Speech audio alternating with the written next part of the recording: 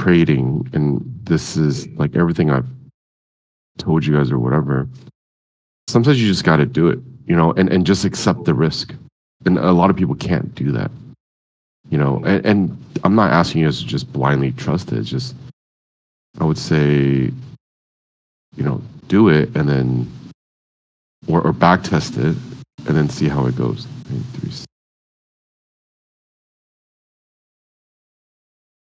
Right. And if you get stopped out, you get stopped out. So be it. Pretty deep cut on that one. But yeah, I hear you.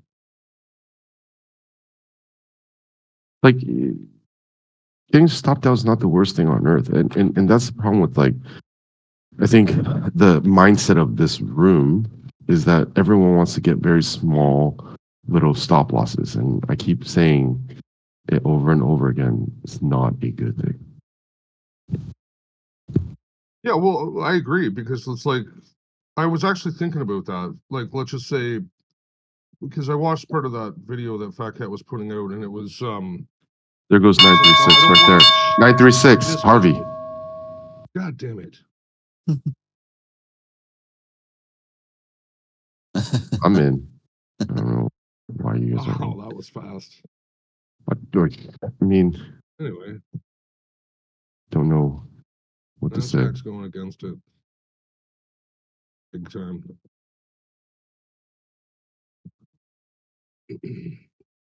Gotta be just. That I don't know. Fast, bro. I don't know if they already made everything. You don't, right? You don't need it to do anything else. Sure. Right? I risk mitigated already too.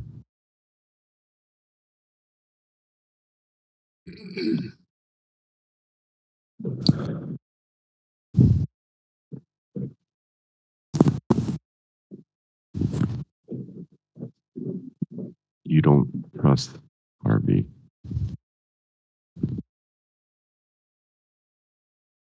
I know he usually waits for it to slow Dude's down. Way too much. Or I guess start reversing in his favor. Which Why? I think is fair. The free trade right now, right?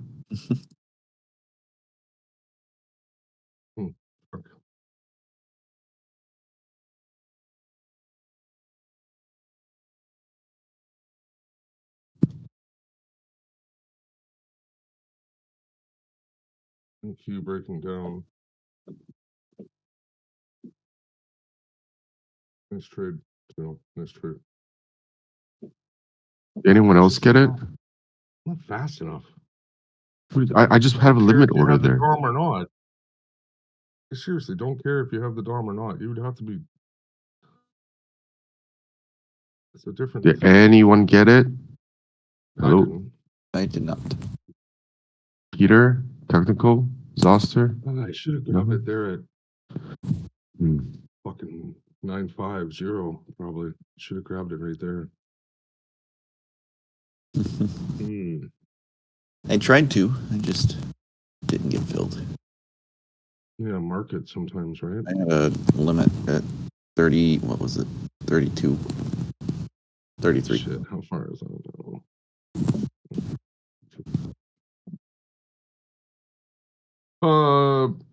Those guys on that, they made $40,000 over the weekend, eh? Those Leap guys. Did they? Yeah. I don't know. What the fuck are they doing fucking around with some bullshit paper trading thing?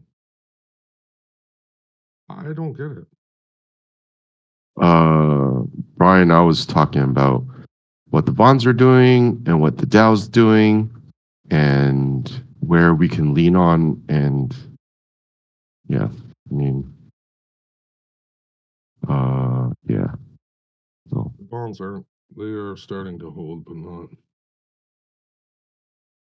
as firm as they could be.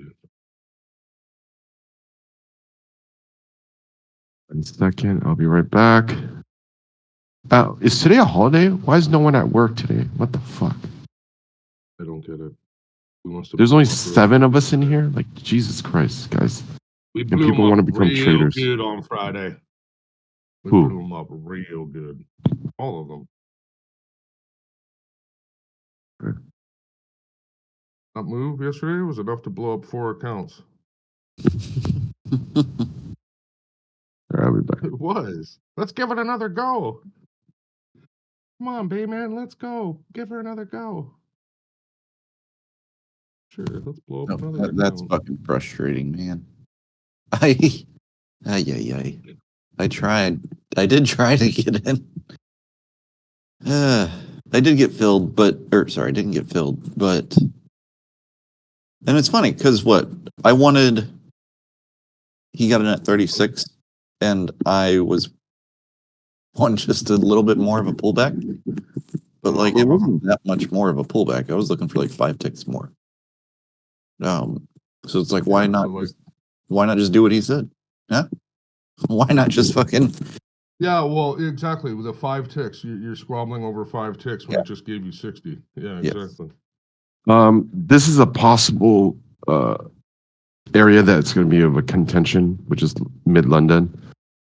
But I'm not here to take, small whatever. So at this point, entries at 36 took 3 ticks of drawdown. I'm just going to bring it to break even at this point, and then realize that risk mitigation win Crude might be if it does come back. So take a look at it. Thank you, Damon. That's a really good test of Lennon's breakdown level right there. So, yep, this is actually, I missed it. Good call. You should have gotten in roughly about 27. But we can still get a second entry. I was looking for a break of 19. Then we got the break, but didn't get the pullback yet.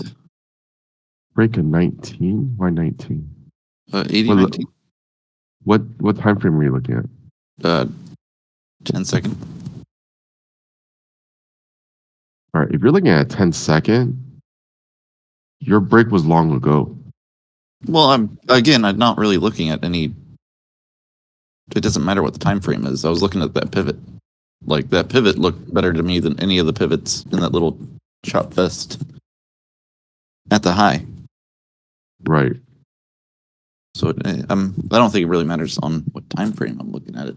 I mean, as long as it's below 5 minutes. But I just thought that pivot looked more important.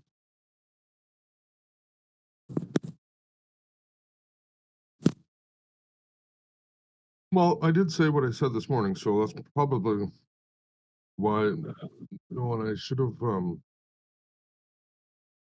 I gotta learn to adjust my size a little more correctly.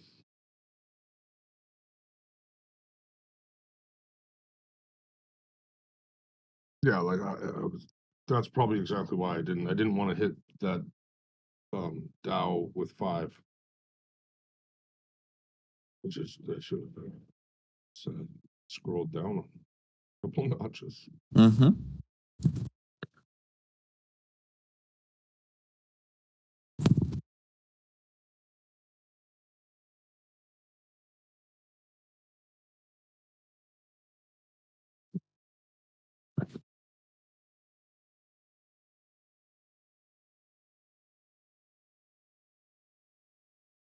I accidentally closed my Bitcoin too. God damn it.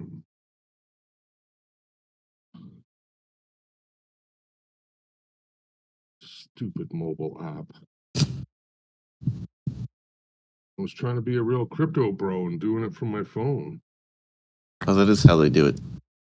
I know. I don't know how they do it on their fucking phones. Fucking crypto bro. Tried to hodl it and I didn't. Fucking threw it away. Oh, Goldie, look at you go.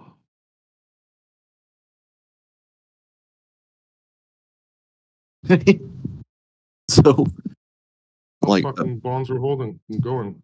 a few years back, I used to make more money trading on my fucking phone than I can do now at a computer with a full fucking setup.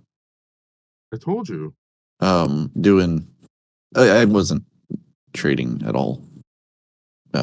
Very leveraged, like it was very safe.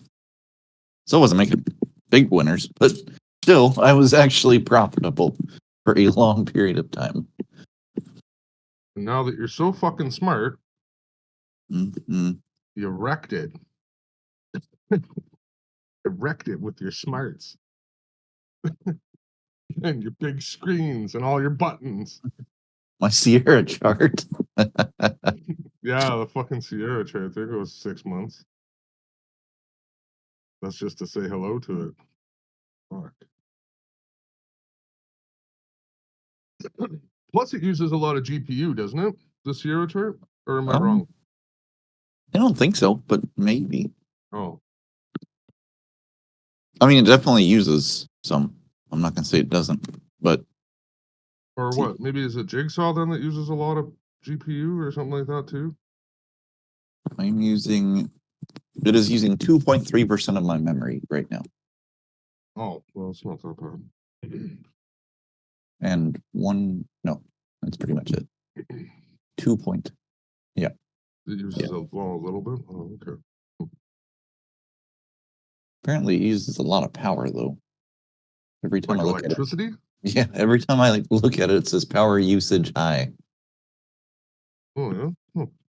All I know is that yeah, Fat Cat lives in Texas, but I mean he has to run like an extra fan on his box to make it fucking not explode.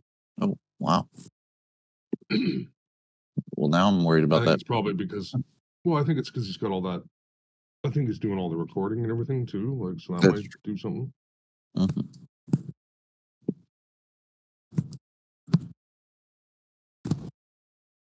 I can't believe he spent so much money on that fucking green screen shit that he did. Yeah, dude, that took him like 3 months to, or maybe not 3 months, like 2 months to I build. could have, yeah, I could have whipped that together in a Oh, weekend. yeah, but To be honest, I'm sure you could have, but that was like a DIY thing to him, yeah, and he did good. He did good. he did. No, the curved part was probably pretty Yeah, difficult for that a lot was of people. So impressive. yeah, I don't even know why you need to have that. I guess so the floor and the I don't even know. I guess there's no shadow. I guess is that what Maybe the I would guess that the green screen kind of like it helps it fade. Like it's not the hard. Yeah, yeah. I guess what you said.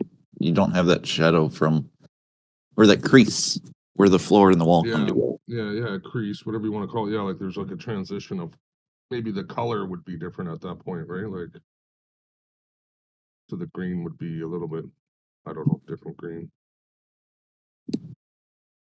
Hmm. I did not get my.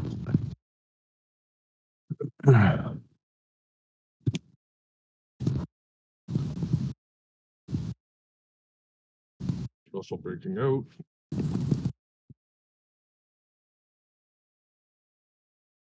Nvidia's screaming up. AMD is screaming up. All the chips are flying high. I missed that entry on the ES. That was a good entry. Mm, I don't like that. Where were you getting it? 37? No, 30. I would say like 35 and a half. Oh, wow.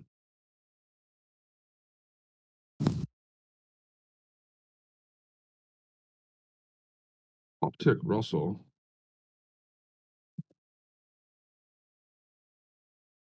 With the magic. Let's see what happens around 95.5. See if it stalls out.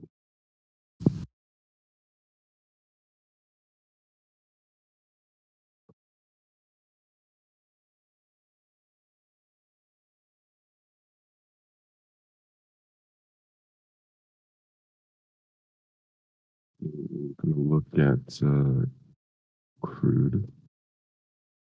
Yeah, that's a TCA for Russell. The Well, it is 95.5 that it. Ah, god damn it.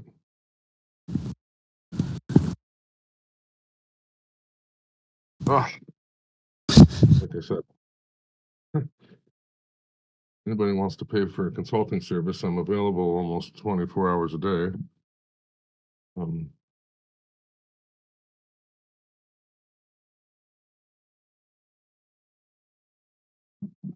I bet that was a mitigation there as well. 16, 17. Gonna risk mitigate Mitigated. oil trade at 79.90. It's a 96. Excuse me? 30% mitigation. You said 90 or 96? 90. Okay. I mitigated 96. Nice. Oh, you got in. Good. I got in late. Yeah. Oh, that came back pretty nicely, actually. Son of a bitch. You gotta watch a lot of shit here. I got in at 24. Me? No, I did. So it's 2-1. It's 3 contracts. Okay. So I'm trying. Great job on the 24. Yeah. But Yeah, great job on the 24. thank you.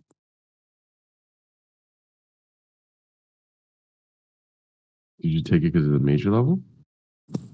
Yes. I honestly was on the fence of taking it. I was thinking about maybe waiting for a potential break of overnight highs. Yeah. So that was kind of a big. I almost didn't take it. I But then we actually started- also think that it could. I thought the same thing. Mhm.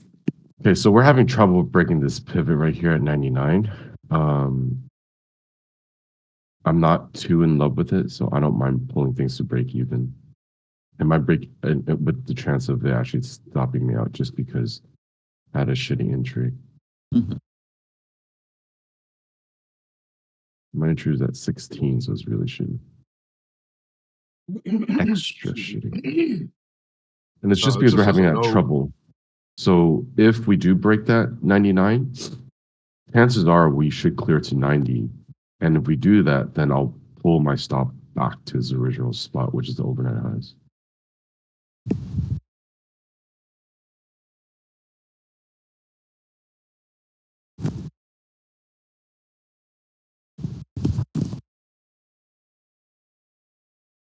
So set an alert. And then Yeah, the only thing I don't love about the crude is the Bobby. Bobby's on top of its gap hole that it already filled, so there's no reason for it to. Same with the heating oil, they've already filled.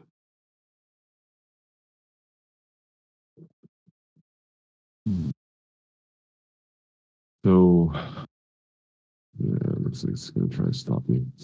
So as you're in this trade, you should be looking at other shit. You should not be staring at this trade.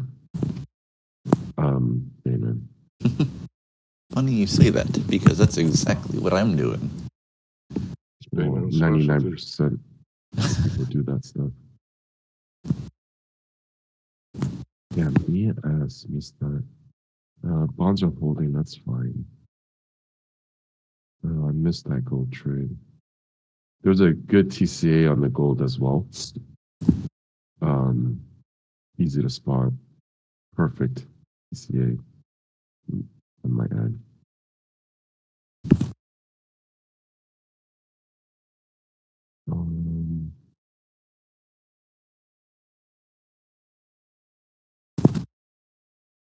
Somebody gonna explain what a? Oh, never mind. Sorry. I understand the acronym now.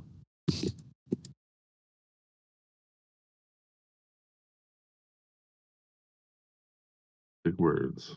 Big words.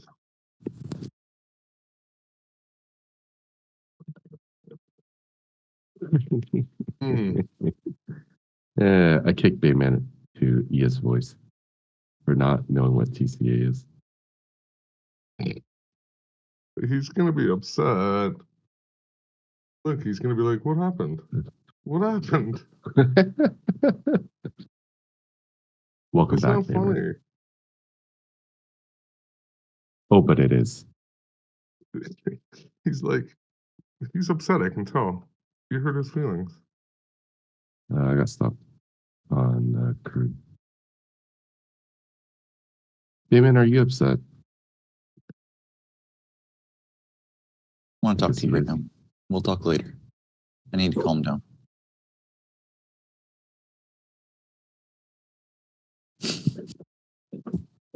No. You can call me the Black Stallion. With feelings. Don't trade currencies these next couple of days. It's going to be a shit show.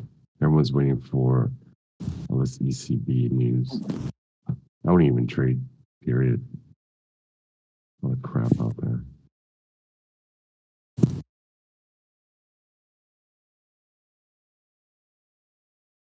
No?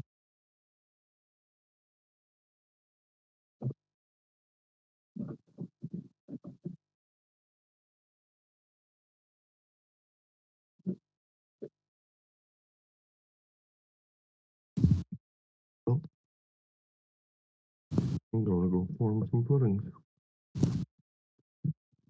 Did you say you're going to go pour some footings? That's what it looks like. That's depressing. Looks like I gotta go pour some puddings again. Actually, I don't actually mind doing the pouring part. It's actually the fun part for me. Fuck. With your They won't big be there. old vibrator. They won't be there in another 2 days. Oh, super. That's just super.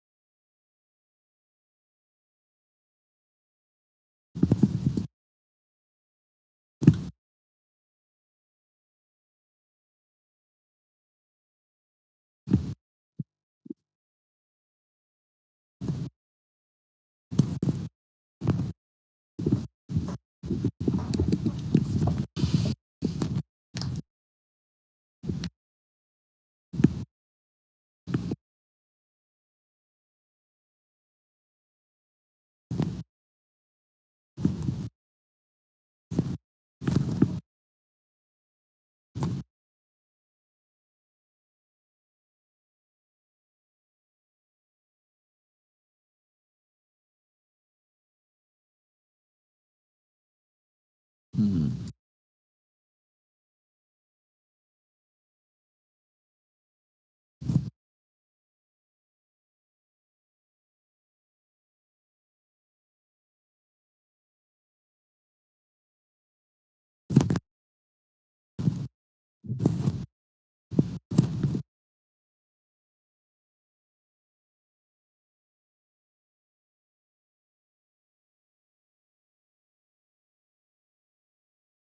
Don't care for that being right there.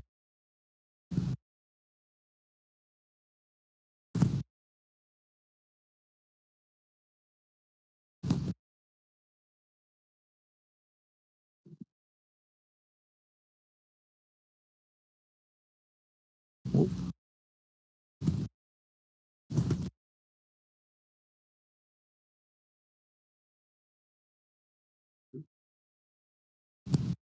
Oh, so that's what. Sorry, so I haven't looked at order flow on ES in a few days now, or like a week.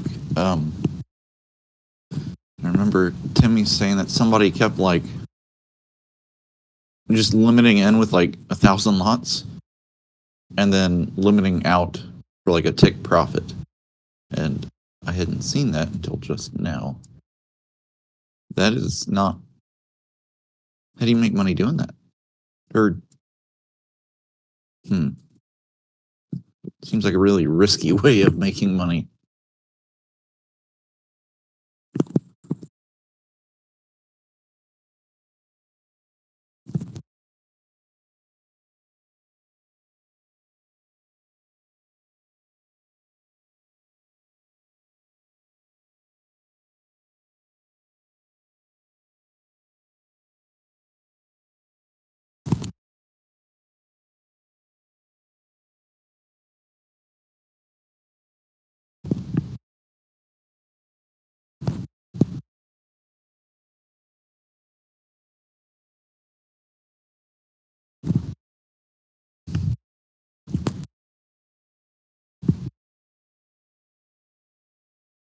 Maybe it's like a pre-planned trade of sorts between like two different funds. Two different phones. I mean, why else would you do it? So say it again. They got a limit in. So they like, let's say, for the exactly what just happened a second ago, at 41, they sold via limit 700 contracts, and a second after they got filled on that, they put in a buy limit at 40.75 for 700 contracts. What was that? One tick or two Yes, ticks? one tick. One tick. So they just moved 700 contracts. 700. Yes, and they've apparently been doing that for days. Is like the last couple days is what I think I heard Timmey say.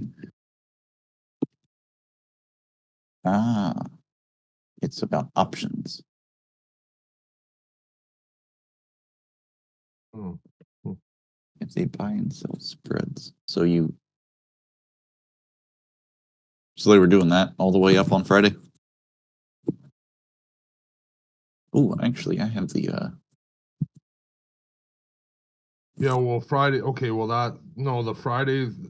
Yeah, I think you're onto something on the trend thingy, and then people just keep trying to fight it, and then they become fuel towards it as well, and then, yeah, and then once the ball is rolling, if that's what happens on Friday, yeah, and then eventually you start getting taller stops,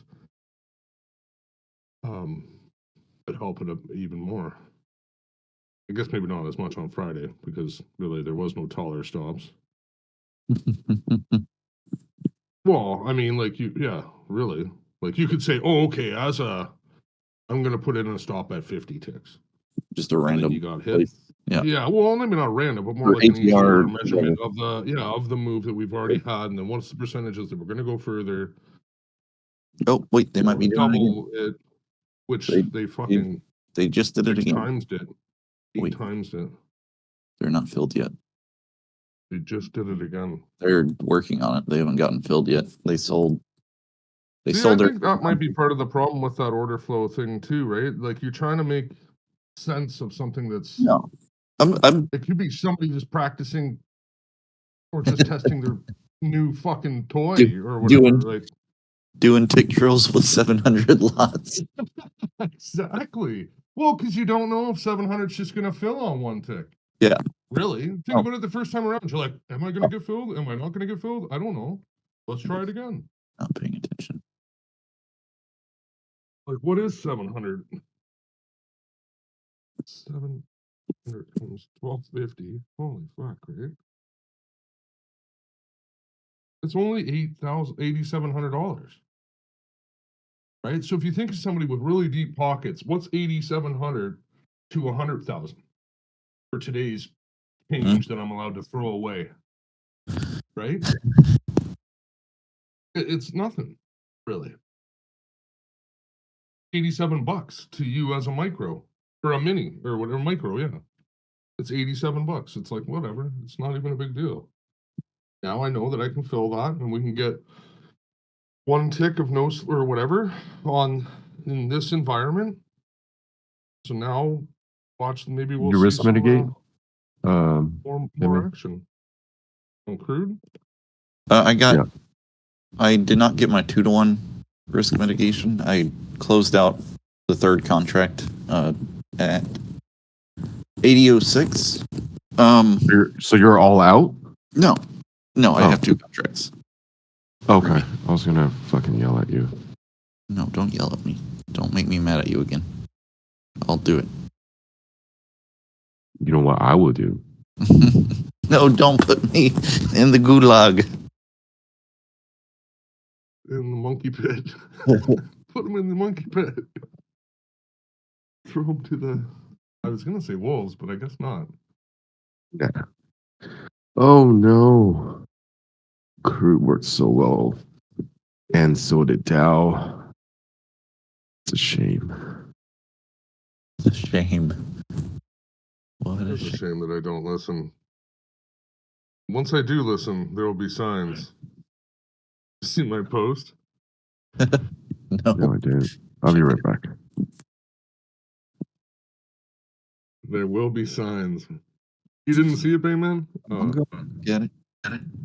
I just stumbled upon it. This shit, I should just be, I should just sell memes. There you go. There you go, little buddy. What is grok? Go over to the What is left. grok? Yeah. What is it? Grok? What do you Open mean? your Twitter. GROCK? What? Oh, it's Elon Musk's large language model for Tesla X, whatever you want to refer to it as. Large language? Yeah, so their equivalent of Chat GPT. Like truculent and pugnacious? Large words? I guess so. Yeah, Large words. I think I have some new crack. Have you tried Coca-Cola Spiced, the Zero? Coca-Cola Spiced Zero sugar. No. They got Good. spice now? There's Yeah, a what? it's almost What like are you it's almost talking like about? Dr. Pepper. What do you mean? You put it in water? No, They're going back to their old recipe. it's not. Yeah, it's not bad. The Coca-Cola Zero is good. I haven't tried it. Isn't it got aspartame? Coca-Cola Zero? Your point. No, Well, welcome back. no, So, I know a lot of No, people no, would be it's the excited about this flavor of, series. like, there's a We flavor are to kicking it aspartame. off. If you like it, you like it. If Yes, you we are don't, going to cover a series that has been highly requested. I don't by so know many there's much of a people. flavor to it. We are but going to be showing you how to, from start to I think finish, it's pretty tasty build tonight. a trading robot. That's Oh, using Python. Coca-Cola Zero is And more significantly better than Diet Coke. Okay. I don't like any. I have always preferred energy drinks. It's pretty much water or an energy drink, but these aren't bad. You see, the problem is with my cola, it gets diluted too far, so the flavor is really not much there. It just burns. It just burns. There's not even bubbles. The bubbles got beat up. They're gone. The bubbles got beat up. There's a little fight. They're gone. And it goes.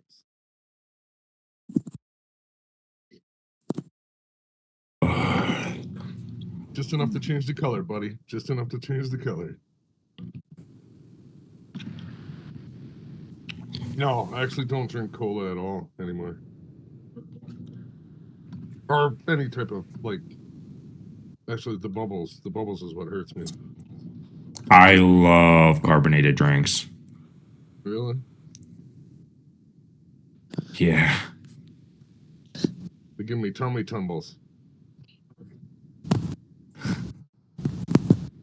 It's great for appetite I- suppression.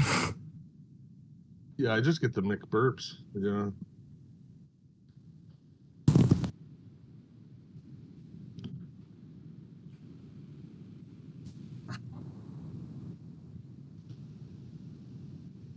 Yeah, so the crude I would be watching very closely right about here. I have learned my fucking lessons, and I'm not taking these other two contracts off until Zero tells me.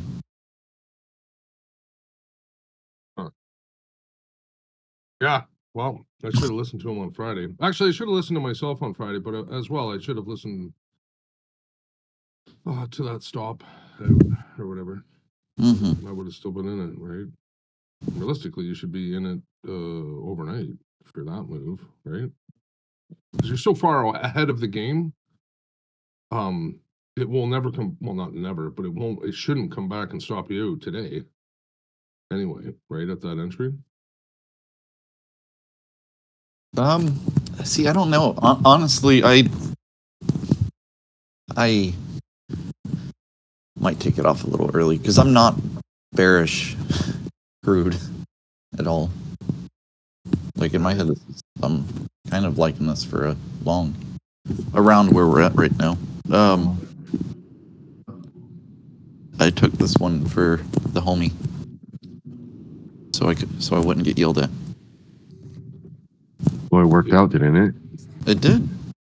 It did. And As I I'll have to said, watch him here though. Okay, wait, hold on. Did you take this on your combine or would you take it on? yeah. Okay, never mind then. If you whether okay, write this down. Whether it goes there or not, or whether you took it off earlier or not, right? Um, see if it will get to like 78.95. If not even 78.80. So just write those two numbers down, and write down the reason, the idea of, you know. So write down 78. Yeah, just write 78.80 and 78.78.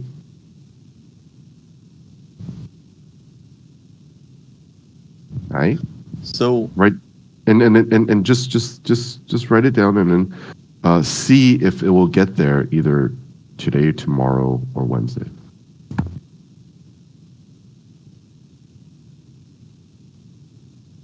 I thought I'm gonna put your Coca-Cola trade Zero. idea was just a scalp short on a bullish trend. It is a bullish trend until, I mean, it's still bullish trend. Like it can still break out like crazy, right?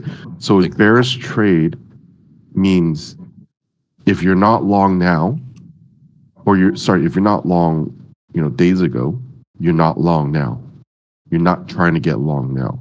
It can still go up, but the idea is there's some levels that we need to check off. We had a great bounce off our key major, and then I don't know if you got the key major. Do you? The 17 or 18? Yes. Yeah. So we had a great bounce. So that was your key to get long. And now after that, it's like, cool, we need to come back and check some things. Right? I don't think this current day's low was low enough. So it's just bearish trade, bullish trend. So it's a potential for you to gain, say like $1.50 or something like that. Down there, and it's not zero risk, obviously, but yeah. So you're basically just playing the pullback. So yeah, that's it. Okay. So bearish trade can still be multiple days, right? Like when I say bearish, like multiple days, it could be like 1 or 2 days, maybe even 3 days. Yeah, but not necessarily just like intraday. And like for you, by now, you can bring it to break even. Okay. Yeah. Well, I am holding the other two until you tell me to take them off. No. Just trade it the way you trade it. Oh God. I'm just telling you to pay attention to 78, 78, 78, 80 or something like that, right? Yeah, go ahead, Harvey. Or numbers. I forgot who was talking. I don't know. How's your system doing right now? Still has yet to hit live because Should break down which should be frustrating because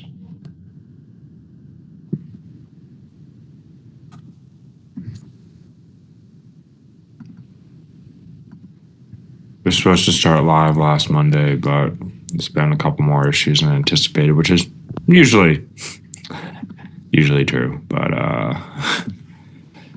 hopefully in the coming few days, I'm still trying to figure out where I'm going to wire the initial funds of. Traditionally, I've used AMP, but the intraday margin requirements on Iron Beam are cheap. They're really cheap for natural gas. So just in terms of capital efficiency.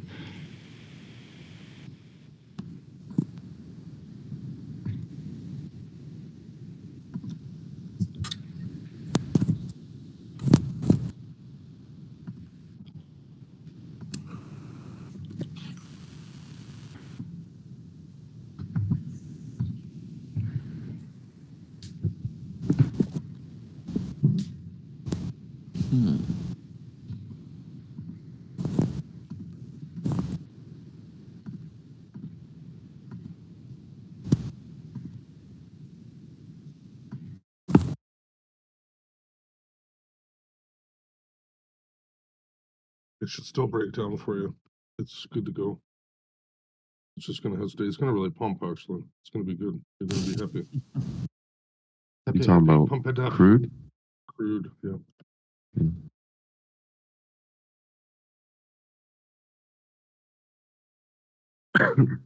Jesus. That was Did it do it? do it. No, I took a long and NQ earlier, and I thought Oh, it was a pretty small stop, but it was not. yeah, NQ is saucy. What's it moving on right now?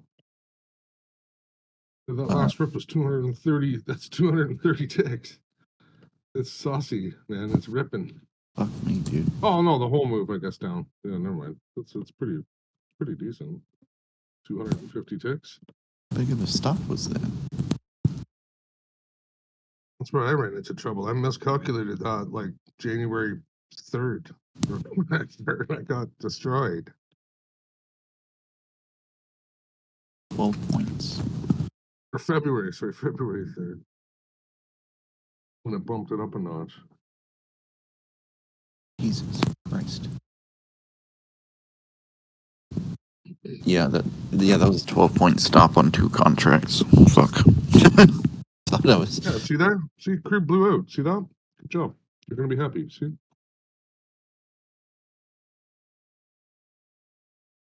Yeah, no sweat. Midpoint, you're gonna get a bit of a reaction, probably really close to now. But it more than likely will follow through.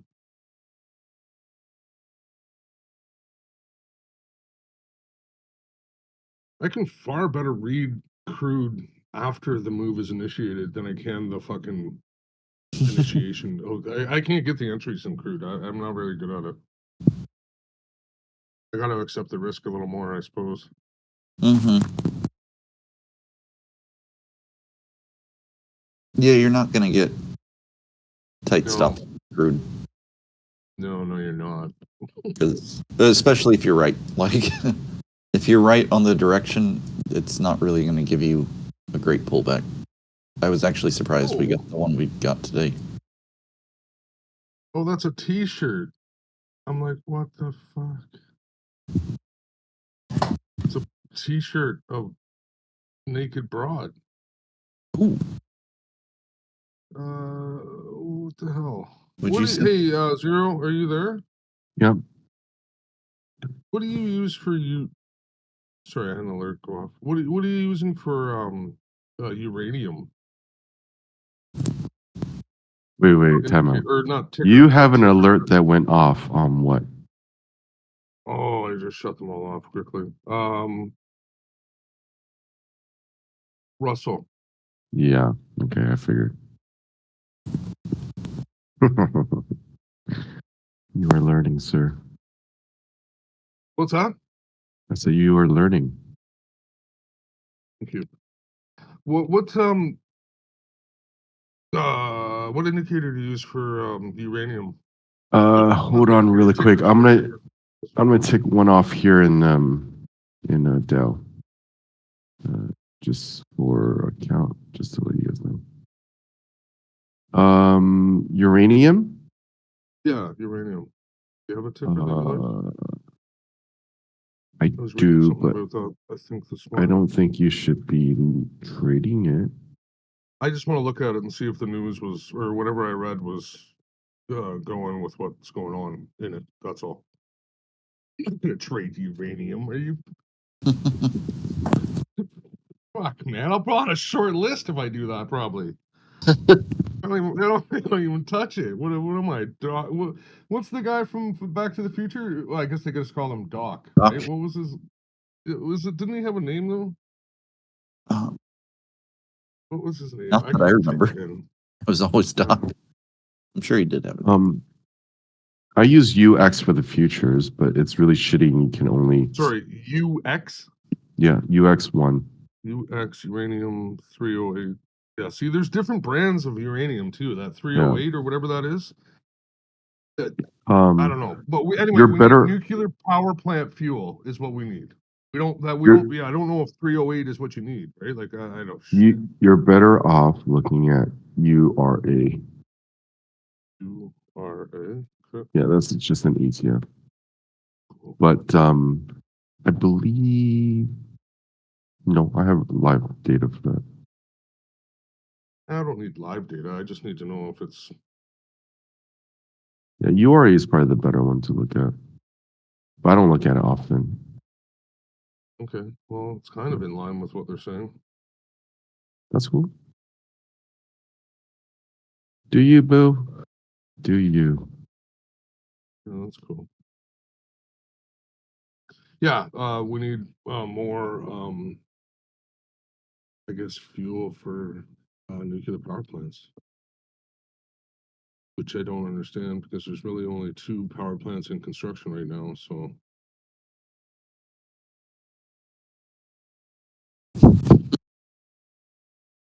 Hey, man, are you using the last break?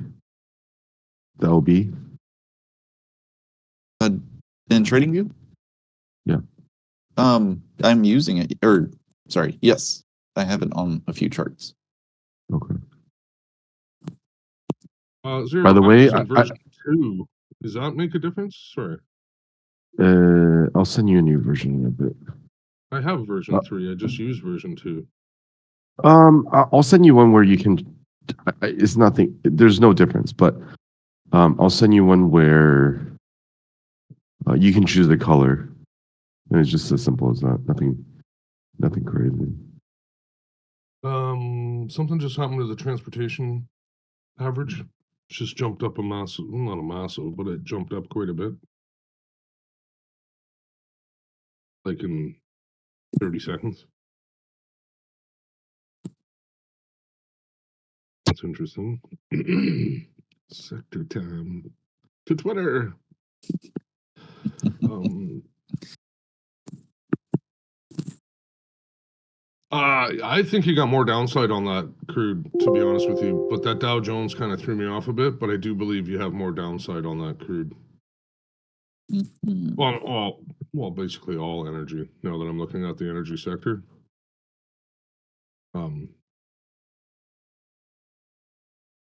Yeah, we'll see.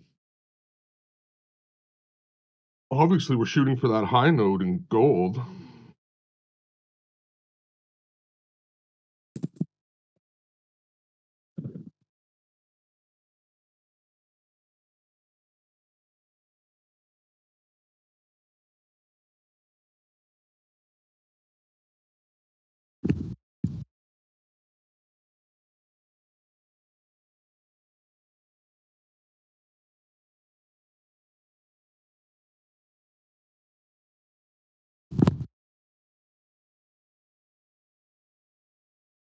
Yeah. We'll see what London close brings, Zero, but I think what you posted this morning, or what I wrote you this morning is, you're probably okay on that one. That probably wasn't too dumb. Thank you. Yeah. Well, I mean, like, you could, oh, you missed it on that little fucking, no, close enough. Okay. When this rips back up and gets into below where you bought out, and then does it, and then you're actually You don't have to be below that secretive before you about it. actually You can just pull say the it because trigger at 86, right? you can just say it. Everyone here has Twitter probably and probably saw it. Or probably not. I Maybe don't not. know. I barely look at the chat room, man. What are you talking about?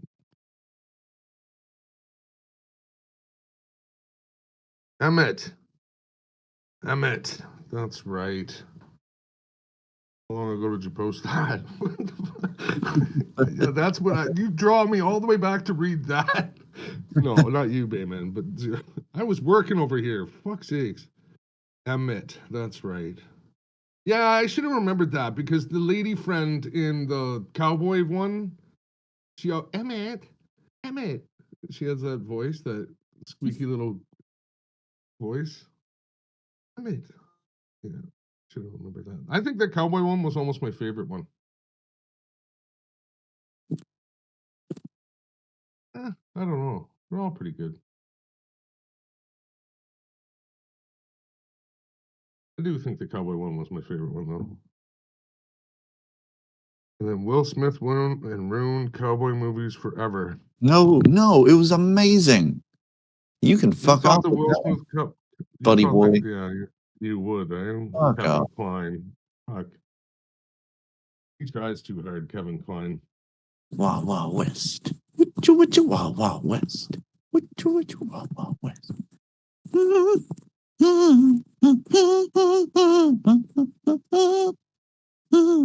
Someone's about to get kicked.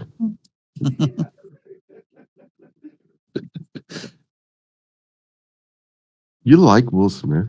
I love. I don't love Will Smith, but I do love that movie, and I like iRobot a lot. And I I Am don't like Legend. Will Smith. Yeah. You know what? I like him. I don't love him, but I do like him. That I Am Legend wasn't too bad. Pursuit of Happiness. That was fucking awesome. No, that's true. He does And, have some. Yeah, you're right. But I mean, I guess What was- Hancock wasn't that bad. But there is a nice handful of shit that's not that good. What was the really And I depressing guess one? that's what happens when you make 500 fucking movies. That guy is like Marky Mark. He's done really well, man. Yeah. Some of them are gonna be good. Some of them aren't. What was like the one that kind of made you want to kill yourself? Uh, 7 Pounds. Did you ever see 7 Pounds? Yeah, that was a good I movie. did. That one was great. I mean, wildly depressing, but really good.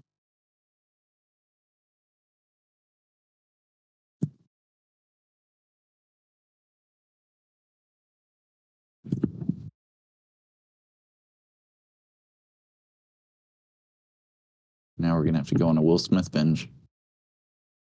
Independence Day. I was just trying to man. get an overall count. An overall count of how many movies he's done?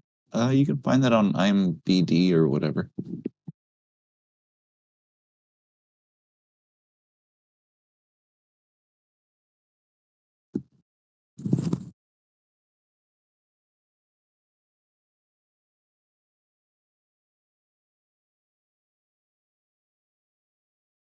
No, now that I'm looking at all his movies, I like him a lot.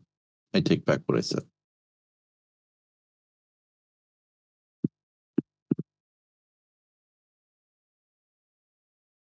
Didn't he slap somebody? Yeah, man. Yeah. Who was But I that? mean, He's an at asshole. least 56. 56. Chris Rock. He slapped Chris Rock. How do you not know There's this? probably- How seriously? How do Yeah, you not like, know there's this? a huge underlying thing that's probably going on with that, right? Chris Rock. That was totally staged. Yeah. No, I knew He about talked it. shit about his cheating wife. That's why he got slapped. Yeah, something or whatever. Yeah. I mean, his wife was cheating though. Just an You idiot. know? With Chris Rock though? With Chris No, Rock? no, or no. that- Just with this. I don't just even know. somebody There's this else. other dude. Oh, With- that Cool was, guy. No. Doesn't matter. I'll tell you. It's with her son's friend. oof. Oh. That's Oh, rough. well, that's It's, okay. So you want to go do that? You wanna go So do you go that? ahead and do that on live TV or whatever. Like that's mental instability. Maybe he's trying to prove a case or something.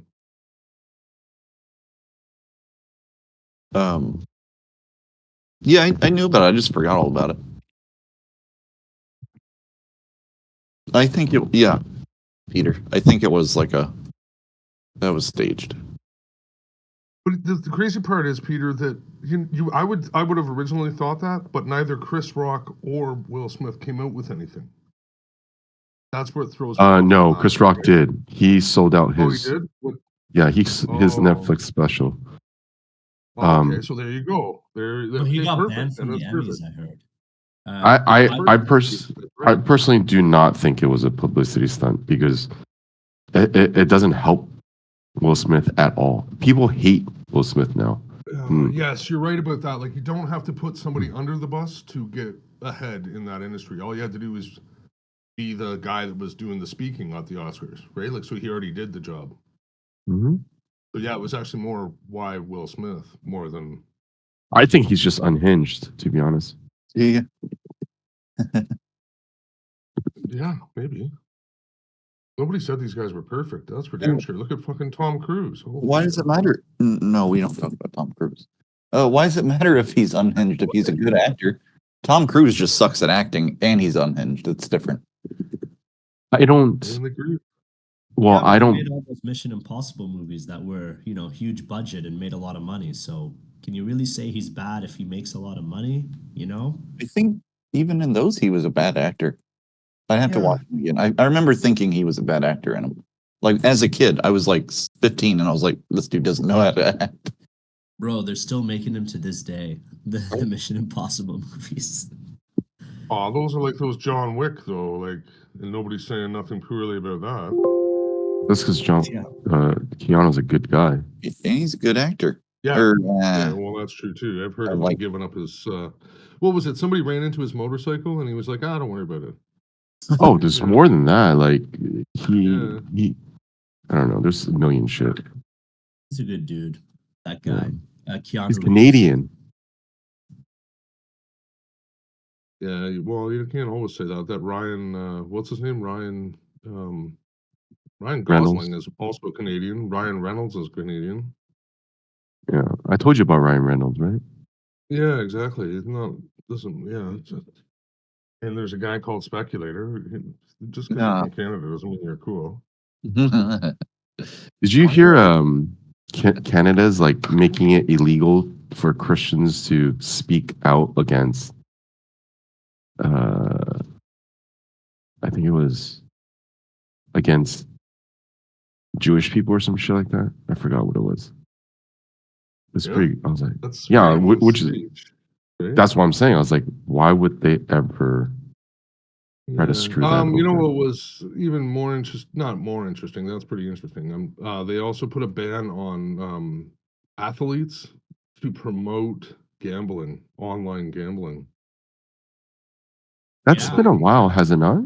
Or am I mistaken? No, I think it was pretty just a couple of weeks or maybe a week ago. Well, it's been But I don't think so that's promoted lately, I the know. gambling online industry. It's crazy. You see ads every all the time, pretty much. Yeah, I know, but that's not gonna. Well, you can't tell me just because I'm a professional athlete that I can't promote anything. If I want to promote chewing tobacco, yeah, I know it's not good, but that's what I do, right? Like, I don't know. Who are you to tell me where I can and cannot do business, right? Because it's a business at the end of the day. It is, but if we don't put some restrictions, they're just gonna kind of do whatever, and it's That's not fair. always in the best interest of everybody else. Hey, Oh, I Zero, understand. I totally get Yeah. what you mean. am I supposed to be looking for Long and Russell? Is that what's going on here? No, No. Okay. no. No Long and Russell. Okay. 1 second.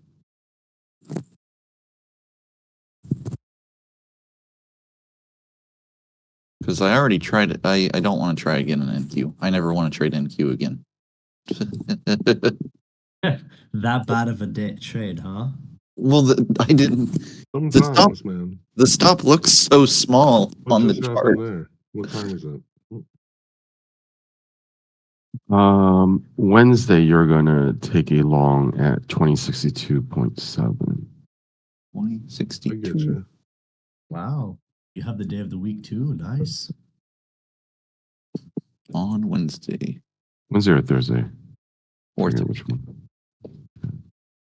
No, there's no TCA here, buddy. Okay. Well, I thought you and Harvey were talking in riddles earlier. And Were we? yes, Well, Perfect. what do we say? Or what? y'all were using acronyms and I didn't know what was going on. And then y'all mentioned Russell or something. And I was like, oh, there's a secret here that I need to uncover. Harvey, can you fill him in? I don't know. Fill him in? Is that what am I saying? Fill him in? I don't know. Like he said there's some secret, but I don't know what secret he's referring to. Well, we're going to be looking for the step back hezzy at some point in the Russell, right? To be short. Yeah. Okay. I can get down with that. Let me know when it happens, Dave. Yeah, Dave. I didn't know we were short, Russell. Okay. Well, that's the only place we had a TCA, right? So take a look at it again. I see it now. I feel you. Yeah, it's against the grain, but I mean, at the same time, you got to give what it's dealing you, right? Like I can only see what I can see. I'm not going to make shit up. No, I just. And if everybody else is going to collapse, then Hold it's on, like the guys. Dow, I'll be right back. right? So I when was Dow gets still- up here to Asia high, right, or London high, hopefully all that'll time up, right, and we'll pop up, and then and then everything will go with the flow.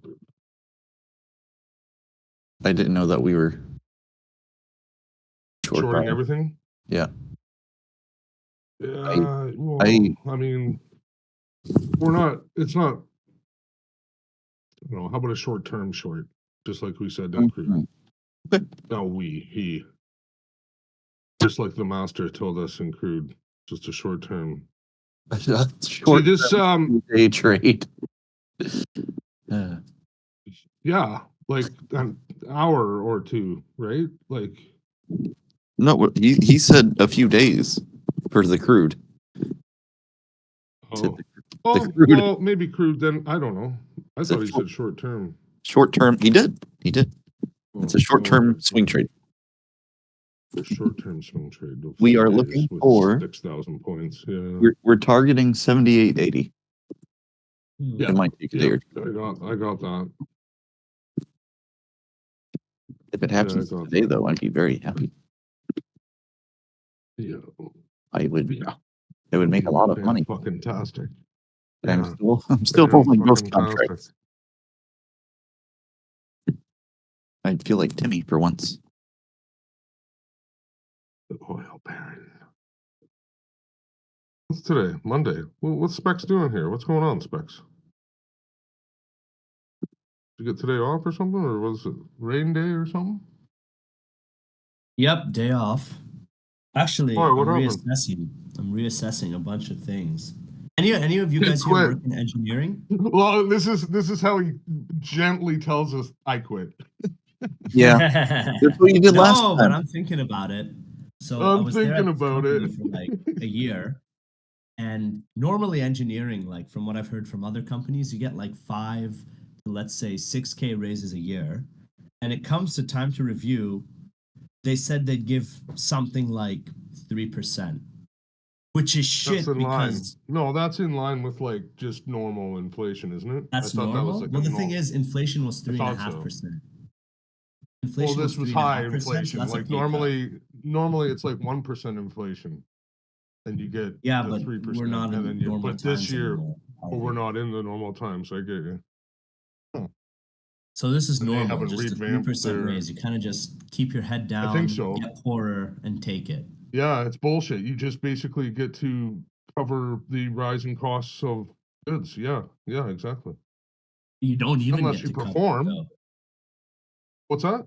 Well, in this case, you don't. Yeah, no, you're actually still going to lose $5 or whatever. Yeah. Damn. So I'm thinking of jumping ship, getting a new job for a raise. How long you been there? It'll be about a year, like 10 months, 11 months. Okay.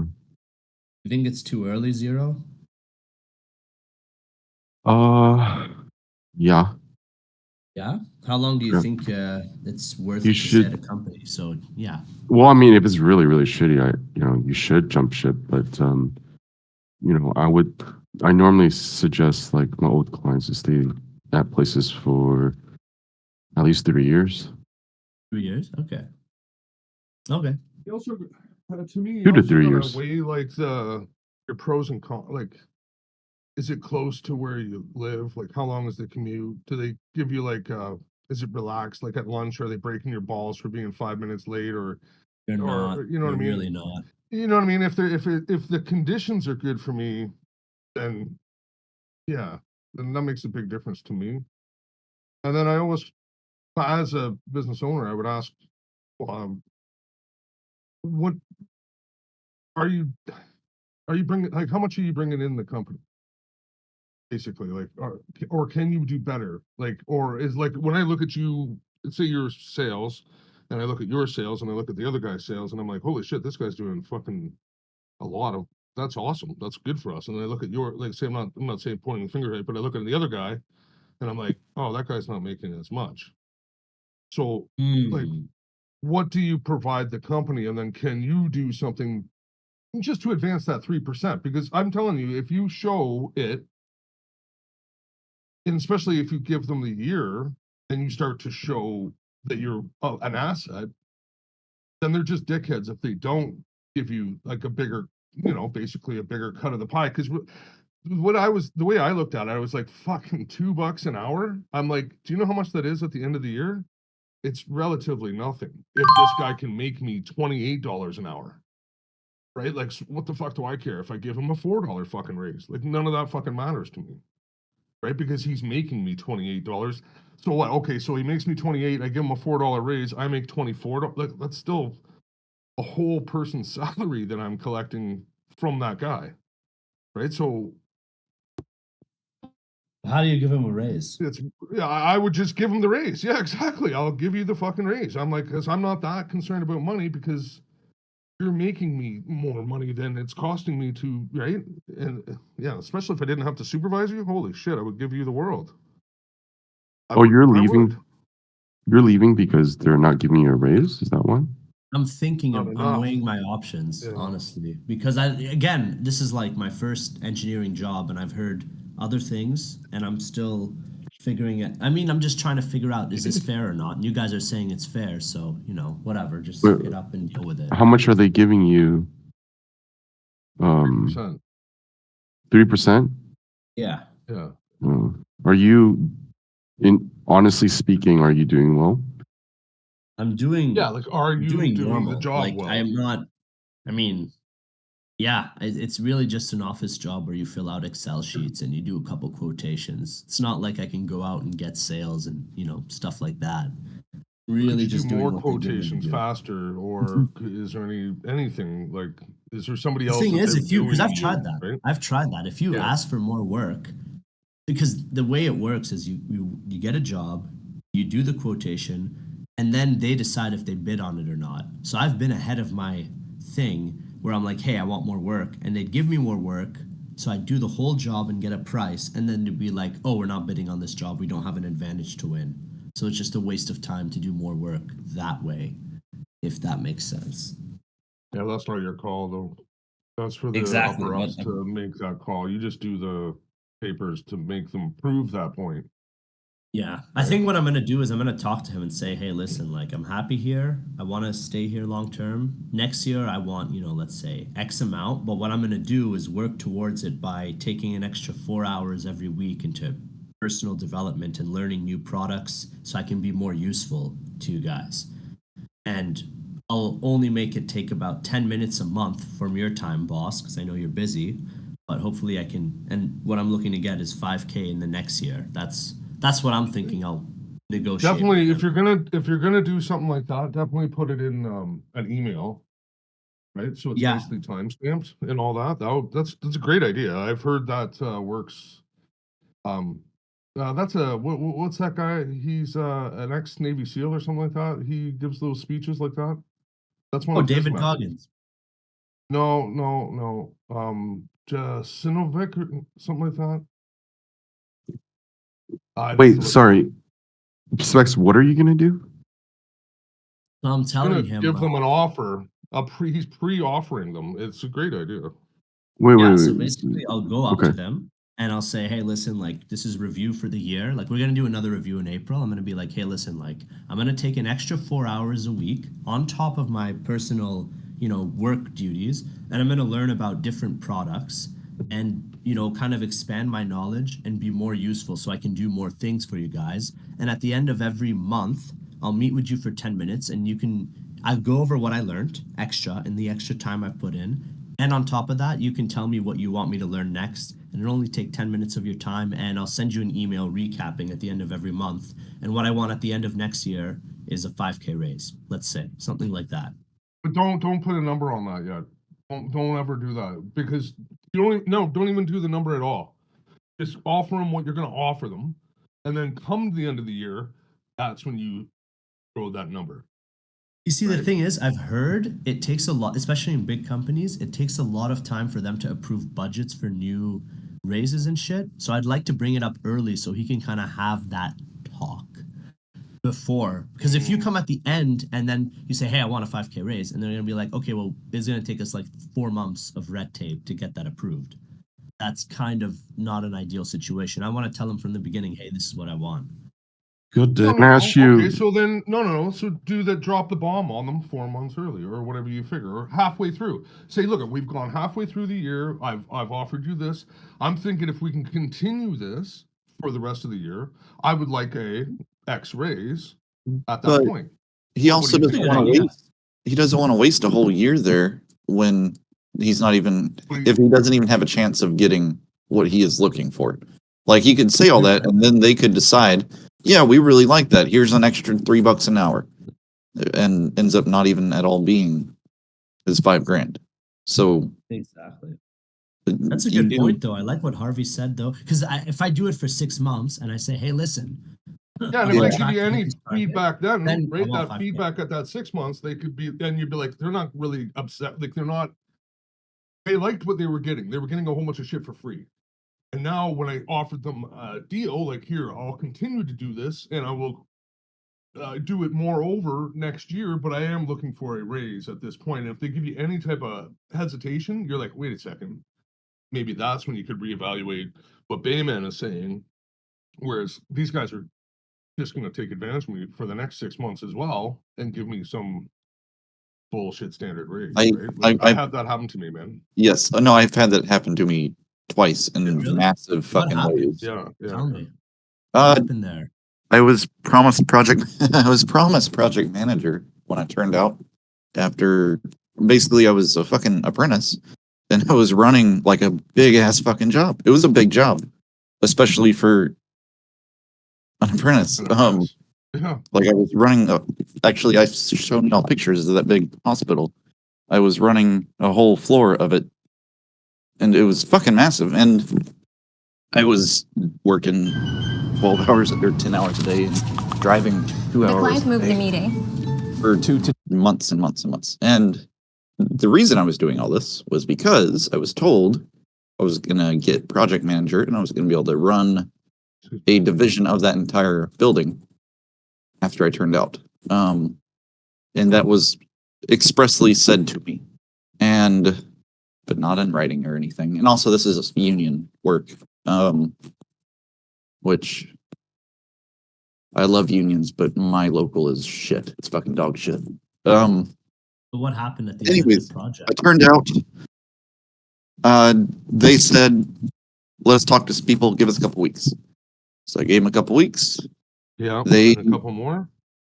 No, I gave them their couple weeks. I was already very angry because I already felt like I was about to get fucked over. And they, in their phrasing was like a month and a half before I turned out, there was a project manager from a different job whose job finished. So they needed somewhere to put him. And they brought him to take the job that I was going to do at this building. And they said, but he has another job. Like they had plans for him to go elsewhere in a year and a half. Yeah. So basically they were saying I had to wait a year and a half. And that actually was the day. That was the day when me trading full time became a plan. That's really Like that was, interesting. I quit that day. Say that was the day. Huh. Dude, I Hey, quit you that did it day in 2 weeks. and the fucking superintendent, he was trying to make me feel like an idiot for quitting. And that's what did it. That him trying to make me feel stupid for fucking me over is what made me like, I'm done with this shit. So I went and worked at a power plant for a little while. I didn't do shit. I was not a great worker. But I went and worked there until I could like get all my money together to start doing this full time. I did that, Dang. and now we're here. How many years ago was that? 2. And you're doing good trading? Nope. I'm not there Well, yet. I'm doing It's a better. work in progress. There I'm you go. doing- That's the spirit. Doing a fuck ton better than I was, but no. Still not replaced the income yet. It's crazy how employers will say literally anything just to like get you to work harder, and then when Yeah. the time comes, you get axed. They just don't fuck care. They're capitalists. Which is fair to a point. It's not fair when. Or sorry, yeah, yeah.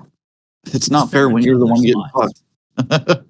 It's not fair when you've been doing it for years now. And Surprising. You know what's really, it's the industry, right? Because I have a very, very, very similar story as Bayman's, and I believe it's the industry, right? So engineering is not that far off of that industry. I don't think so. Especially when you're like a low level engineer, if you were. hmm You're a dime a dozen as a low level engineer, right? It's the upper engineers that are of true value, right? It's well, it's guys that can sign off on themselves are another fucking thing. That would be about having a journeyman instead of an apprentice to run the show, right? Like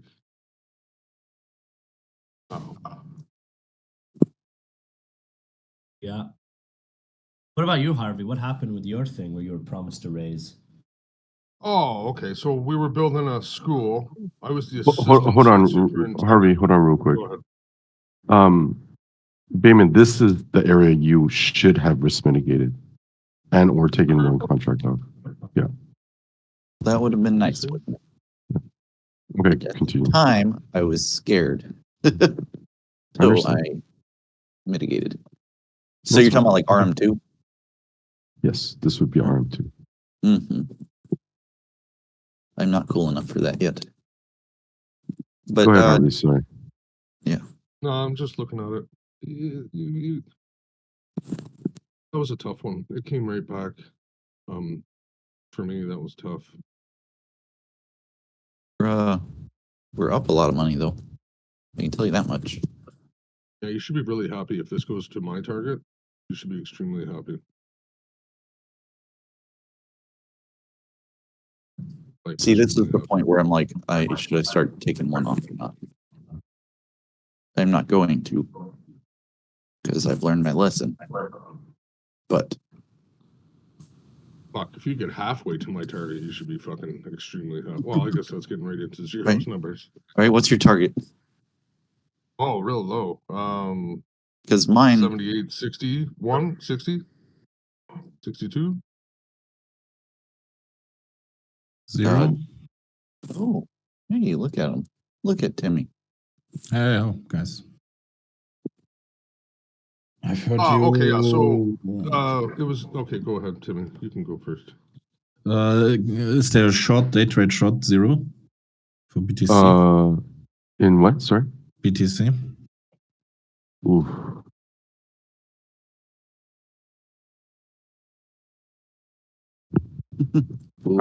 I don't suggest it. Yeah, I don't really suggest it. I mean, for your time frame,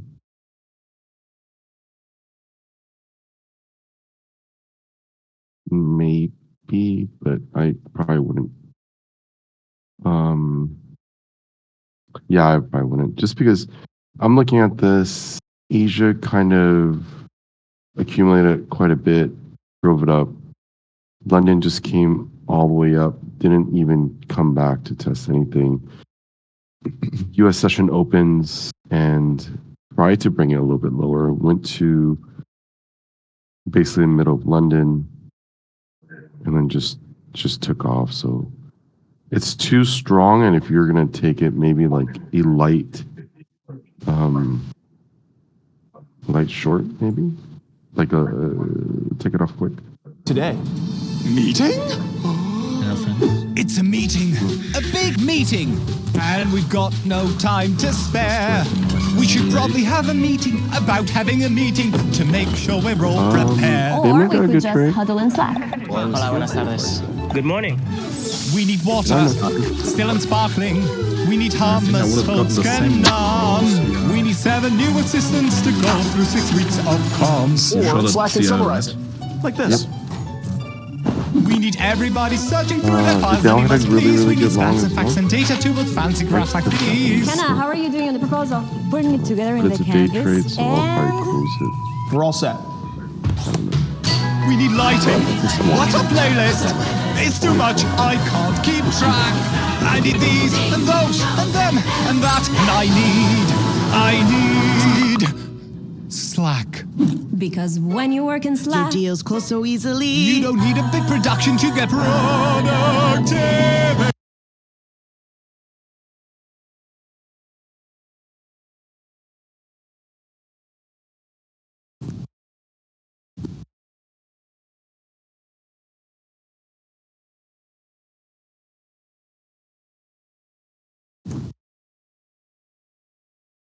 Timmy, was it you that was talking about how some day last week, I think it might have been Friday, they were like limiting in and then like limiting in like 1,000 lots, out like a tick later? Yeah, the tape, right? It went. That was you that said that. They've been doing that all day to day too. It kept doing that? Yeah, it's still It doing it. wasn't just really. They've done it like 12 or so times. I'm not counting them. I'm not going to go back to All find with the one tick? them. Mm-hmm. Wow. Well, some of them nope. So far they've won on all of them. I don't see any where they got filled on their entry and then didn't get filled on their exit. That's 80 grand.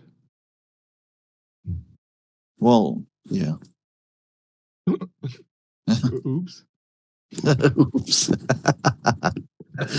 Holy fuck. Holy gold, Toledo. Oops. Oops. Look at it go. Gold is bitch. Not buy trade on the With gold, the behavior of gold is once it shows its colors, you don't want to fade it ever. I'm not. I was hoping to get long, but it didn't give me the pullback Baltic like right this there, morning. guys. Crazy, right? Find out where. Didn't give This us was no going pullback. back into Friday. Or, sorry, didn't before after it. Close itself, and that trade was worth Actually, over I guess it did, $500 didn't it? on a very, very quick I mean, I 30-minute feel chart like right there. And you can see probably these types hit of you Baltics at certain locations. 6 months later You're on the looking at TCA because bottom it's edges, you're pretty looking clear. at these areas. That was a pullback here, so you could have I been know. using that for a buy side, sell know. side, and It's again it goes 40-50. back above it, so a buy side trade away from that Baltic. Like if you're Into the bullish top on edge. gold I'm not sure whether today, this was a pullback because obviously Yeah, it was it's- a pin rejection it's and right then there. it started to build, don't so see it it. went above it, so that's a buy. Second them. But yeah, I do not see it. I have two of those. Oh man, I was thinking about that. Would you send me a doodle? Gonna break you up on NQ It's now. Buy trade initially in as well. It's already at like the daily Here's a plus pullback 3 to that gold, down right? So you wouldn't fade this at all. side, so when it goes back above it, No. Interesting. I don't remember like to Friday? trade gold. it's a buy trade. And that's Yeah, You remember Here's a Friday when they just pullback kept to that doing a little top ticky? went shit the last time downside, around. so when it And then goes they back up top tick the top tick. above it, it's But that wasn't initially enough as top well. ticking, so they do it again. Distance. Another 12 times. Ah, fuck me, man. I was thinking about shorting that NQ range down at the top. The worst thing you can do Here's a to me pullback is to that downside. because so you're when late, it you goes feel like you back need to hurry up above it, and do Yeah. something to Yeah. To- make up for it, and that can it's a screw you. So buy be careful. trade, and that I've done that many it's times. another bottom edge. And you can see just how many times when we get yellows still there? or white. Yeah, How I'm here. many times story when wasn't we a- get it's- I don't know, it's a little bit yellows or different. white? Payments, but so I got hired Look on at as the assistant site superintendent for a school addition, right? And the superintendent basically oversees all the trades, right? That's my background. But it's probably been what was it, $6 million project, right? So a pretty decent sized project. Started at the spring, did everything ground up the whole way, laid out the whole building, which is a massive building. Like it's almost a kilometer by a kilometer almost, right? Like it's a huge fucking building, right? Yeah. So difficult job. Anyway, we get all the way through, and I don't mind the job at all, right? It's fine. But we get closer to Christmas, and like say October, September, October, November, the guy starts dropping hints to me like, "Hey man, we get Christmas bonus, eh?" And I'm like, "Oh fuck, right on, that's cool." I wasn't expecting that at all. I don't even care to have. But then he says, "Yeah," and I'm like, "So what do you mean the Christmas bonus? Like how much?" And he's like, "Oh, for somebody in your position on this size of project, you probably looking, 3, 4, maybe even $5,000." I was like, "Oh, that would be fucking fantastic! Like that would make me really happy, and I would come to work every day happy or because of that, right?" So anyway, Christmas comes rolling around, and the guy goes, "Yeah, and your Christmas bonus is out there in that box." I'm like, "Oh, what? I don't get it." And I walk over to the box in the stupid site trailer. I look in the box, and there's a fucking ham and nothing else in the box. Yes. And I'm like, "What do you mean?" And he goes, "Yeah, that's your Christmas bonus." I'm like, "Oh, okay." It's not like I'm like, I didn't really think much of it. Maybe I'm gonna just jam it on my check or something, right? And then so I get my check and it's normal check, and I'm like, "Oh, I didn't get that money," Got right? I'm like, fucked. "Oh, I got fucked in the yeah." I asshole. was like, "Oh," because I was like, "Oh, right on. Well, that's cool." That's Long nice. story short, the superintendent left that project earlier because of something like Bayman said. He had actually had to go and start a new project. So they left me on the old project to finish it out, which if you know anything about these projects, finishing them out is the hardest fucking It part of the whole is. fucking job. Nobody wants to finish this shit. And So they you always basically, transfer everybody before that. Like they take yeah, off like half and the fucking crew. it's such a fucking nightmare, right? So anyway, I finished the job out for them. I finished it out real well. Like I, did all the work. Well, not all the work. I did as much work. Like I did a lot of the work myself, right? I basically tried to finish up all the odds and ends that I could, that I was allowed to, because certain trades you're not allowed to do all this shit. But anyway, and then I move on to the next project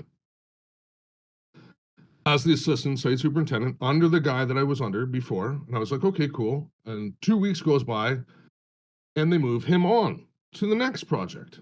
And this project is a fire hall, and it's about halfway, 3/4 of the way done now. And they want me to finish that one out too. And I'm like,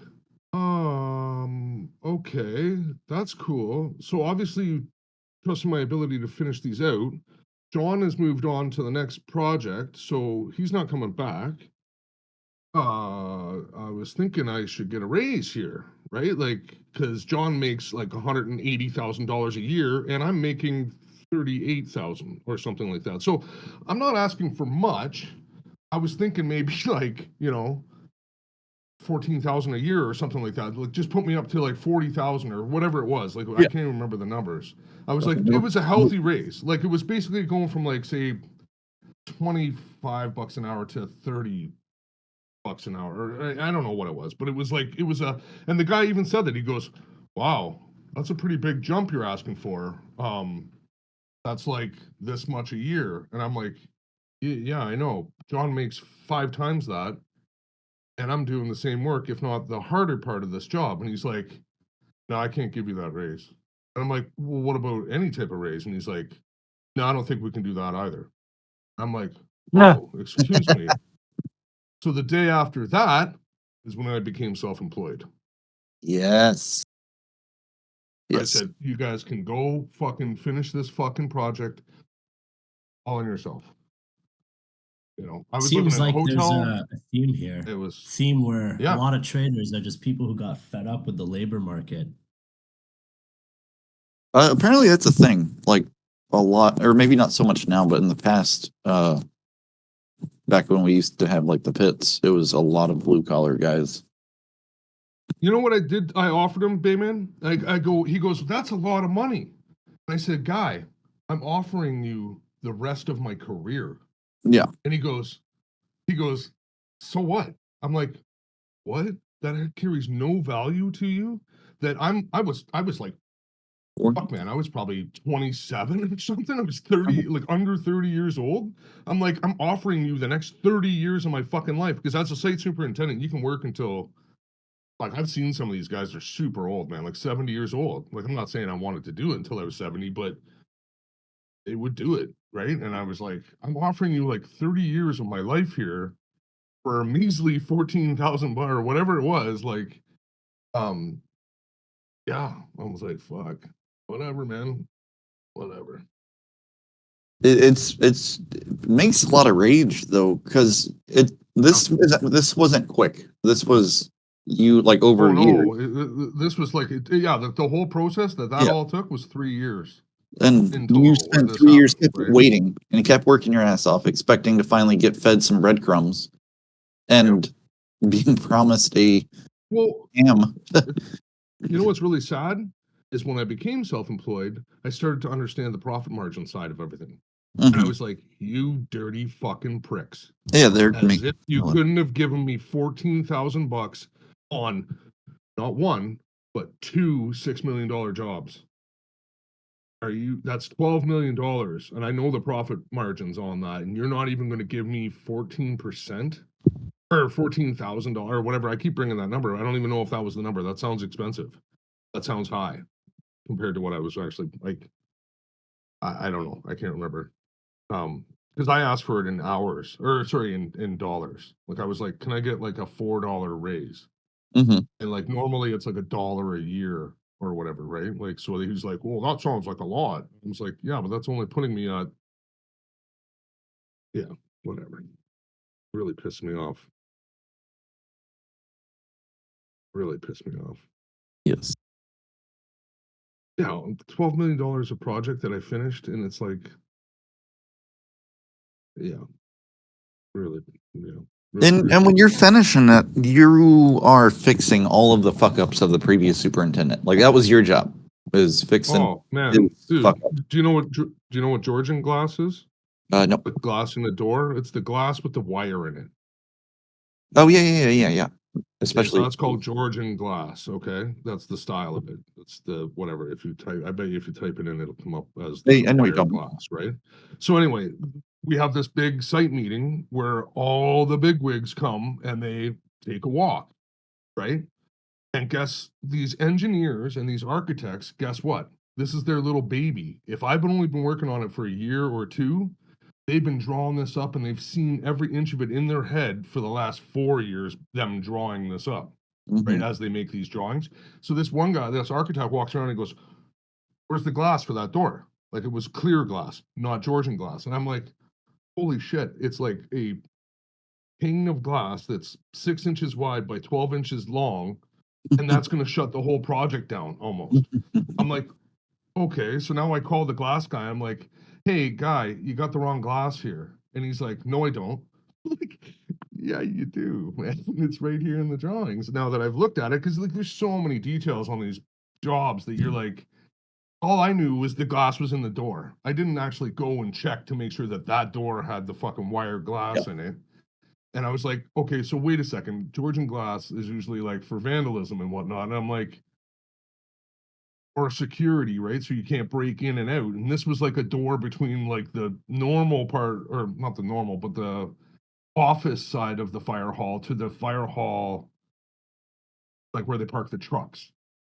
And I was like, so I didn't even click in that I needed to have Georgian glass on that door. I was like, what the fuck? So it was some sort of fire reasoning at the end of the day. I have no fucking idea, but it doesn't matter. I didn't even catch on. And then it took fucking like a month for that guy to come back and change that one piece of glass.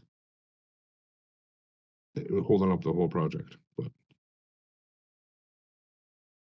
I have always been flabbergasted by like the GC, the ability for you to read all those different prints, because you're reading like the prints from Oh, everybody. dude, you should see Everybody. how thick it was. Oh, yeah, I'm reading all of them. Every I'm one of just- them. I know all the electrical symbols. I know all the plumbing symbols. I know the HVAC the fucking, what do you call it? What do you call it? Those the pressure ones, the fucking fire sprinkler thingies, the sprinkler ones. All the fucking set points. That means all the computer controls for all of this shit to make it automated, half-assed. Down to the fucking, yeah, right down to the color of the flooring, where the paint gets transitioned. How many coats of block filler paint instead of just standard paint? And I got to catch them, right? The HL6 that they put in the driveway because school buses turned around there. That's a pavement. So an HL6 is something you would use like on a airport, right? Epoxy rebar in the fucking slab that goes underneath the dumpsters. You can land a goddamn helicopter on the fucking thing, and it's epoxy rebar so it doesn't bleed. I'm like, what the fuck? There's so much money wasted in this sector. It's not even funny that all governments are just getting hosed on. There was a thing in Canada where they had this app or something. It was an Arrive app or something that they had out during COVID, and they lost control of it. The app was supposed to cost them 80 grand, end up being 6 million because of extra invoicing. And they don't have any clue where any of the invoicing or any of it, they lost track of it during COVID. And it went from, can you imagine, went from 80,000 to 6 million for an app. It doesn't matter if it's an app or not, but they just kept invoicing them and they were like, they keep paying, guy. And he's like, yeah, do it again. And it's just, okay, here's another 40 grand invoice. Don't go way too high. A little bit more. Do 2 at 30, right? Or yeah, it was fuck. I don't even know. The details are going to come out later, but yeah. Rude, what are you and doing? the whole fact that they build this shit all stupid too. Like, oh, let's put a curved wall here. Like, why? Nobody gives a shit about your curved wall. You know how it's making this 20 times harder than it needs to be. Why? Because some asshole fucking engineer thinks, hey, that looks good, doesn't it? Like, yeah, you're right. It does look good, but why would you add 150 grand to the project to put a curved wall made of glass? That trade, guys, in yellow. this fucking building. Like, I get it. Sell But it off, looks good. yellow, sell off. I don't know. Yellow, buy trade, frugal away to the from that bone, area. But like, I Yellows, really don't care buy that my trades, library white. looks good. I'd rather have good books and have all the trimmings or whatever, like extra computers or whatever, right? Like, not like hundreds of thousands of dollars, man, hundreds and hundreds and hundreds of thousands, like millions of dollars being spent on shit that's not appreciated by the population. How about that? Fucking stripes on the floor of the hospital. Anybody that's at the hospital doesn't give a shit that there's stripes on the floor.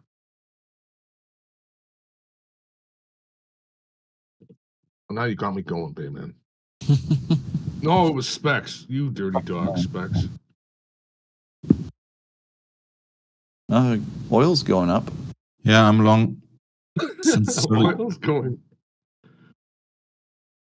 You long oil?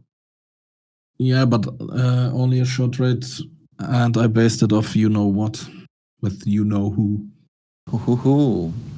And it worked, you know, pretty good. You know why? Pretty good. Oh, fuck. I actually haven't looked at that yet. You know what's really funny with that leap thing, Zero? If you're listening, that leap, that trading, what is it, the competition or whatever? If you had have just went long everything right at the beginning, you'd be up like 9 grand right now. Well, that's what he said.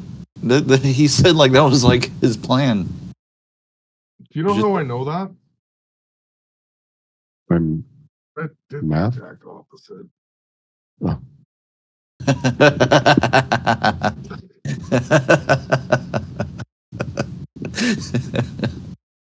You know how I know that? Yeah. Yep. That's why I'm not a good trader. I didn't trade it at all. I didn't shut it off. I didn't do anything. I said, fuck it. I Bear. still don't get why those or how those guys are up 60 fucking grand on their accounts on that fucking shit. You're like, oh, they traded Bitcoin over the weekend. Holy fuck, they sure as shit did.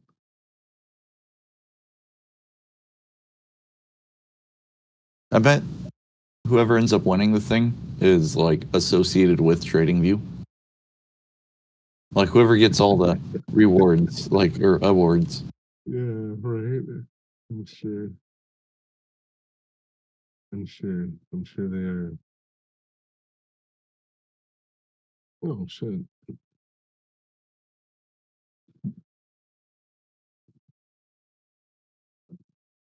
We'll be back. Kind of discuss Bitcoin.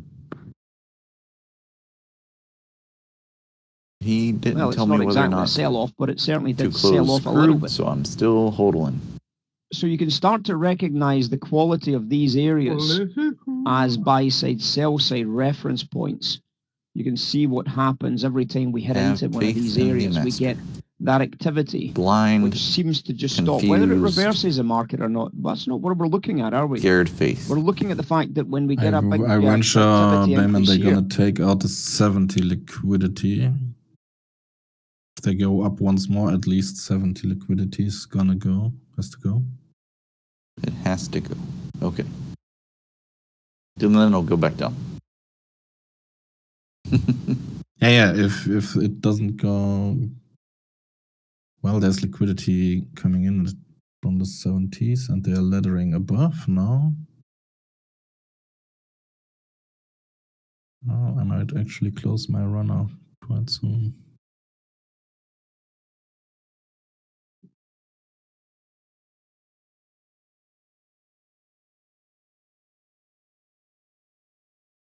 Dave, you there?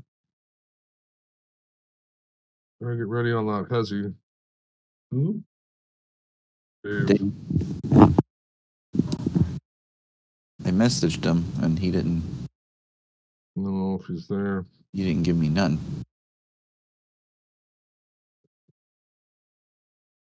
Yeah, I'm out of my runner.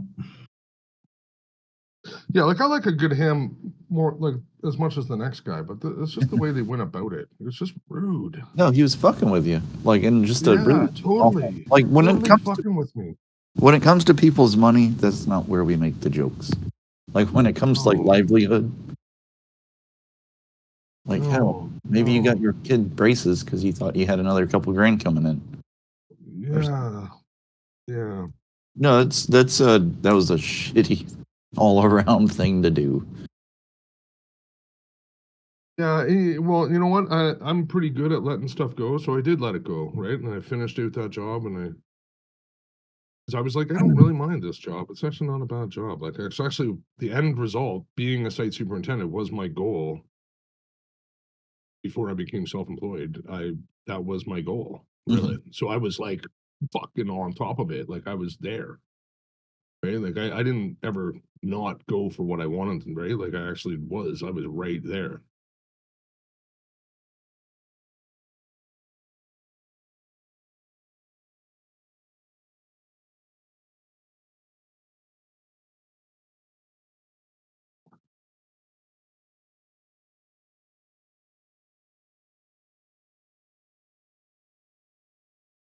Oh, here it is here.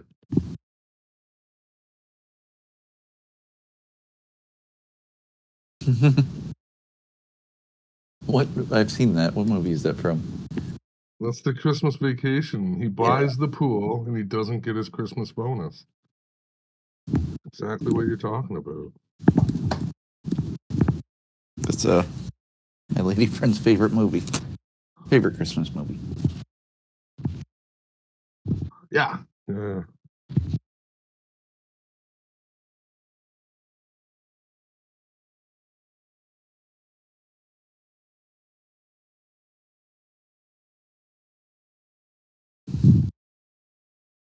This part, for some reason, this part really gets me laughing.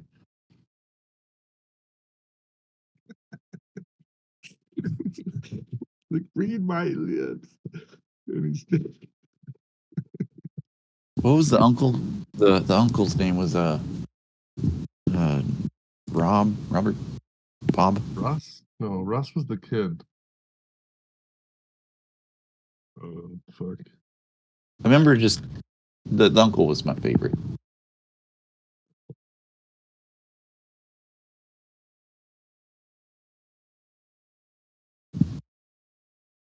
That was a 15 minutes. Where are you now, Dave? Come on. Yeah, Dave. I think Dave. it's okay. We can pop up here. We haven't done it yet. I have a picture of the hezzy somewhere. I'll find that to figure out what I'm doing.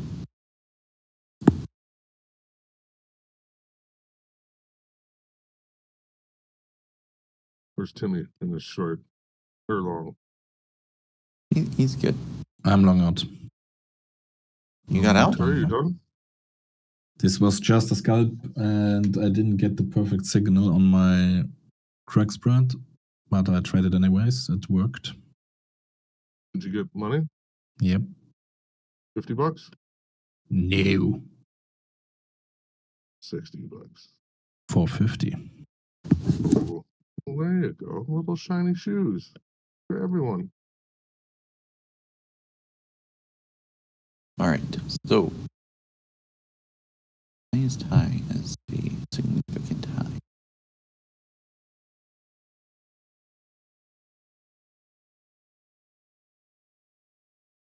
Well, you must have put some size on it then there, laddie. I did 2 Must comps. have put a couple chunks on it. Step back. I think we're fixing to get it, but I'm trying to remember how to do it. And Russell. Yeah, that's a long. We're looking for the opposite of that, dude. I thought we were looking to get short. That's the one you're looking at is a long though, that picture you sent. No, I know. No, you Oh. still have to. You have to flip it around in your imagination. I just flipped my fucking laptop over and I can make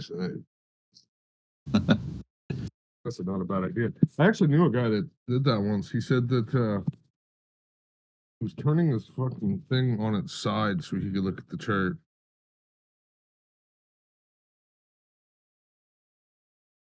It's interesting. Yeah, that's what I thought. So like it was like a volume profile, the channels.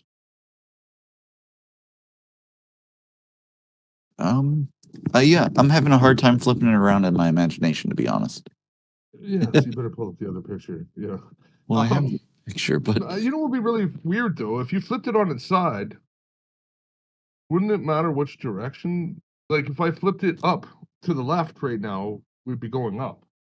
Right? But if I flipped it to the right, all of this stuff would be going down. Right? like a waterfall. Yeah, that'd be kind of. That would mess with you a little, wouldn't it? Dave, I need you. I'm not smart enough to do this.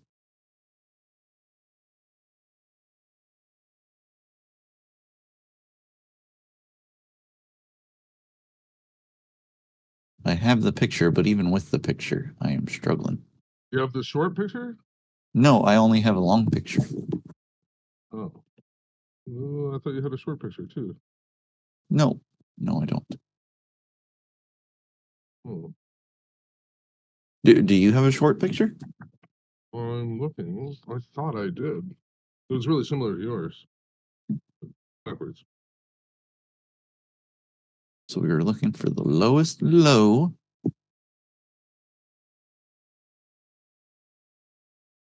Break up the highest. Oh my God, this is confusing. 0. I need a doodle of a bear hezzy.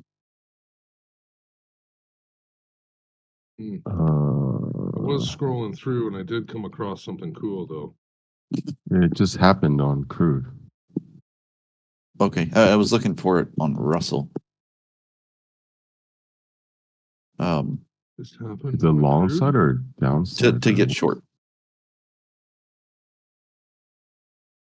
Well, we haven't done it yet. I know we haven't done it yet, but the picture I have is a long one, and I'm having a hard time using my imagination to flip it into short. Are we just about to hit the number one? No, sorry, we already had one. This would be number two. Yes, we have the lowest low, as long as it doesn't break this last high. So lowest low. We're looking for a break of the highest highs low, which would be like about to happen. You gotta be fucking kidding me. That is the slickest truck ever, man. Highest highs low. Current bar breaks previous bar's high.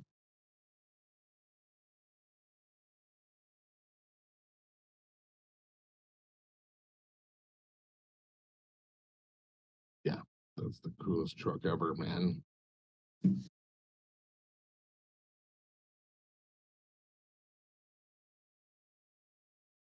Breaks.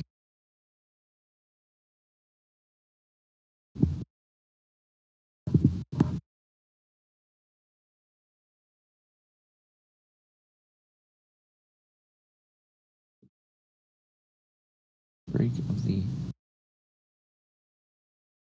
lowest. Here, it stops the Lowest market. At least high. it gives you a chance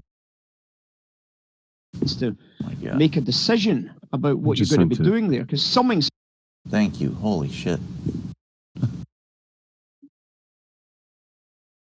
Um. Hmm.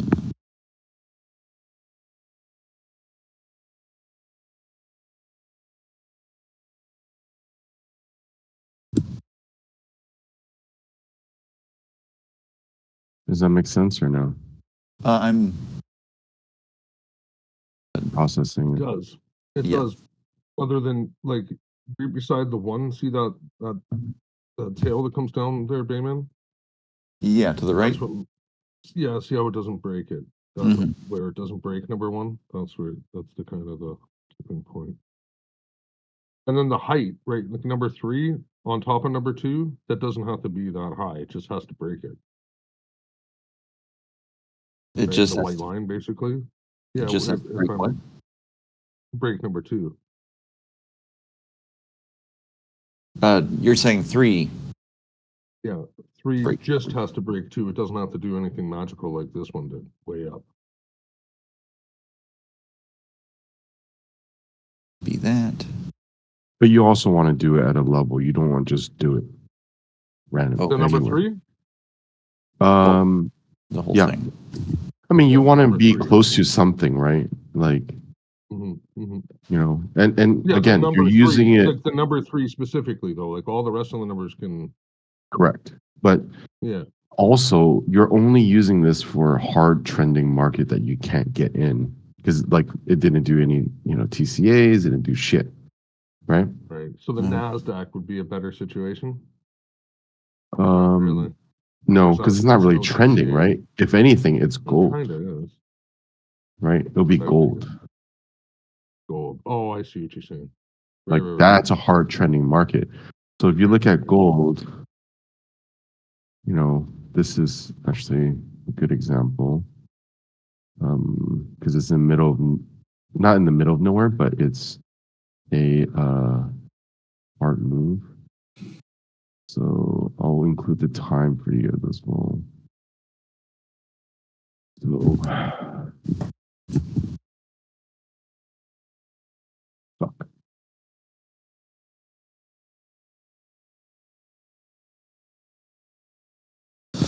Excuse me.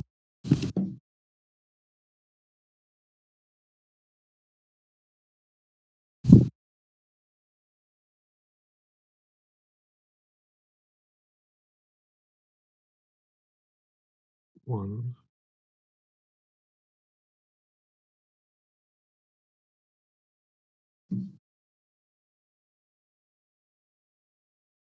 Oh, right on.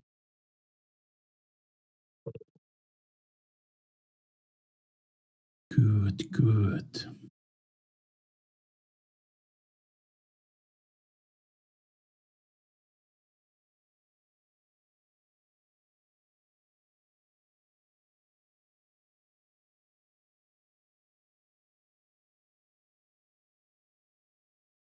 gold's going down.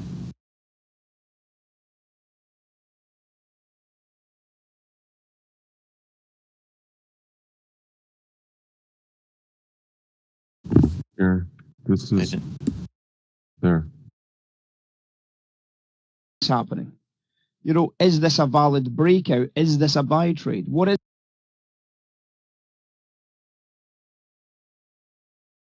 That was around like 9 Eastern, right? Or sorry, 9 Central. Yeah. So if you think it's going to be a strong moving market, that's what you do to get in with one bar of risk, and it's going. All right.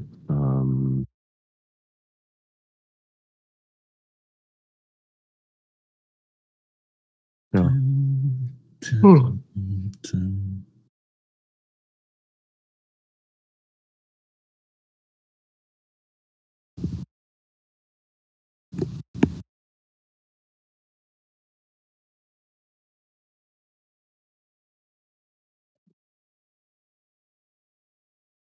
it?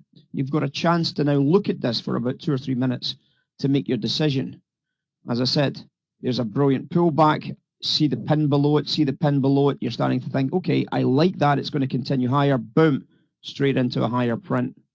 So very, very important, guys, not to lose sight of these areas. And there's the most recent at the bottom edge. You can see a very, very, very strong area. Pin rejection behind it. Buy side goes above it. And a brilliant S&P buy trade right there. Sensational, isn't it? Sensational.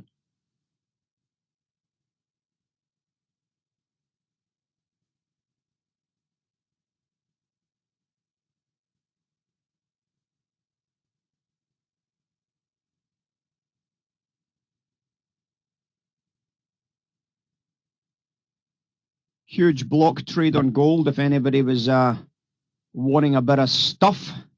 Did you get a bit of stuff off the top edge there? 1732s, 2.5.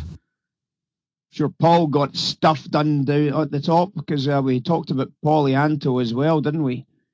And there was a huge block print around about 32 4s, 32 3s. Polyanto had gone bullish a little bit, but they're just shakeouts. And on top of that, we got this huge increase in volume, which would have been your warning sign to sell as much as you could get your grubby mitts on, right? Over 100 contracts on that one single candle, and a huge volume coming in here. That's the obvious exit for those sellers. So just make sure you take a bit of monies just at that point there, because we've just had a huge volume splurge. So a big exit coming into 22 on board that one. 2 on the go. Just need to get the other 90.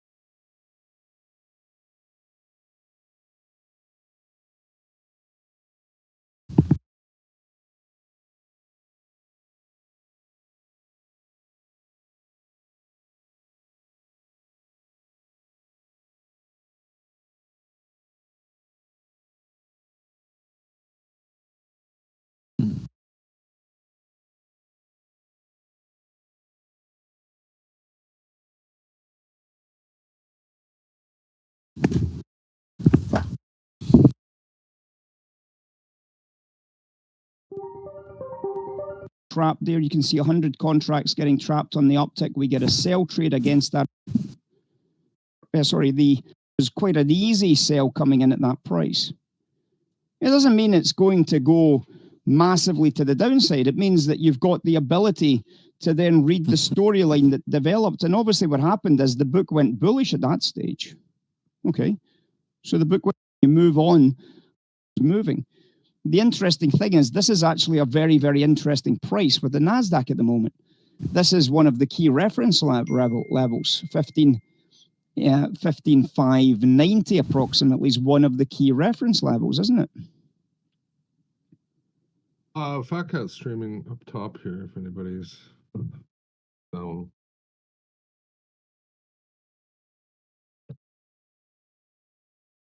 Hold on.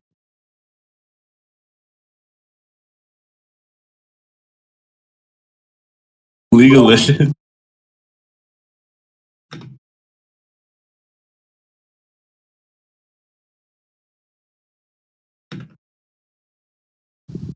Right. Oh, I didn't hear that.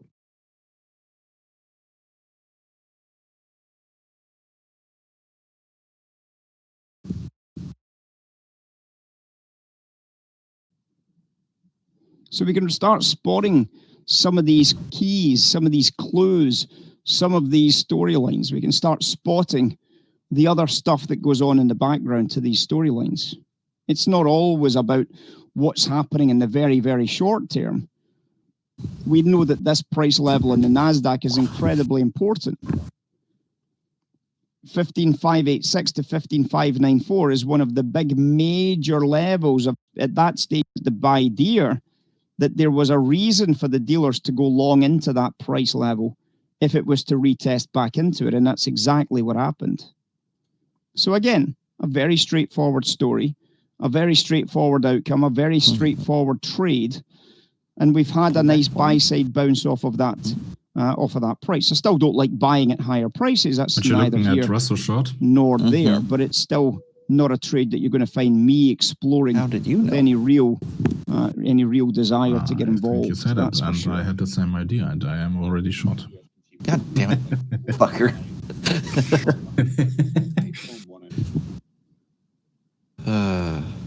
Seen an early Richmond Fed composite manufacturing index Consolidating around VWAP for a due in bit. July, first negative 8 in 55 into trap. Well, maybe get in with Dealers the bigger offering stuff into in smaller traps. size. Real economy paper sellers. Martin If we 55. pull back just a little bit, We know I'll where do. the trap is. It's going to be up here. The market maker's still got a bid, and then it turns over. There's your sell trade there. Quite a see few it? buyers in CL that didn't. You see that clean, easy to read trade opportunity? Quite a few, I shouldn't say. Leaning against Not the very Baltics at the effective top right now. edge at 91 half, taking a short sell at 91 quarters, traded a low price of 87 halves, nearly 4 points profit. And you made $200 on this one, I guess. To the next, it's all outlined there. God damn it. I'm God on. damn Count it. me in for some of that business, guys. Count me in for some of that Get business. filled. Trying to get in at 7.5 or 87.5. I am number 3 in the queue.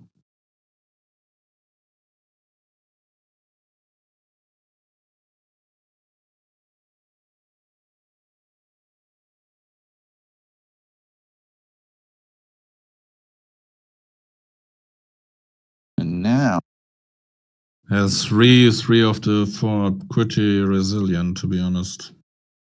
do it. Three of the four quite resilient. Let's see.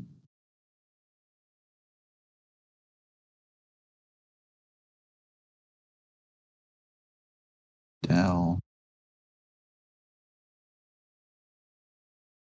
Yes. Yeah. Yep.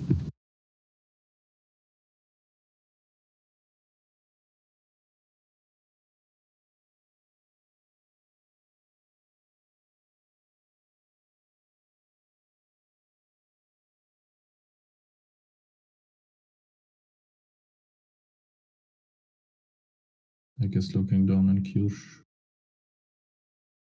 Break.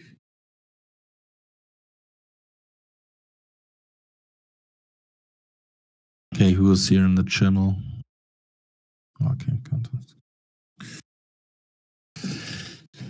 Zero is muted anyway, okay. You have secrets. Well, you know those secrets. And I was just gonna ask if you can measure value in a stochastic way, and I think you can. That's pretty obvious. So yeah. You weren't here when you should have been here when I. No, I had to work on some cars yesterday. And also, nobody told me that you were on. It's the shit. I It really is the shit. Doesn't happen often though, but when it happens, ooh, it's a good trade. Ooh. Yes, I'm quite happy with it. Yeah, I'm excited to hear about it.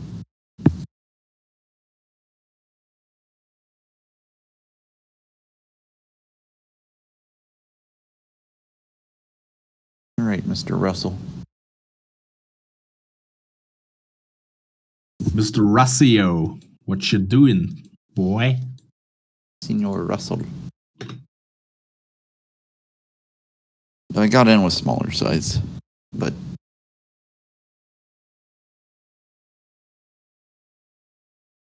it's kind of a big. Maybe it's not a big stop. Maybe I should have gotten in with full size. No, that would have sucked. I've already had one big stop out today.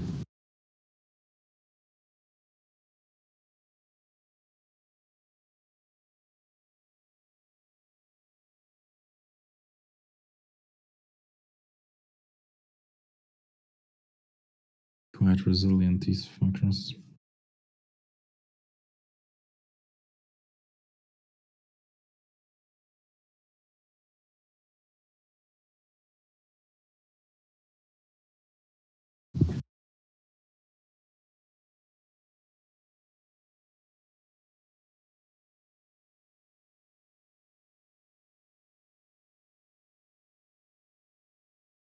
Oh, I need to. Let me go grab some food real quick. I'll be back.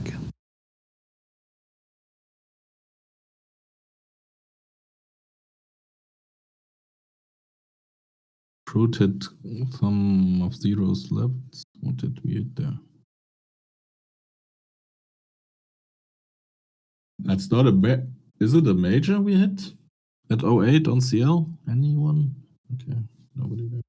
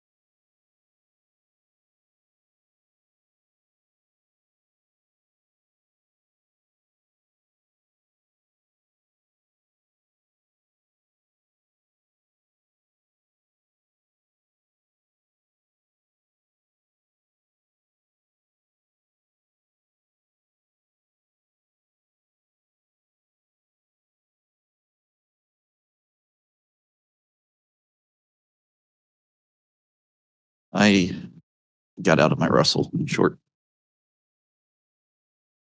You are right. Everything else was being a little strong.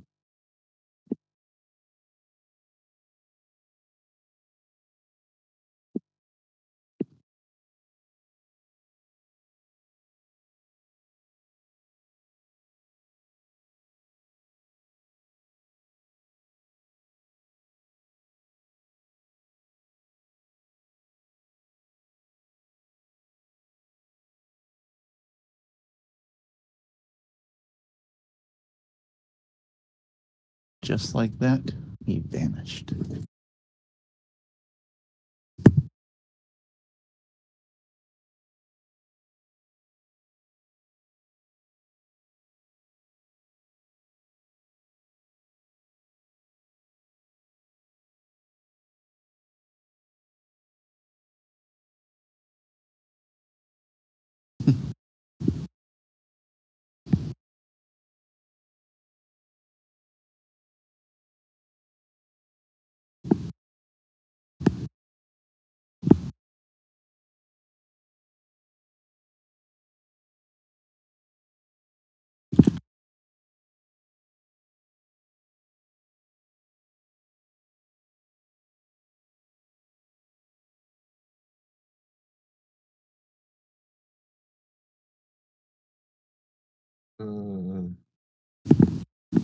Nobody even said a word about ice.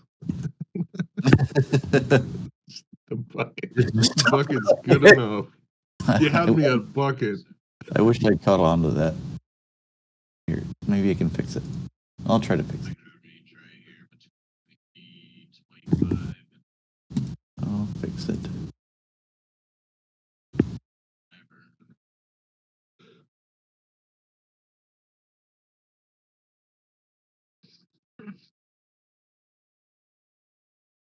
Other than that one little move on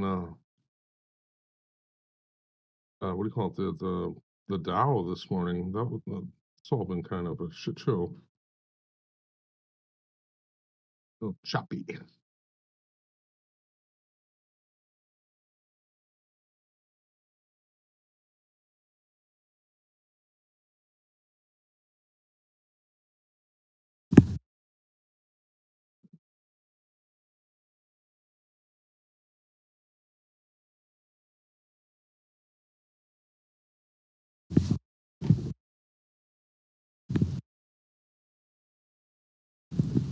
Yeah, I actually kind of expected more movement today.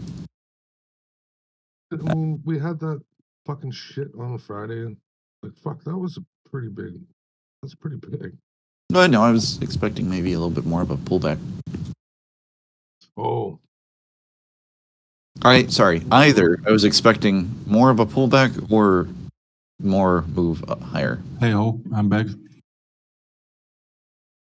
Did you get out of your roster? Yeah. I got out of mine as well, yeah. Got out at 88.2.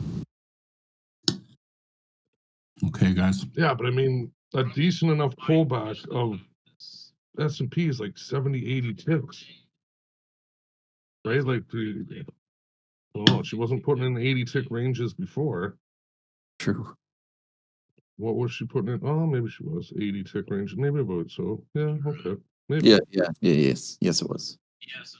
Yeah, maybe. Okay, guys. I'm gonna do. Everyone who's here is lucky today. I'm excited.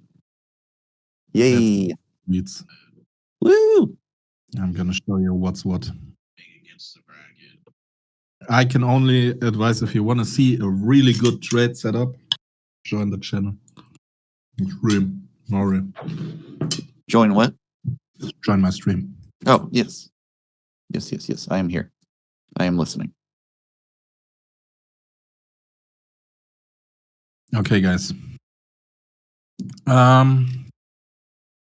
What you see on the left is RB divided by CL, a so-called crack spread. And what you see on the bottom is an RSI. The green one is the RSI of the crack spread. The orange one is the RSI of oil. and the white one is the RSI of RBOB. What we're looking for is a so-called value trade.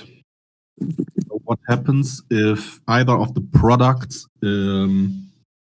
is getting bought or getting sold? It automatically affects the other one, right? Because there is a value correlation between the two. So automatically, if somebody produces via the price of oil more of one product and gets more money, automatically the sellers of oil or the producer of oil want more money for their oil. Vice versa, also in terms of selling. Mhm. Okay. What are we looking for? We are looking for a relationship of the RSI, for example, this one here. So the ideal setup would be the green RSI of the crack spread on one side of the extreme, and the oil and the RBOB on the other side of the extreme. And we really want extreme. Okay. Let's go to, I think February 11 is a good example.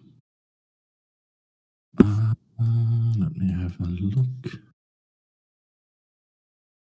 I need to have a look. Are you actually trading the spread, or are you just trading oil? No, you're trading oil. And you're trading. Let me find a really good setup. I might be.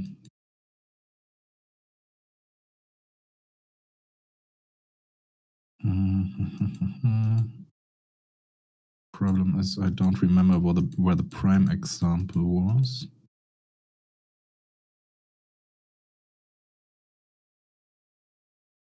So I can show it to you. So the trade doesn't happen very often from manual back testing. It almost never gets stopped out. You always get a 1-to-1.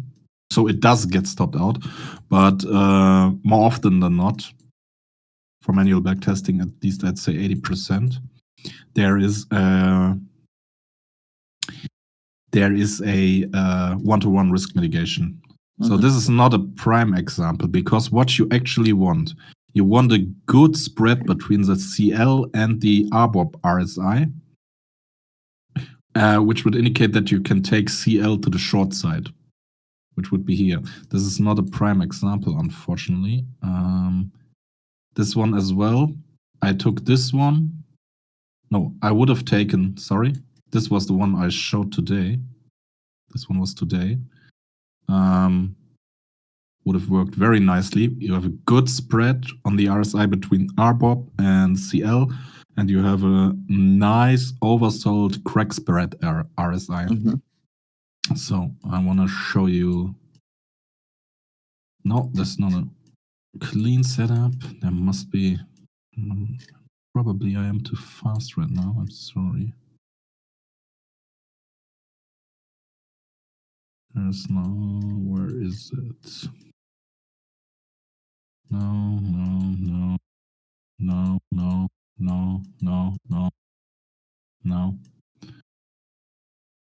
Here we have a good example.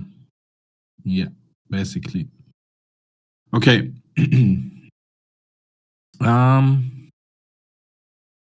Probably would have taken it here. So if you take it somewhere here, this might actually be one of the times you get a stop out, depending what you see, depending the price action on a lower time frame. You might still be able to delay it, or even then you might get a 1-to-1 at least out of it. So this is the time where it actually wouldn't have worked that well.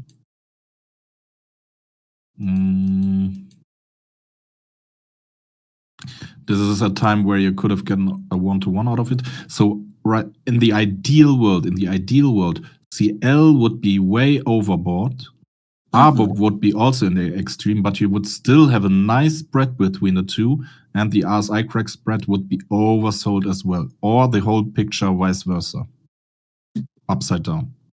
You need a spread between those two, between CL and RBOB, and you need the crack spread to be at an extreme as well. That's when you have actual value arbitrage, possibility of value arbitrage. Let's see what we got here. This would be a CL long. And you've He said got a white. White is RBOB, right? white is RBOB, exactly. Here you basically get in the territory for a nice CL long, which you get a good confirmation here. Not an ideal setup because the spread here is too thin. Close. Yeah. Yeah, doesn't work that well. So it's a patience game with all of it. Here's a nice spread. It's not an ideal setup again. I think I can modify actually my RSI to get those readings more to be more extreme values. So they What's actually. the name of that indicator? Which one? This one? Yeah.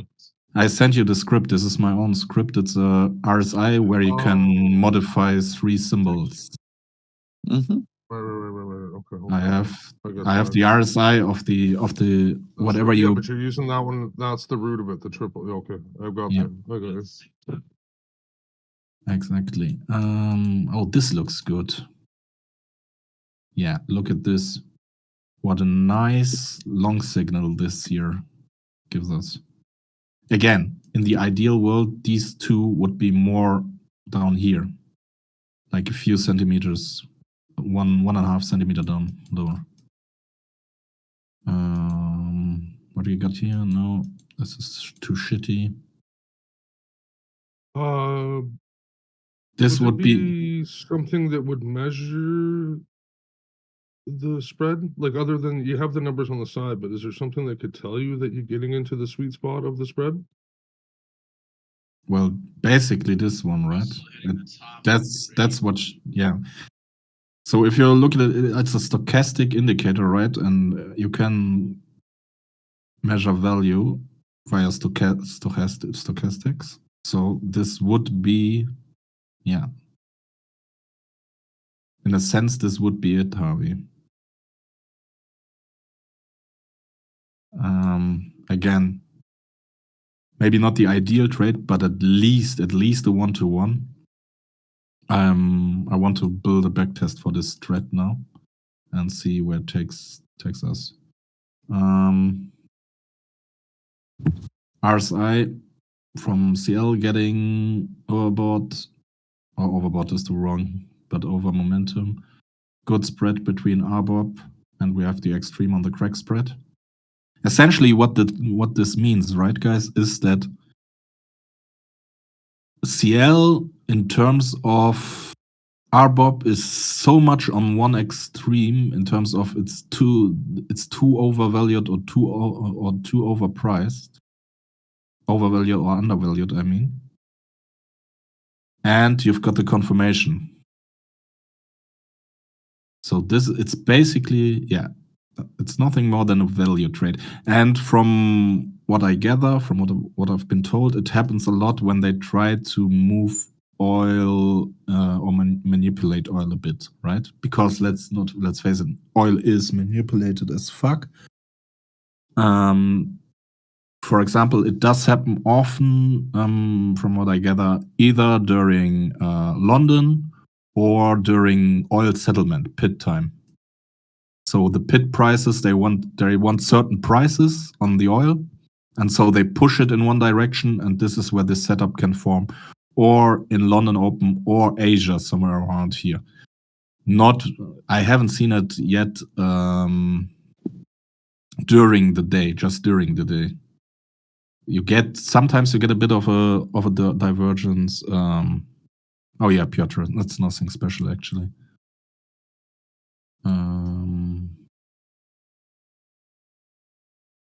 Let's see what we get here. Well, could use that as a slide long. That's too big of course, but we would have at least gotten a 1-to-1. So yeah, this should work actually here. Oh no, I think yeah. Okay, this is one you get in on the first try around here. You might be depending where you get in and what is stop loss. Let's take a 20 tick or a 15 tick stop loss, something like that. You get at least a risk mitigation, but you would have been stopped out again. But the setup is still intact, right? So if later on you decide, okay, because the setup is still valid, I'm gonna try it again. Look at that. If you swing that on your personal account and you're greedy, maybe we have zeros levels. That's a doozy.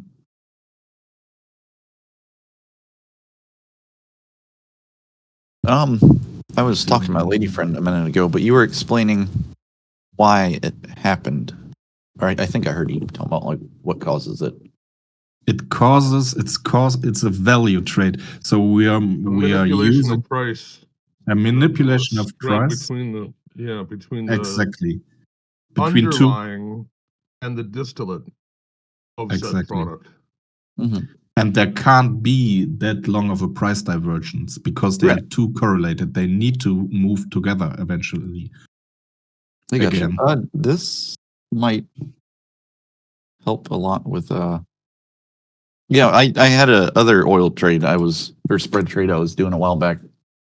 And this idea of using RSI against the spread and against the underlying is an awesome idea. I really like that. Yeah, I've got it from a British banker who's living in the USA and has been working for quite some way. British? No, okay. I don't know. Shit. Have you looked at other spreads with it yet? No, but I bet you can do it. We actually need to find value pairs. You can trade off of this. Sorry. I know you sent me the thing, but I am dumb as a bucket of doorknobs. How do I load that into my thing? You need to go to Pine Editor, copy the code, put it in, and then save it, and you can add it to your chart.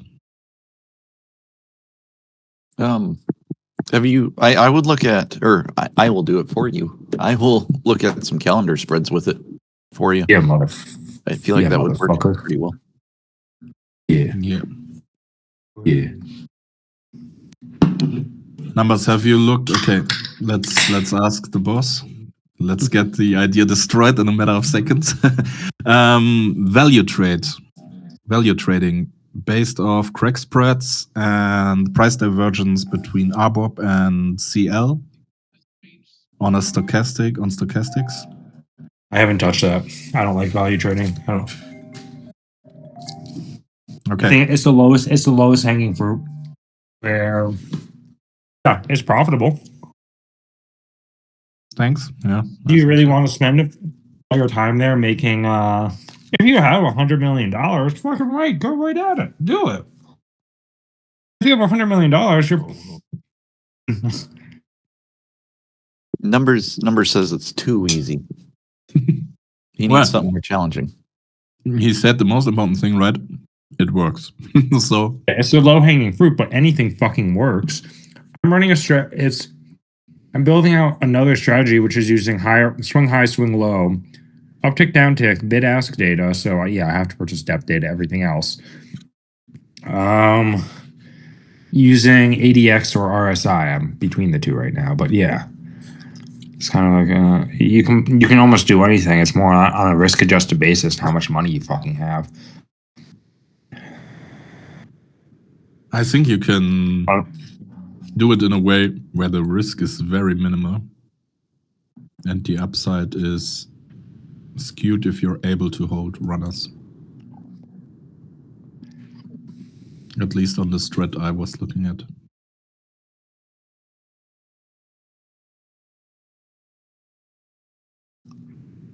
Also, backtesting options data is a pain in the ass. I betcha. That's my other issue with options. Just backtesting it. You can do it, but the complexity of building out a backtesting engine with it is not fun. No.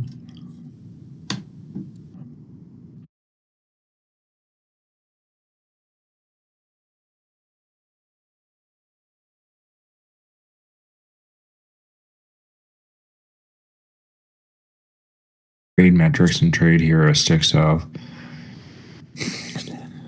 upon first signal generating a strategy to scalp with decently risk adjusted returns and whether or not the conclusion of the signal is an adequate basis for exit. But this is literally the definition of rip and go. The price just needs to continue almost straight up for this to work well, or straight down. Yesterday went straight up. I'm looking at crude Gold right today. now for this, and it's Oh, I was gonna say gold went up straight, almost I'll, for a bit.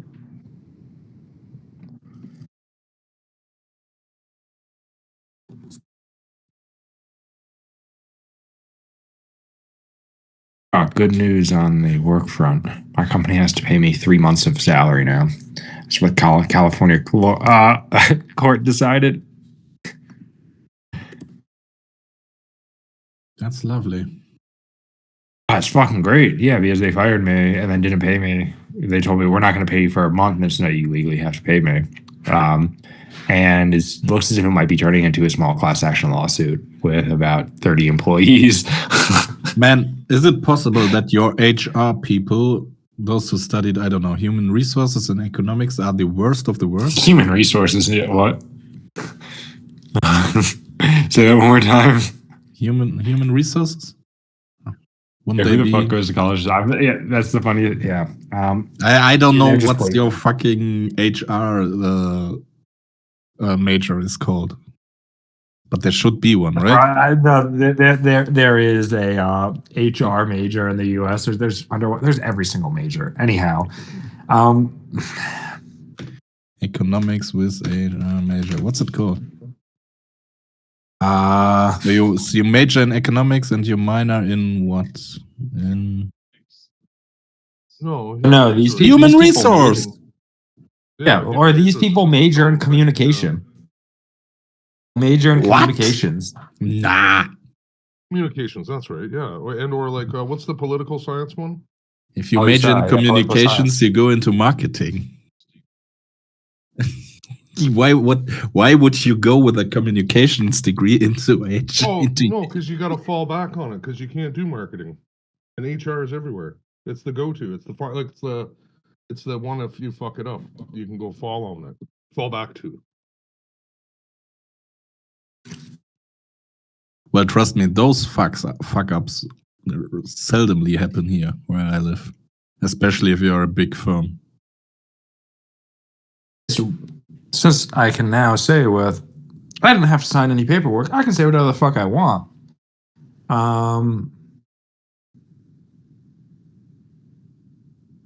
Citadel was backing our firm with $750 million. Citadel did a capital call due to underperformance. Most of the market making strategies were running sharps of 5 to 7. Most of Citadel Securities, their market making strategies on the same products are running sharps of 9 to 11. When they invested money, the sharps were running at 13 to 14. So Citadel did a capital call, took back $750 million plus some. And then they said, we're laying you off. Then they told us they were fired. We were fired. So we're not a large firm. I think our head count was 98, 99, somewhere just slightly under 100. That's all I know. It wasn't a large firm at all. There's 5 people in HR.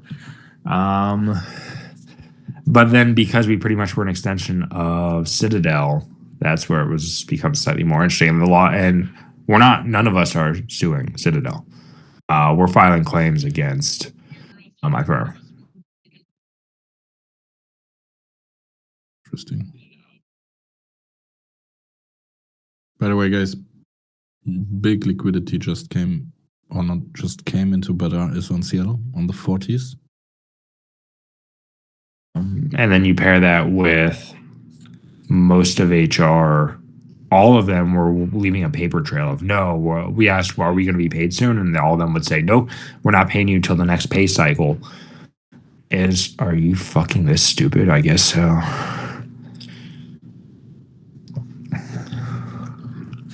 This is an interesting spot on crude. You're an interesting spot on crude. Like a Take Harley. that.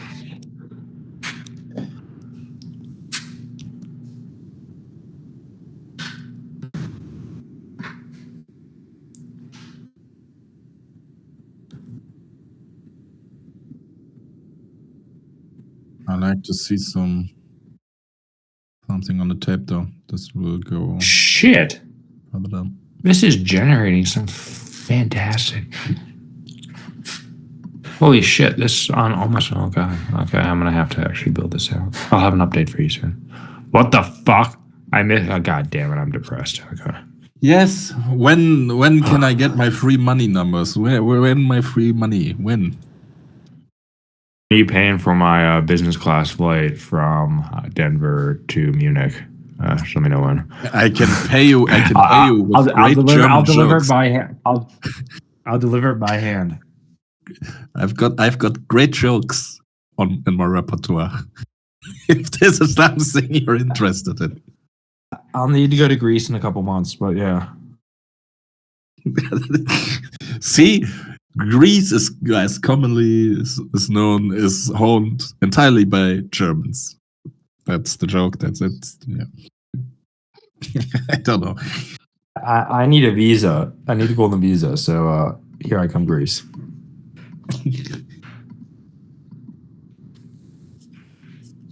Oh man.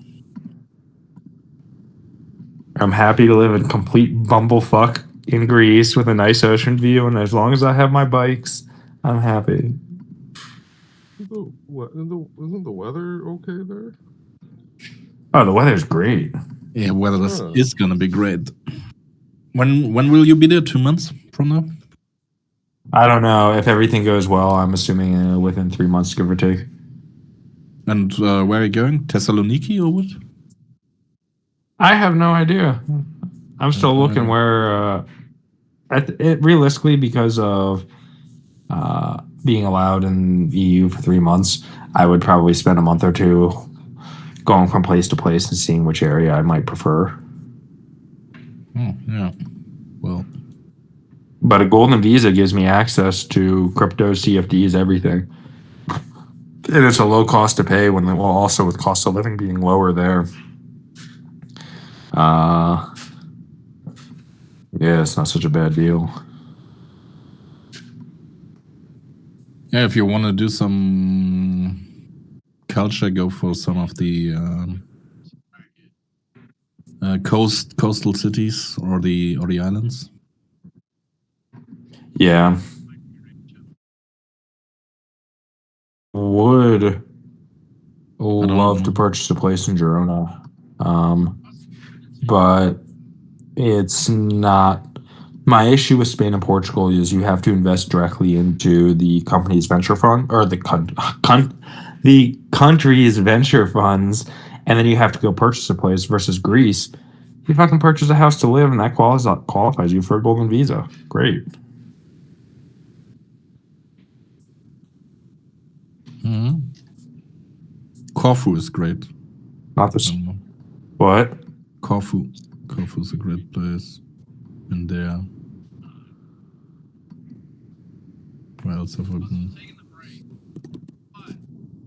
Creta is a great place.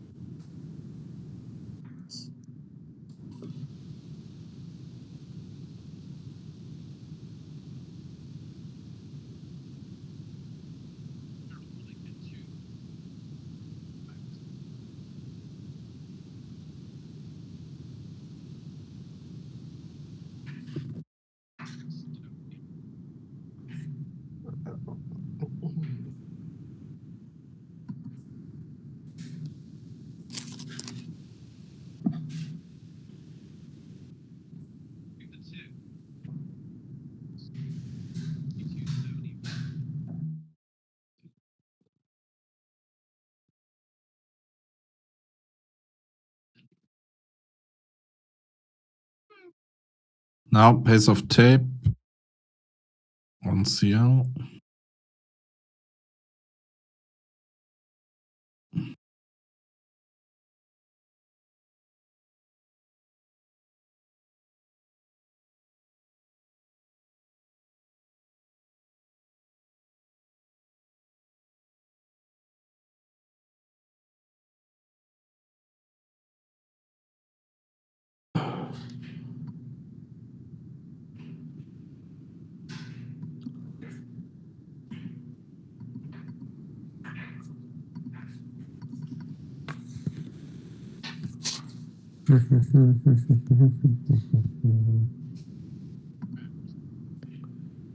My favorite type of people.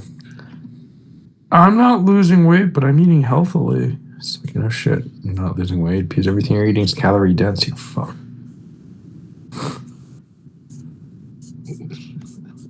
It's the 2,000 calories of booze at the end of the night, buddy. Oh, it's I'm eating healthily. It's okay. They have avocado toast. Great. Avocado toast, 700 calories in many situations with everything that's put on it. And it's not overly satiating. Then for lunch, they have a salad with some dressing on it. There's 800 more, 900. And then they have a healthy green smoothie. There's 400. Okay. They're already at 1,800 on the day. Go home for dinner. Have a couple handfuls of nuts. And then maybe a little bit of cheese and a few other items. Great. They're at 3,000 calories a day when their resting metabolic rate is 1,700 and they're barely physically active. Oh, I'm eating healthily. And it's, well, yeah, you're eating healthily, but it's calorie dense food. You can't break the laws of thermodynamics simply because you're eating healthily. Fuck off. Or people that say, oh, eat this healthy animal-based ice cream. Calorie for calorie, it's still the same number of calories. That's the same amount of sugar. But you're using agave or honey. Or coconut sugars. Fuck off. It tastes like shit. It's the same number of calories. It will make you equally as fat. Go crawl back in your hole and eat your own shit. Rant for the day done. There goes. You guys got it accrued, didn't you? Yeah. Look Long at time that. ago. Look at that. What the actual... If I end up spending more time in Greece, people are welcome to come visit. God damn it. I'm depressed. I'm looking at these places right now. And then I look across the street of where I live in Denver. And the place is literally 2.6 million. Let me think of the square meter conversion. Timmey will have a laugh with this. I want to say 200 square meters. I think I had that last Okay, yeah, sorry. 2 days.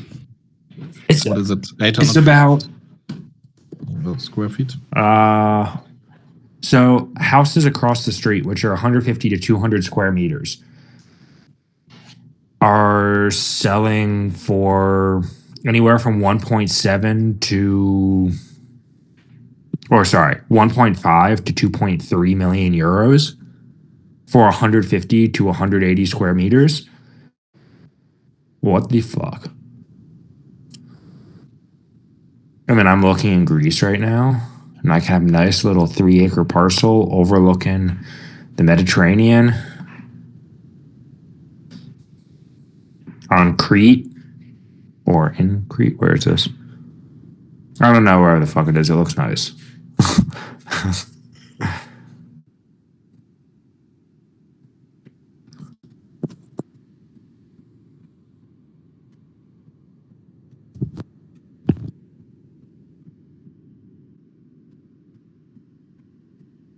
Nice, you did hold. Yeah, I'm still holding one. So interesting.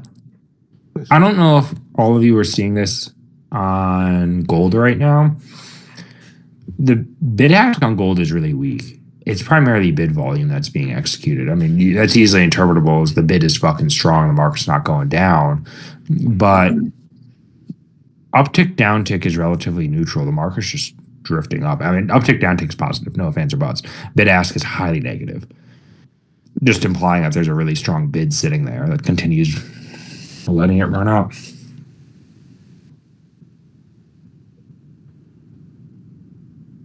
Oh shit. Oh god, I'm about to cringe.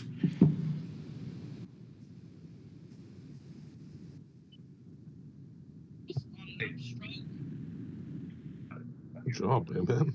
That was Oh, holy fuck. Okay, I'll be right back. I have good news. Hold on. Oh, fuck. I'm hoping we make one more low and then I'm gonna use this do high. nothing. You're gonna do nothing. You're gonna wait for price action. Right, that's what I'm saying. But I would like to get one more low so my price action can be tighter than what is it right now? Price action right now is like 30 ticks. Yeah, exactly 30 ticks. Yes, I'll go post it on Twitter, master. The Twitter. Show them the Tweety. Show them the Twitty. I do need to scribble out those major levels though, don't I? For Yeah, you know what? Nobody will even know what the fuck they are. Fuck, man. Just take another picture. Shut them off for now, and you can put them back on. No, I took care of it. Where's my one more low? Oh god. This was big, man. You got like 130 ticks on that. Yeah. Look at that reaction at that level. Yeah. Yes. That's fucked up, eh? I'm looking at it. Oh, that's not a level. Never mind.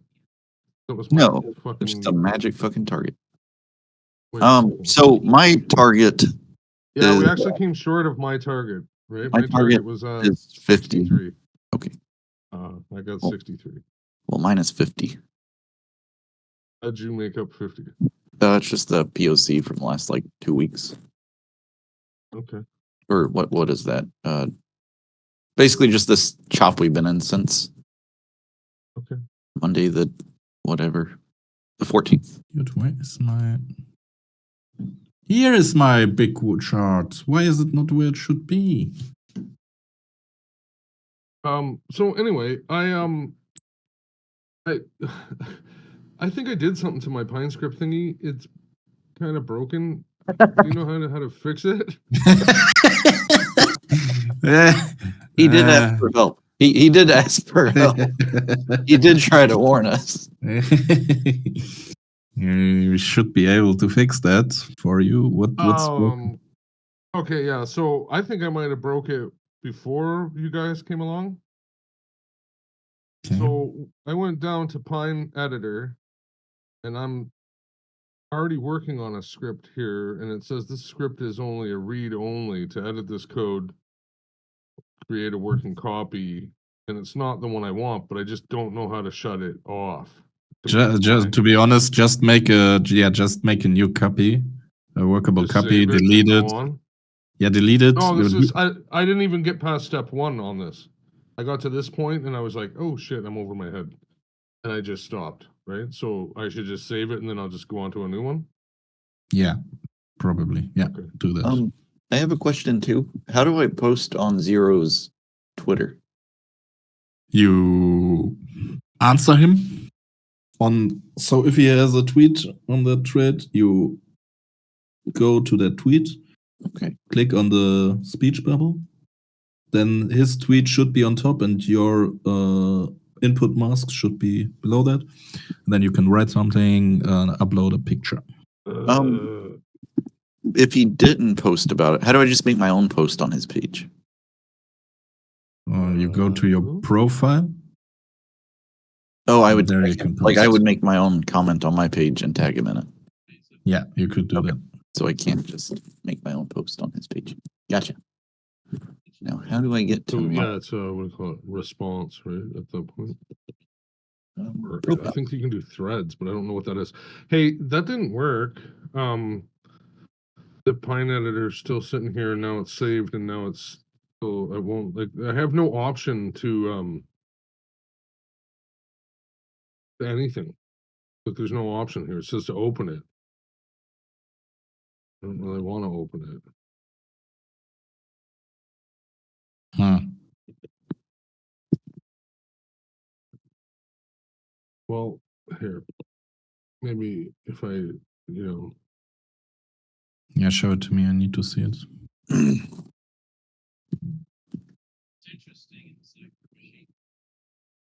So, Discord, create a work. Can you just go and create a working copy? Click that. No, where in the orange field below that. Yeah, that should be, yeah. Now inject the code I gave you. Oh, fucking Christ. Really? Okay.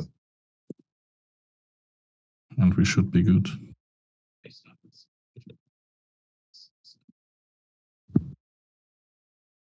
Yeah, I just couldn't get out of that fucking.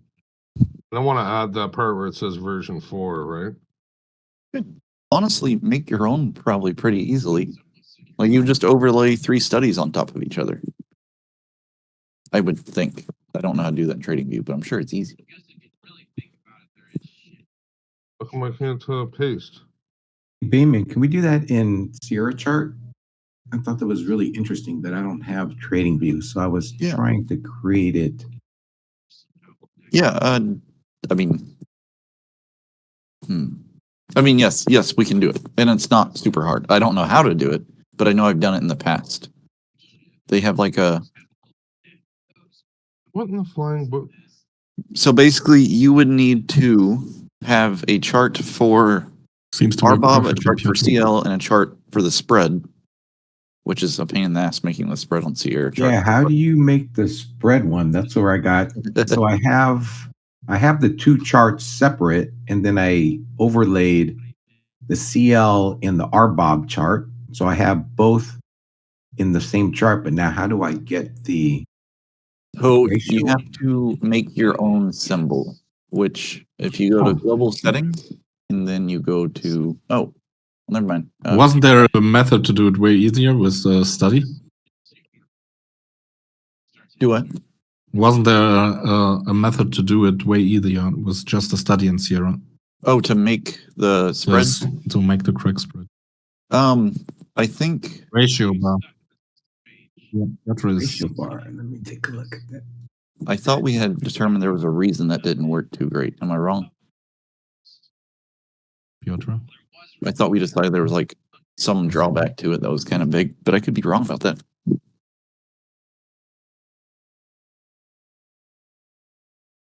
Okay.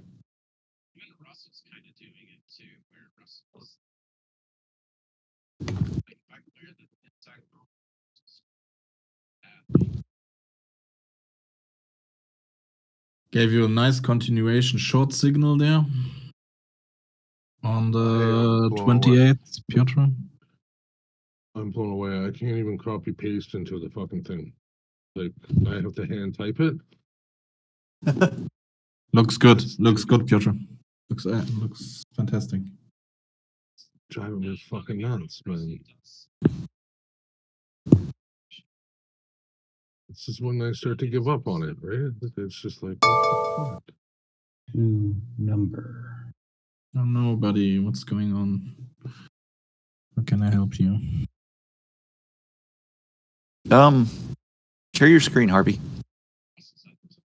Yeah, no, Bayman, it's just it's as simple as like, okay, I cut the code out of the message, right? So now it's in my clipboard, it should be, or my magical hiding spot on the side here. And then I will go to paste it, and as soon as I hover over the thing and actually side click it, it doesn't want to, it won't let me paste into here. Did you try Control V? Control V. Control V. Good old Control. V as in vector. Yeah. Yeah, okay. So is it going to be a problem if I added a line first? So I No. have on the second line? It is? That will not be a problem. That will not be a problem. So now I just push enter? I think so. I don't know. I'm not looking at your screen. So now I'm on the third line, and that's all I have to do. Did you hit Did I do Control this V? completely wrong? I did. Did it paste it? It did, but it's all one line now. Oh. Oh. I don't think that's good. Oh, It might be. because I Sorry. ended up taking it over to somewhere else to make that a copy. So let me copy this. Right over here. Control V. Oh my goodness, they finally. So how do I erase these? I'll just erase them manually. I think so.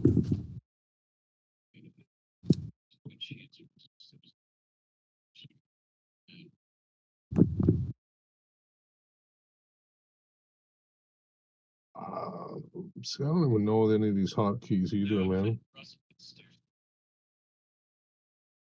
Control Z, or sorry, Control C and Control V are the two most important ones you need to know. Yeah, the copy, and then the V is the paste. Yeah. Why isn't it Control P? Because Control P is for printing, I bet. If I had to totally guess. And then you have Control Z, which is undo in most programs, and Control Y is redo. So that comes in handy sometimes. What's another one? Control X is cut. So that will like delete everything you're trying to copy. So usually you don't want to use that. So once I've pushed it in here, I just push open. I don't know. You can share your screen, and I can try to Yeah, help. share your screen. Yeah, here. I think I got it. I think it's got to make everything so complicated. Christ almighty. Better work, Timmy. I'm pissed. I just love it how numbers came in and just immediately shot it down. Definitely. Yeah, but it This sucks. This is the lowest fruit there is. Yeah, but it sucks. So what, Yep. like here? Name the script. Name the script first on the left side. This? Yeah. Name it Timmy's Present. RSI triple perfect. With one P. There we go.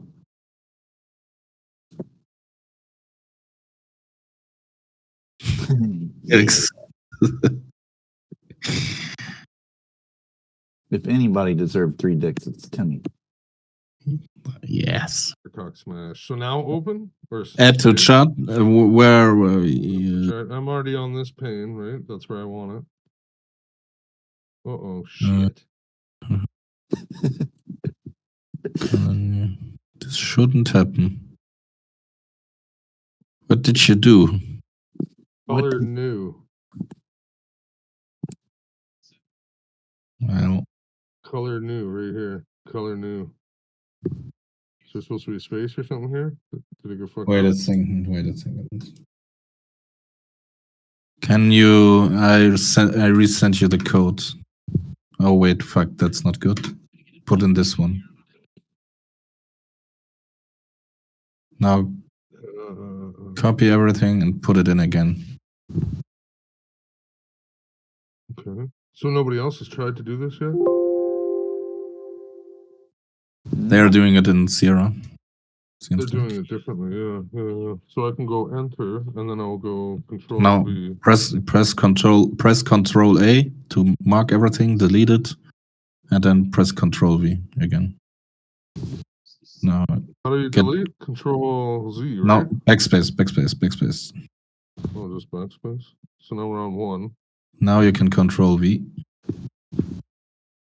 Yeah. And then I Okay. Oh, Save. Save. God damn it. Shit. Fuck. Save. Compiling. Yeah, it works now. Save. Now you can edit Add to. to chart. Right. Add to chart. Should be there now. Who's this? Yeah, there it is. Yeah. And now you have to go into This is the. mine. This one's mine, right? So I want to get rid of mine. The one that was just a bullshit. Yeah. That's yours. And I expanded it. Okay. Now you want to go into the settings. You want to go into Yeah. settings because I have different symbols. Okay, now inputs. And now you can pick what you. So you have the spread. So you want one to be CL and the other one you want to be RBOB. And you can color them as you want.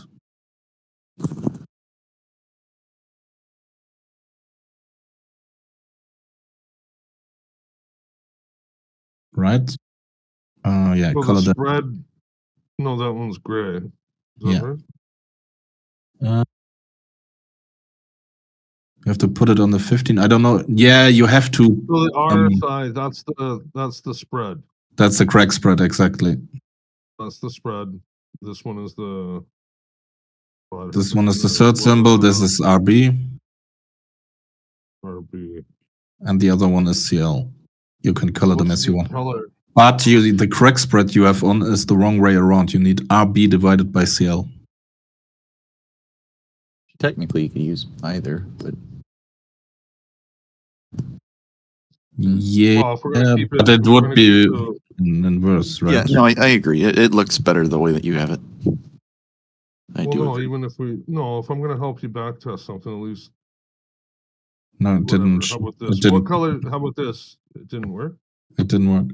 You didn't press enter. You have to press enter when you change it. Son of a-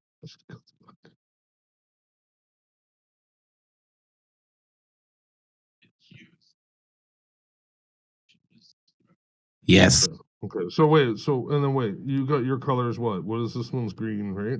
that's one's green. That's the RBOB, right? I've got that on white and CL on green. On orange. Or like, you see what I mean? If I'm gonna back Wait. test something. This might be exactly the other way around. Can you check your inputs again? So we can check what if we. So I think third symbol. that symbol is okay. No, it's red correct. bulb. Yeah, that's correct. You get what I'm trying to say? Like, if I'm gonna help somebody back test anything, I'm gonna make it like exactly the same. Universal. Yeah. Yeah, and now Well, put it. I don't give a shit what the colors are. I really don't give a fuck. But if it makes it confusing, if they're all fucking different, right? Let's try and keep that to a minimum. Yeah, and now put it maybe on the 15-minute. Oh, I can do, yeah, but I'll do it all right from here. This is the whole deal now. Right, so now I've got the crude, I've got the RB, I've got the RB spread, and I've also got the RSI of it all. You see Yes. what I mean? So when I track this, I can actually track it over all the instruments to actually get it figured out. Just tracking them one by one, that's gonna be a fucking nightmare, right? I'd rather just come here and go look at there's a spread, right? Mm-hmm. Right? I can get it all from all of this, right? So and then that's what I was saying about looking at the chart in a little bit of a wider context. We shouldn't be like, it would just be like zero. It would be like, are you really looking for a short here or a long here in this leg? Right? Like, why are we even bothering with half of the signals if they come up against the grain, if you were? Do you know what I mean? Yes. We'll try it out, but I mean, you know what I mean? Why would you want to go short when you're in a long trend? Right? Maybe you can catch this little banger, but you know what I'm trying to say, right? There's also that thought of it, right? So but look at this. See the spread? See how it, like this is what I'm saying. This is a good idea, right? Because look at it right here. Something fucking happened. Mm-hmm. Move this. Yeah, you can see it on the chart that CL was overbought in terms of if you compare it Right? to There's RB. your look at there's your pullback right there too, right?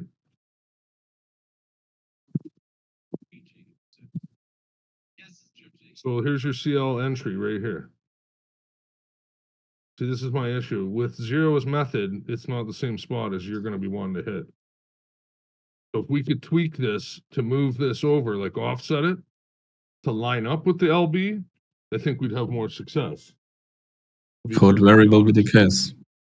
Right? But yeah, 5 minutes is a bit too fast of a time frame. Too sharp. Yeah, sure. And I don't use it for this either, but I would like to be able to, like, I don't use a 5-minute LB, so. Oh yeah, I'm for sure we can tweak the RSI to either be faster. I guess it needs to be a bit faster. Like, what happened here? Look at this.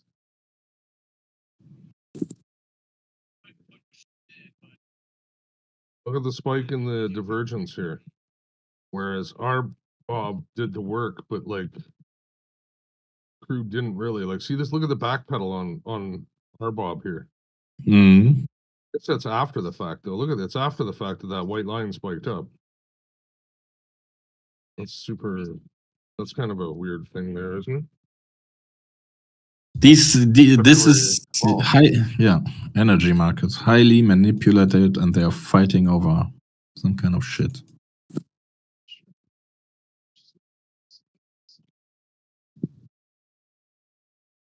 Just imagine oil over 80 for like 2 months. What that would do to inflation.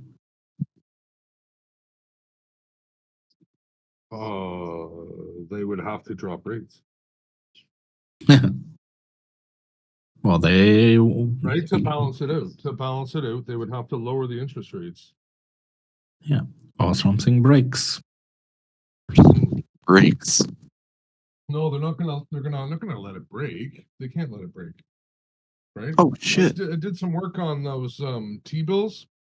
And basically Janet Yellen, by employing those T-bills in October, she changed what was it, $38 trillion of whatever debt into 650 million. Jeez. The government by doing those short term, because they're short term, right? You're not issuing long term, because long term's gonna have to pay out longer. Yeah. Worth more at the end than they are at the beginning, right? And the short term, that was a quicker turnover at the higher interest rate, right? So they actually got their debt down by that much. So we'll see when she potentially what do you call it, issues more of something, anything really. We have to just watch.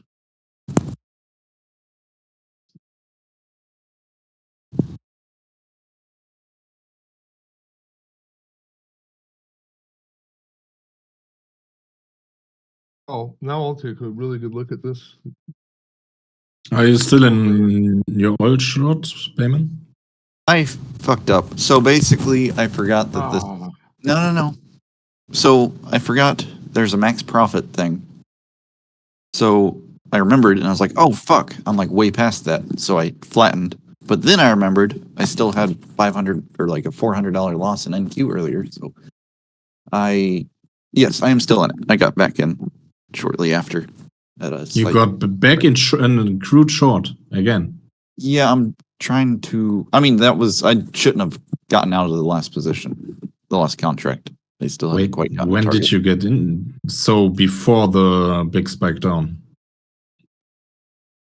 or did you get in here in the past? You're talking about when I put the position back on? Yeah. Oh, it was like instantaneous. Like I exited the last contract, and then remembered. Oh wait, I'm not at max profit, and then I re-entered at like 2 ticks higher or 8 tick higher. I might end up getting out of it. It might stop me out, but as of right now, I haven't hit any of my reasons to get out. Well, long story short, you made more than 2,500. You made around 2,500 today. Currently we're at $3,000. Yeah, that's good. Running proper money. That's good. Yeah, that's pretty good. Good work, man.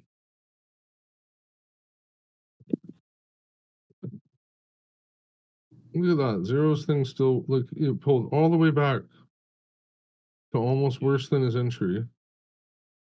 Which trade? Dow? No, not Dow. Actually, never mind. He's way down here. Yeah, Dow. So look at Dow, though. It's still a pulled buyback. No, that entry was here. So you're actually underwater at some point on that trade, and look at it now. Mm-hmm. Because he's I'm starting to think he knows what he's doing, guys. It's just rather annoying. It's very annoying. Can't stand it. I'm just kidding. It's annoying that I can't get it. That's what's fucking annoying. Yeah,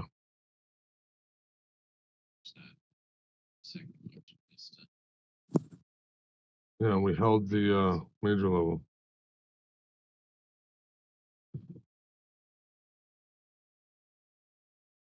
Right.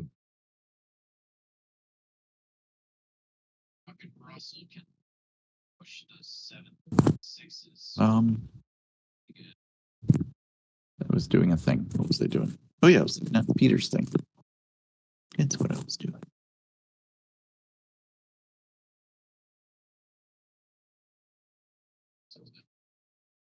Yeah, plus if you have your screen set up like this, Timmy, then you can you don't have to, when you show it to people, it confuses them even more. So you're like, you know, it's like you can show them everything and it doesn't even matter because they can't figure it out. And they're just like, what the fuck?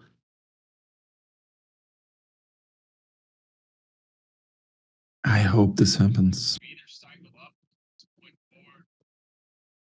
You hope what? I hope I hope it will happen. I like to confuse the fuck out of people. Ferengi style. Ferengi style. Confuse them with profits. Yeah, see, look at, like, you can set the range here with this too, right?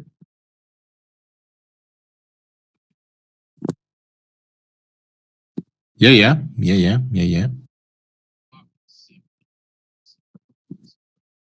Ooh. You can press the chart, right? Like I can make these as tight as I want. Like if you wanted to, I don't know. You felt like that was something that we were working on. This is what I was saying about marking them, right? So eventually I'll mark the spreads with these things. They're just set like this. The 50%, I guess, is yeah. Like, well, why would you want to change the 50%? Peter's over here making my setups better with prettier colors. I appreciate it. You're wrecking them. You're wrecking my thing. No, I'm sure he did it better. I just have to like look at what he all changed. That was like what do you call it? Santos. Santos was a genius. Everybody loved his stuff.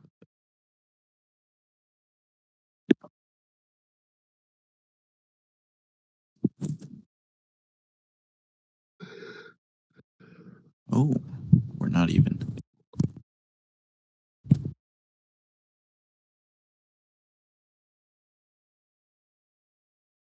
So Holy were shit, you John Tron's actually eating a real sandwich.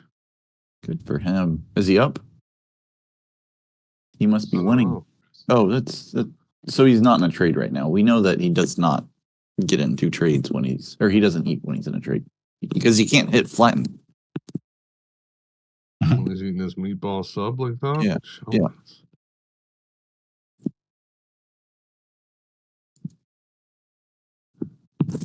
Peter, were you here? So you have this on the range chart, which is fine.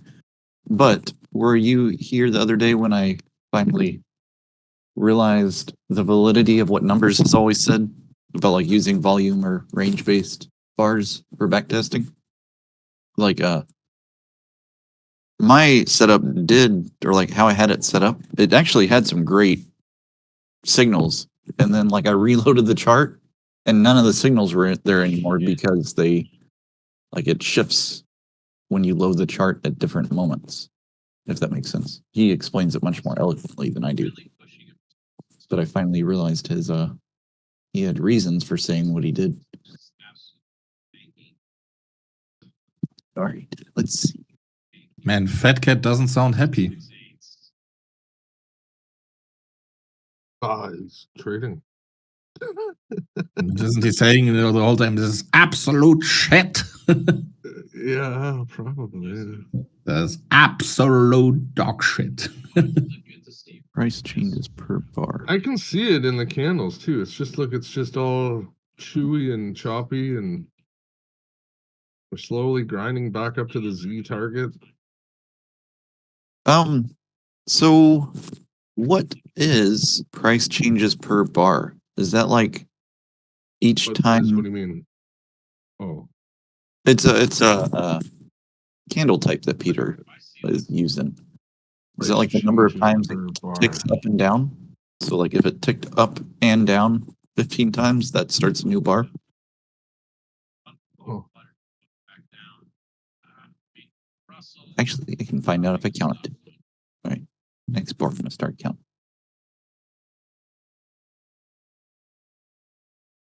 Ooh, that's a good. And what about that opening range stuff, Timmy? Did you get anything on that? There's a couple of them, but they're not quite the same for the trading view. I couldn't get on one that was really half-assed decent.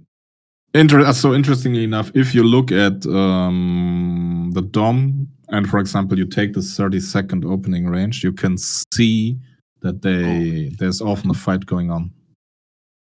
Exactly at those open highs and lows, yeah.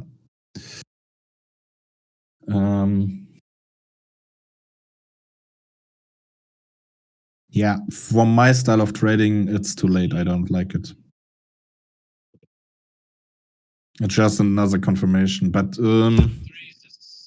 I've revamped my execution window completely because I want some more order flow tools. Right. So Oh shit, it's on. I'm not looking at those. I think I just passed 0. Yes, I did. I just passed 0. I got more followers. The Twitter.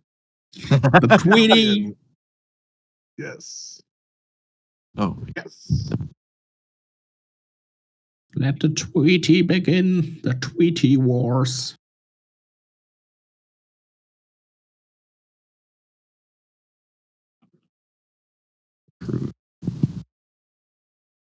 not forget we're in a trade. I thought it was nap time. No, this is not nap time. This is like we're deciding whether or not this is going to target or we're getting out. Nap time was the rest of the morning. All morning we should have nap time. Now we have made it to target. Need to pay attention.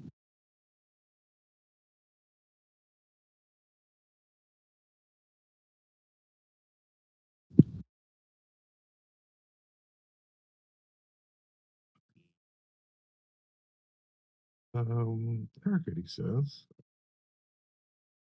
We touched the target once already, haven't we? I'm aiming for 50. Oh, you're gonna go with your number.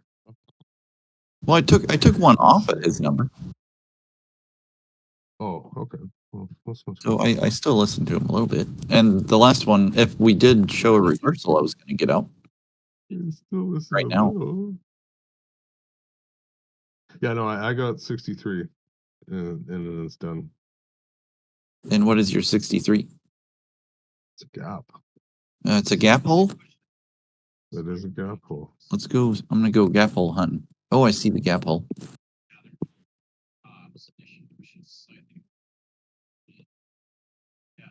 So overshoot the gap and hit your thingy? Sure. Your POs? Yeah, man. You could overshoot and hit your PO. POC. Uh-huh. Good one.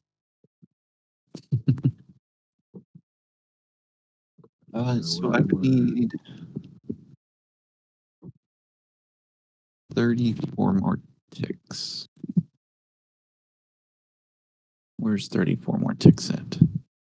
34? That's a lot. No, that's past my entry. Or my target. We would have to go past my target for me to... Yeah, no, never mind. I ain't going to get too greedy. I will put a limit. Maybe you should get greedy. You're right. This was a tremendous day for you. Meh. A tremendous day for anybody, actually. If anybody landed that trade, that's a tremendously great trade, man. I mean, it's Monday. I just wish I had done that yesterday on the goddamn thing. What happened to him? Oh, you're in queue? Or not? No, it was, Yeah. what was it? It was ES, MES. Yeah, I'm still kicking myself.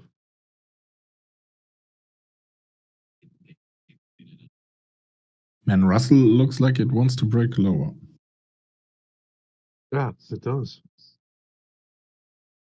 What's going Same on with here? the NQ's a little funny right now too.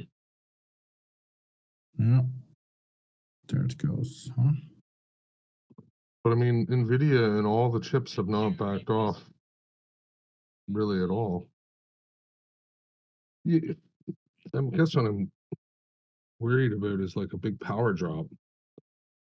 I'm gonna feel like shit missing it. That's all. That's all I'm concerned with.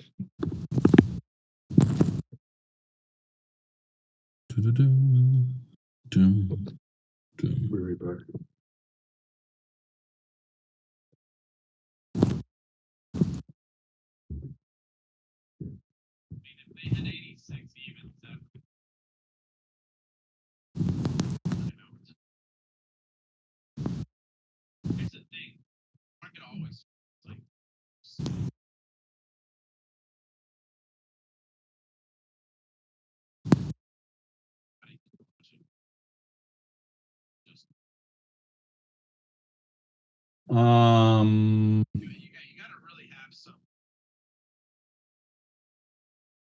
Well, Piotr, the spread between ABAP and CL is not so great. But potentially this is a good long, yeah.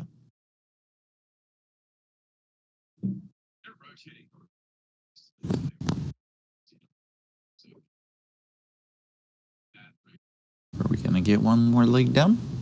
Is it gonna happen?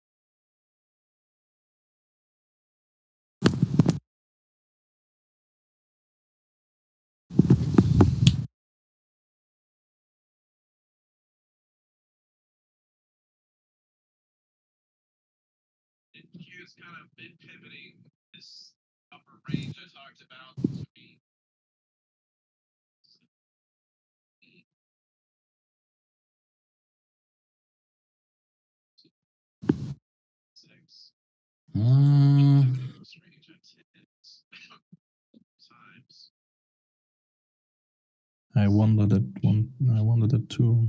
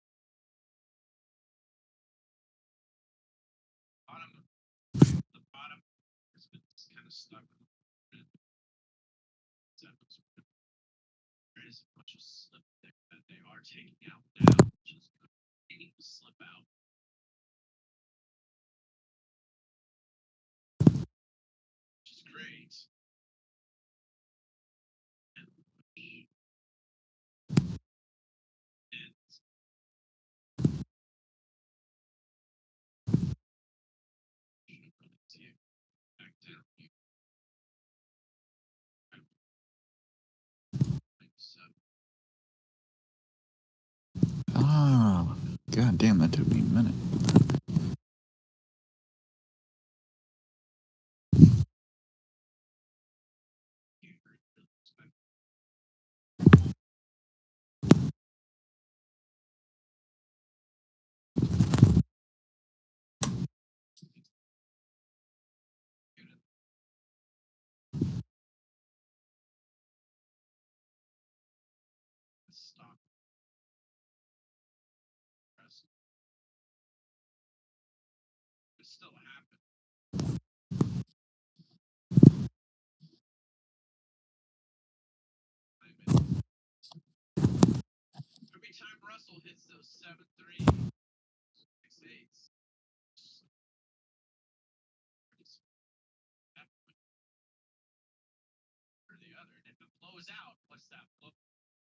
Be right back. Me too, actually. But I'll be swift as the wind. I don't want you boys missing me.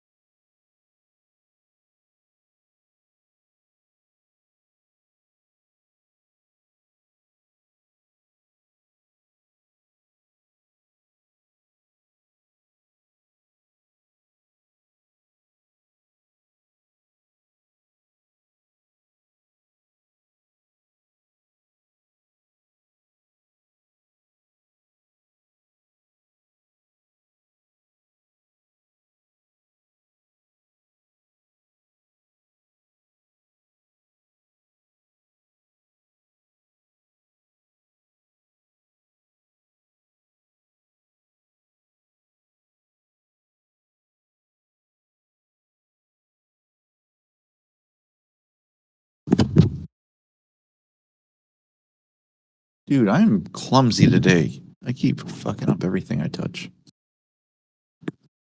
Says the man with 3K in the bank. Well, no, it's a eval account. I'm still too scared to trade my funded ones. I'm probably not going to trade them until like I really have some more confidence.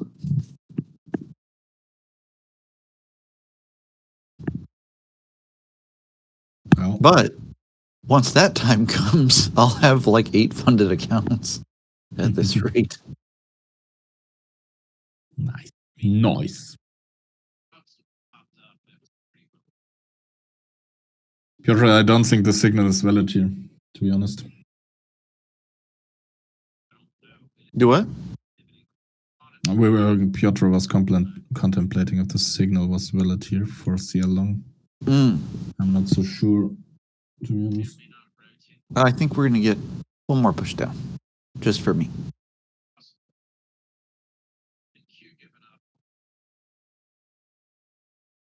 And then you're solid. Then I might even join you.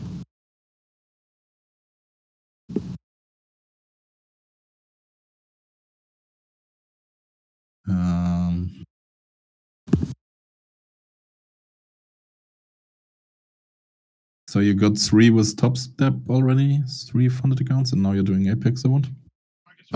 No, I have 2 with Top Step, but then like 2 with Apex. I blew up all the other Apex ones, and that's kind of when I quit trading them.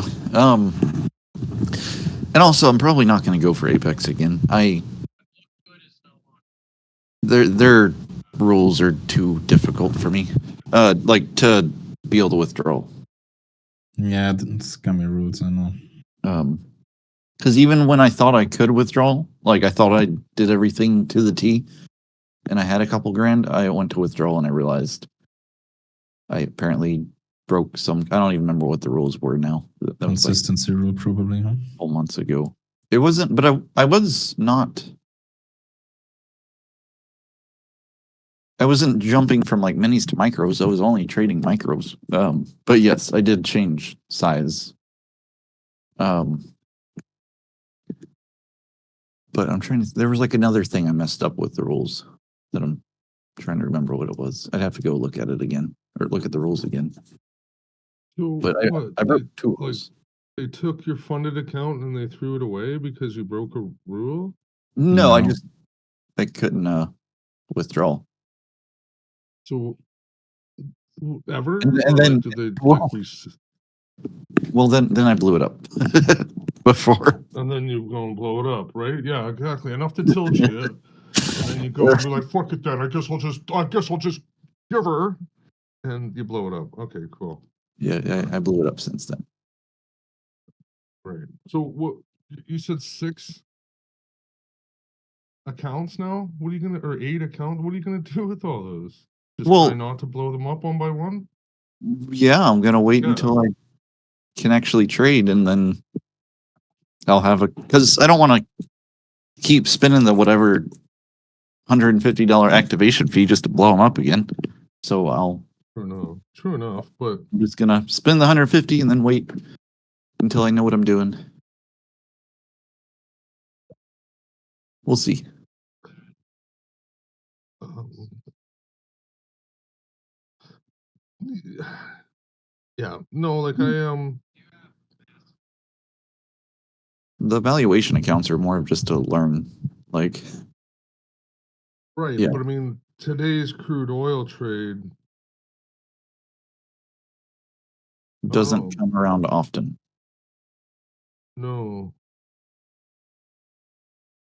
And if I were to do all of my trades on a funded one, odds are I would have blown it up before this. No, not, Actually, yeah, no, I guess that's another part of the battle, is to like how you're gonna switch between the two. I don't think you do. I think it's Because there is no profit stop on the funded account, right. right? So like if you yeah, whatever. Like, that's all. That's just a good trade. It was like Friday, right? If you had to hit Friday, Mm-hmm.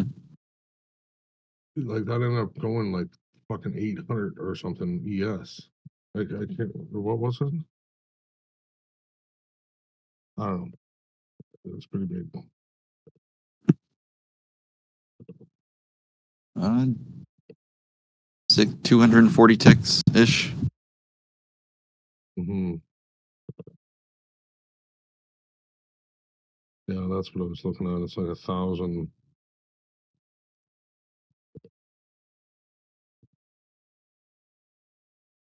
You know, obviously, if you were to caught it right in the European pullback there or whatever you want to fucking call that. You know what that's called? Oh wait, no, it's not. Never mind. I was about to call it the old Thomas Crown, but the time doesn't line up. The old Thomas Crown incident. It's I such a love- great movie, though. So, just for the record, I love that he made a setup and named it after a movie. Like, only he would do that, right? Like, only his personality type. Isn't there also a movie with Pierce Brosnan where he's in Panama? Yeah, Pierce Brosnan's done a lot of them, man. He's done a lot of movies, man. Yes. Done lots of movies. Yes, what's the original title? The Tailor of Panama. That's a great one too. I have not seen that one. Oh yes. Yeah, how Just- fun. That's good. Yeah. Oh, Timmy. It's I John Le Carré. did a lot of introspection this weekend while I was watching Stargate, Okay. and I finally realized why I'm not a big fan of it. Oh no. Oh. That's the nicest way to say that sucks. So, No. Stargate is a sci-fi space movie or space TV show. But you know what it doesn't have in it? What? Space and spaceships. No, though there will be space and spaceships. There will be spaceships, Yeah, of course. not just Sierra or my lady friend told me that what it is the Stargates are their spaceships, and I don't like. No. There will be spaceships. Oh, there will be spaceships. Oh, there will be great spaceships. Trust me, there will be great spaceships. Alien spaceships, human spaceships, human prototype spaceships, all kind of spaceships with shields and weapons and aliens on the human spaceships, friendly aliens, terrifying, horrible, unfriendly aliens. Yeah.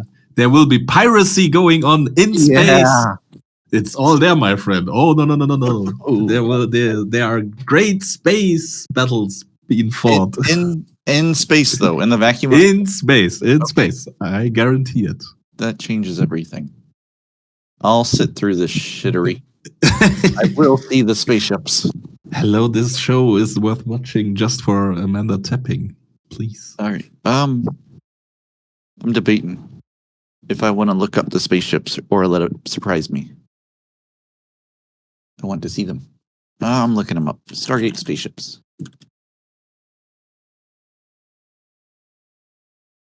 Ooh.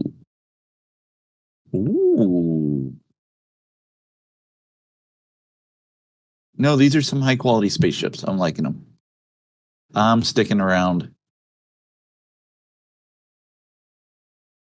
Yes. Because, like, you saw the big pyramid spaceship land on the pyramid, but you didn't see the big pyramid spaceship in space. And that's the part that really irked me the wrong way. But this is a cool ship. I like it. Ooh, yeah. Okay, I'll stick around. Oh, that was. I'll stick around. All right. Okay, buddy. Do we cut it here? Can we get 20 more ticks? I doubt it. 13. 13 more ticks. That's all we need.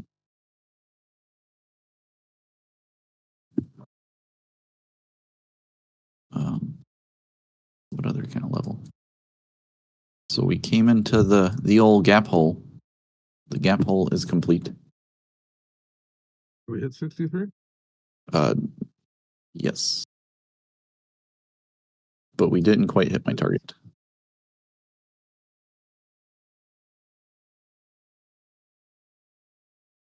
Your target held better than mine. Yeah. Gap hole. Watch out for the gap hole. Mind the gap hole.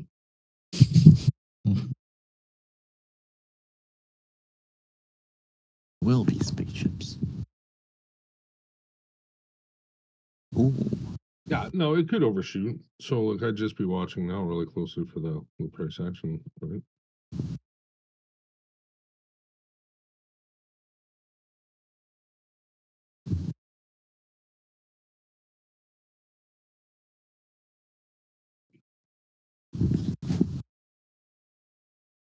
Ooh, those are some good spaceships.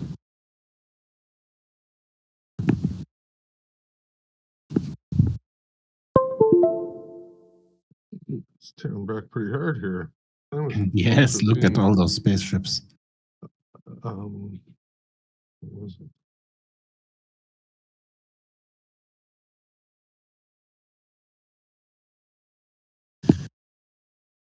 I am in the mood to rewatch some Battlestar now, though. Now that we started talking about all this. General Adama. Dude, he's a stud. Like, he's not a pretty man. He's not a pretty man, but there's something about him that is like suave, like a silver fox.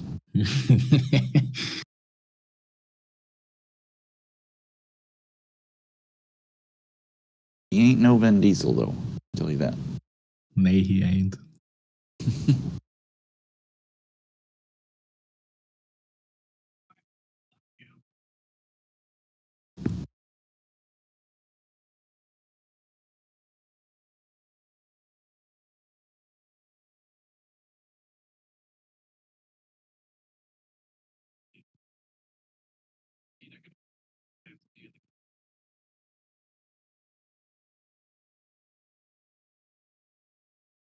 Oh, by the way, Westworld, have you seen that one?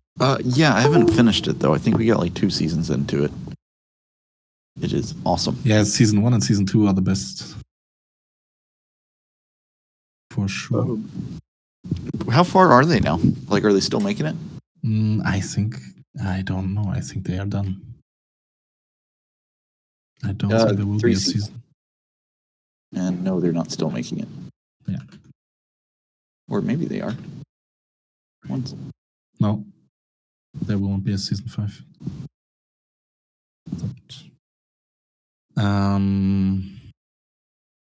Altered Carbon. First Do what? season. Exchange bars.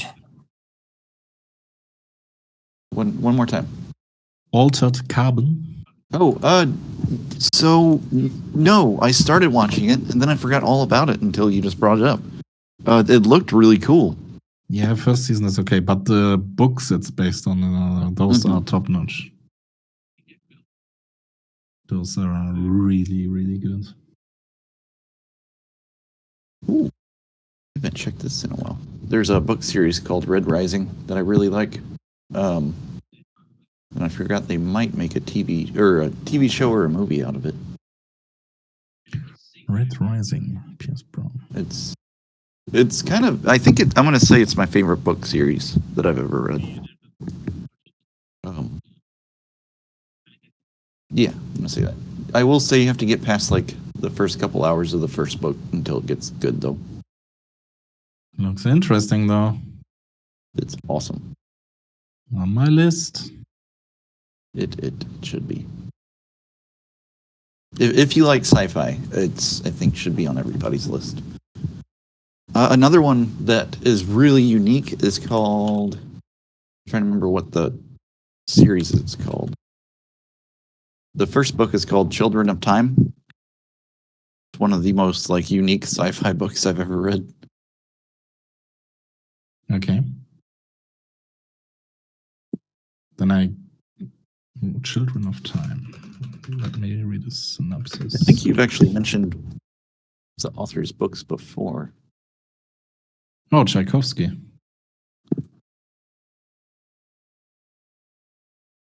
Like, I'm pretty sure you've mentioned some of his stuff. Yeah, he won the Arthur C. Clarke Award. That's a very highly decorated sci-fi award in the UK. What has he written?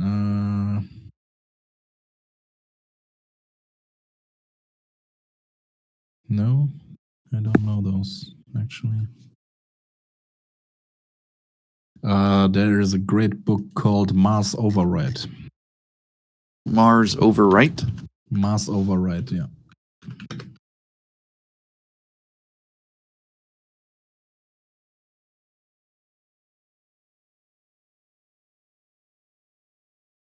By Richard Morgan.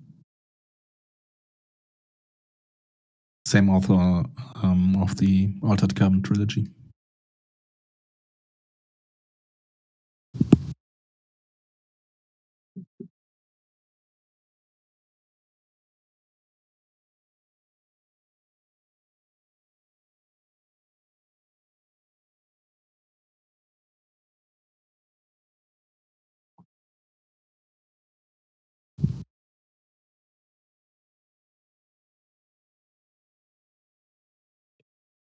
Oh, he does Altered Carbon. Sorry, I couldn't hear you. My music suddenly. Oh, you're good. I just was commenting that he wrote Altered Carbon too. Yeah, he did. And those are great books, actually. So the first season is based on the first book, and the second season is a amalgamation of book 2 and 3, but they didn't do them any justice. Mm-hmm.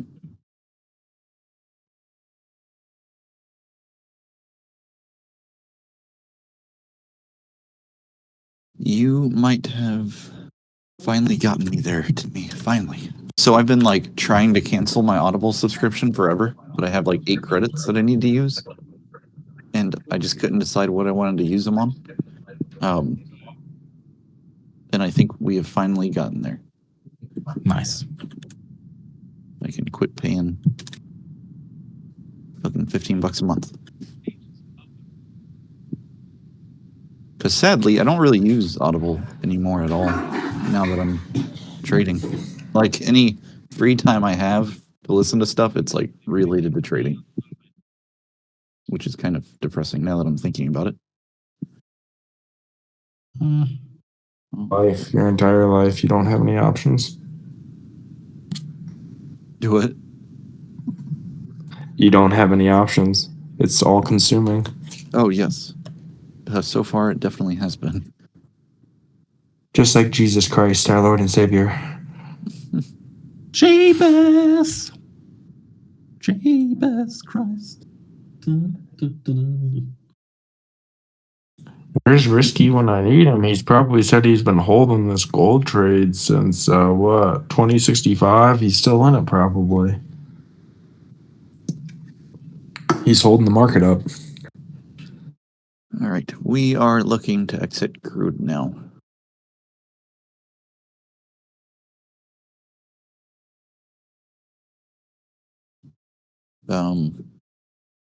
Currently trailed the stop to 78.90. Hopefully we get a pullback and I'll get out on that.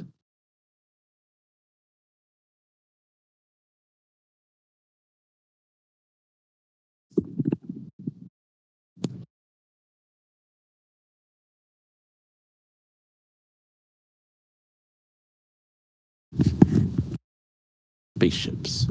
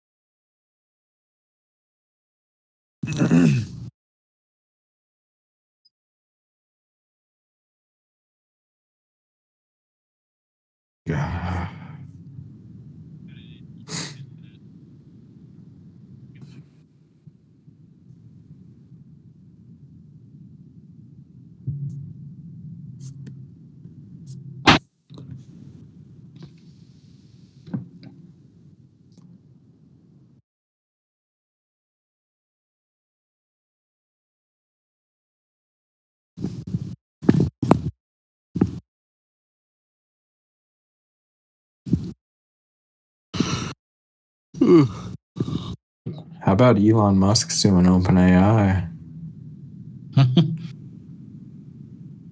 I don't think Elmo has any chance. I actually think there are valid grounds for the case, especially with the primary basis being they are operating as a for-profit company despite their legal filings and documents being a nonprofit. That's There will be large. some He kind has of ulterior loophole. motives with that. What? There will be some loopholes.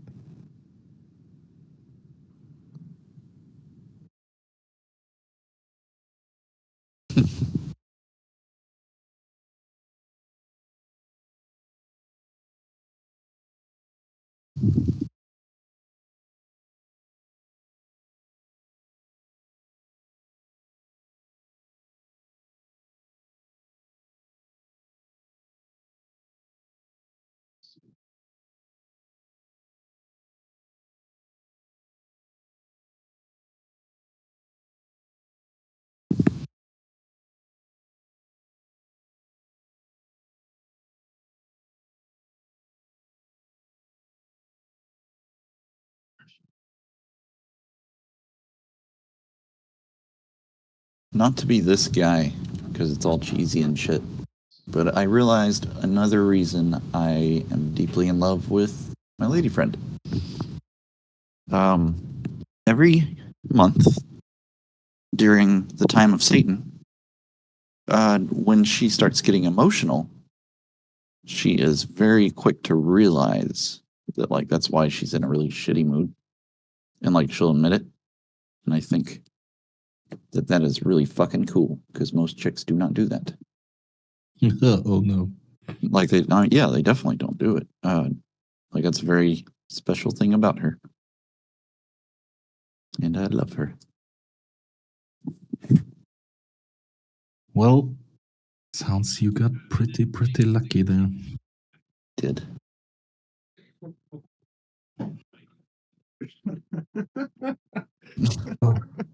I can't believe you just said that. That's funny as hell. Harvey said, or unlucky. Oh fuck, man! You know what my wife said to me this weekend? Go do the dishes. No, it was. She read somewhere, it was in somebody's post or something, and she said, "I can't believe I ruined the day because I asked my husband to smile during my picture for my birthday." And I was like, yeah. Nobody mentions the fact that you've been breaking this guy's balls since sun up on your special day that you've got all planned out to go a special perfect way, but you keep being such a control freak that I can't even fucking brush my teeth right today. So I'm on edge. And I finally, oh, you're gonna not smile during the thing? Yeah, no, I wasn't gonna smile through your thing. You give me a break. Of course I was gonna smile. I don't have to smile before. Yeah. But I'll smile, yeah. When the time comes, when the moment comes, I'll be happy. I will pretend my best. Exactly. I will pretend my best at that exact flashing bulb moment. Has nothing to do with the fact that you've been a nightmare for the last whatever.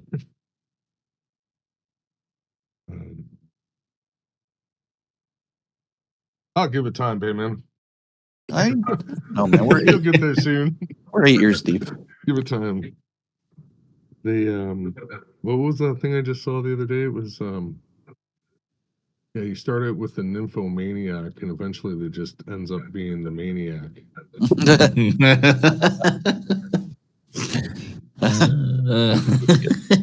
That is accurate.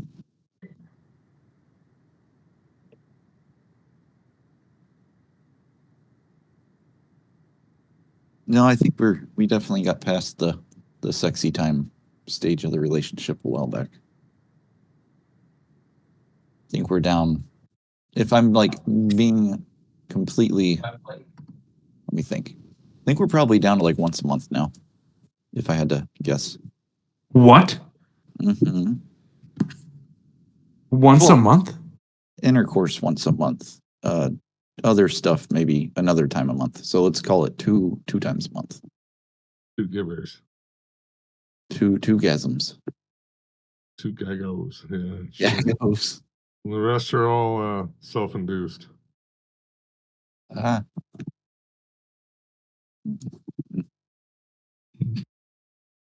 Sometimes. No, but it's I'm not even, it's not her fault though. Like it's both of our faults. It just kind of gets to a point where it's, and I know this is bad, like this is not healthy, but it gets where it's like it's effort. Like been working all day, she's been working all day, then we do all the house stuff, and by the end of it, we're fucking tired. And it takes effort to initiate. And it's great after we do. Like once we get started, it's fucking great. And we both know it. It's just the taking the first step is hard to convince. So number, how many hours are you gonna go cycling today? I was just gonna make a note of the effort that is put in. It's not including the hour of weight training too later. Bayman's got nothing left in the tank. I got nothing left in the tank by the end of the day. he's But it's running. different. Numbers is making money. I'm like stressed about surviving another month. Numbers is actually has some kind of money coming in, and I'm not there yet. I will be much less stressed once that time comes. Because that's the problem. Is like there's you fucking sweat your ass off all day, or not sweat, but work your ass off all day. Like what, 12 hours a day right now is about what I'm hitting. And I know trading is always going to take effort, but not that much effort.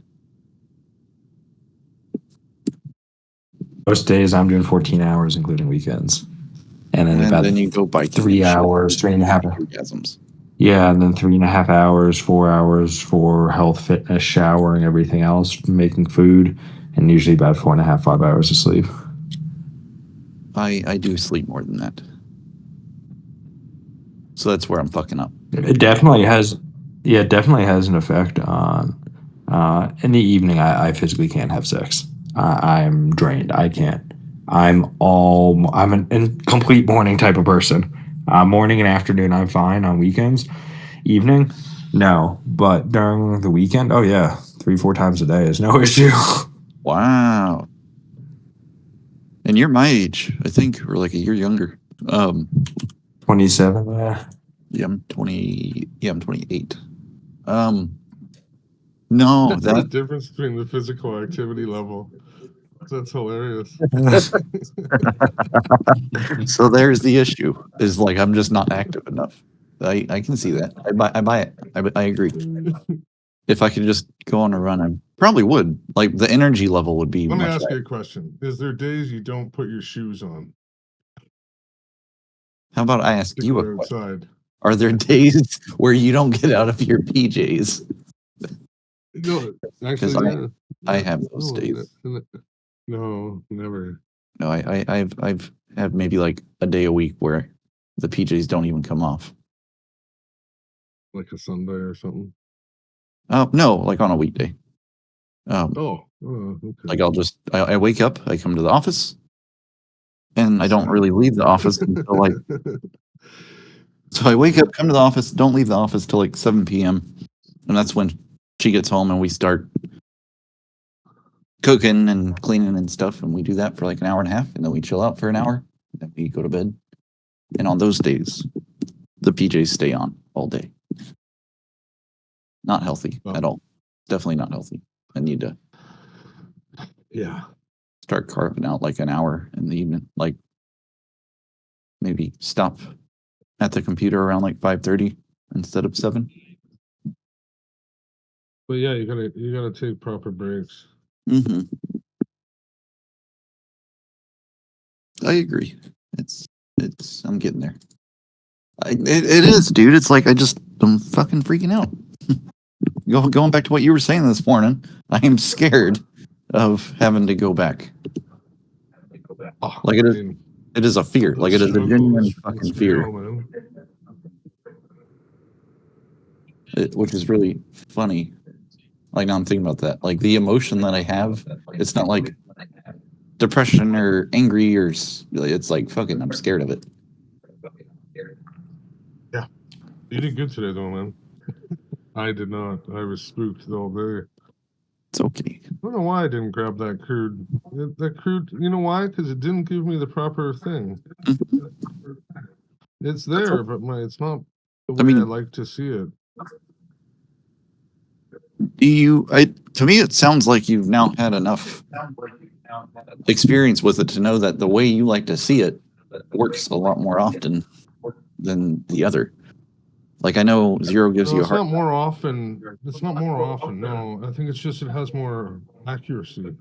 Mm-hmm. When it does it my way, I can get it to break even +2. Mm-hmm. Or whatever, like, and like it goes with you for a bit, like right away. Well, not right away, but I mean, you still have to time it just right. Yeah, that's what I'm saying. Like now you've seen that your way does work better for your tolerances. So I get that Zero's always giving you a hard time about not just hopping in, but this works better for you, especially when you just adhere to it and you don't try to change it. Or like force trades. I feel like that's when you get fucked up, is when you're trying to force them. This one was extra good though. I should have taken it because we were on that major level. Mm-hmm. It was Like, good. do you see that? You see how it, like you took it at 24, didn't you? Or is that? Let's find out. Oh god, oops. 1 second, I fucked up the chart. Took it at, yes, 24, 80, 24. But that's almost as good as it can get.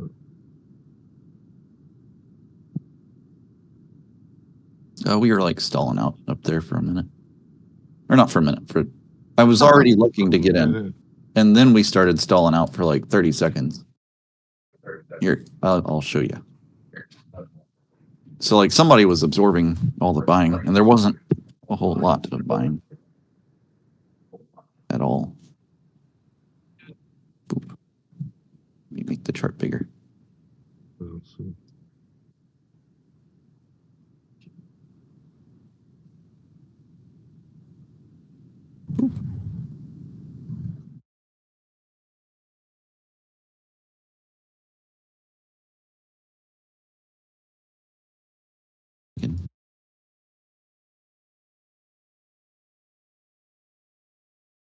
There.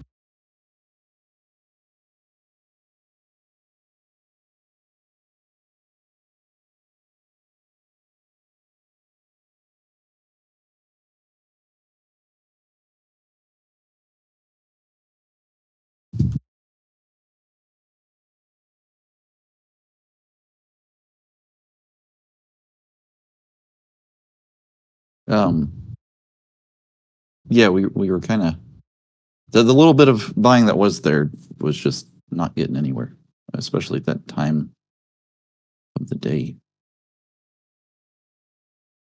So the red line thing worked? Oh no, that was not involved in this trade at all.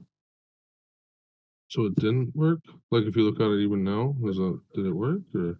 Oh, no, it didn't work. It didn't look, it missed it, right? Yeah. Jesus. I need to step off soon.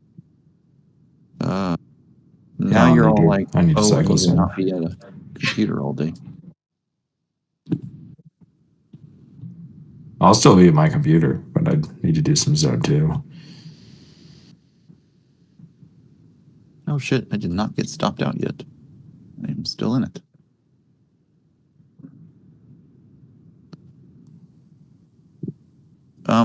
Trail in, wait, not yet. Can't trail the stop up yet.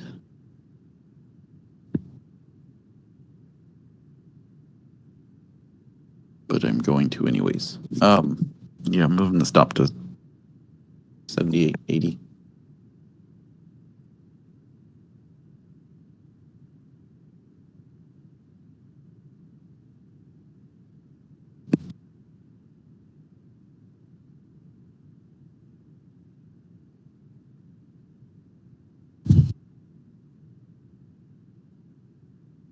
Yeah, like take another look at that profile. Has it changed? For the target? Yeah. No, it's not going to change. It would take a lot. Like, it'll take a few days for that to change. Oh. Where'd it go? I lost it. Where did my profile go?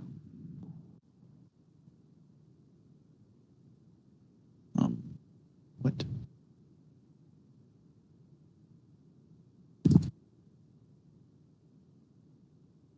Uh-oh, I think I deleted my volume profile.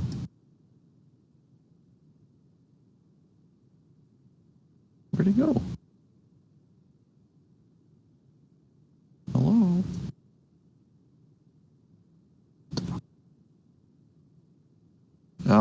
Yeah, I'm trying to get a picture of it so I can show you. There we go. Window.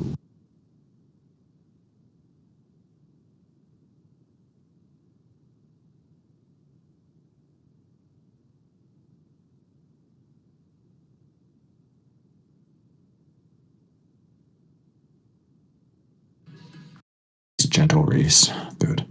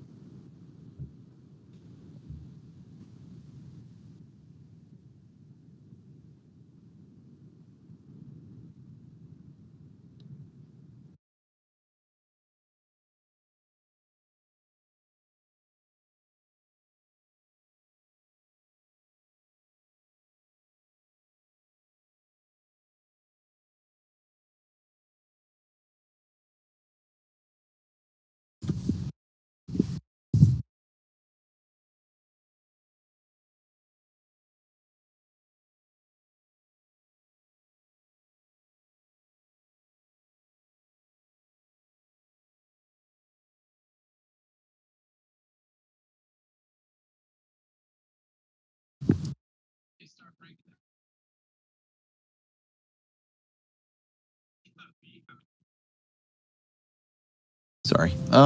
Yeah, it could change. You are not wrong. But I'm still going to be aiming for it. Like, even there's a node, like, kind of a little bit above it that could have, in the next, like, 45 minutes, could have eventually actually changed to be the POC. But still kind of like the greatest couple, like, area is going to be around 50.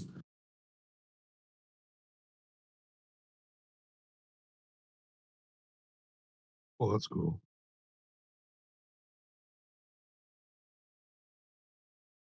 But I mean, does it have to hit the POC right to the letter? No, not at all. That's why I'm just waiting on price action to get out right now. Like, it doesn't really matter. Even if we go to it right now, I am not going to take it off.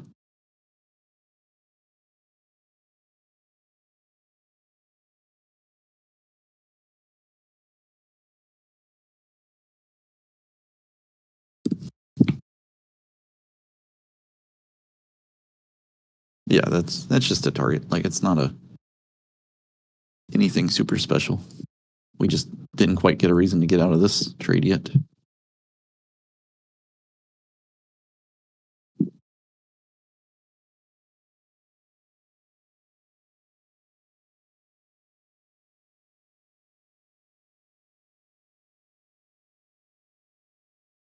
Hmm.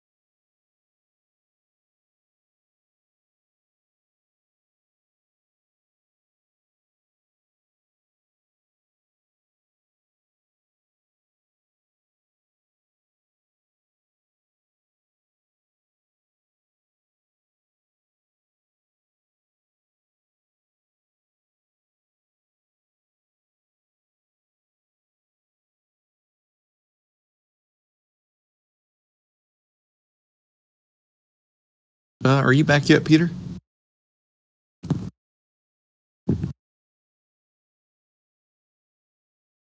I'll look it up. I'll do my own Googling. Quit being lazy.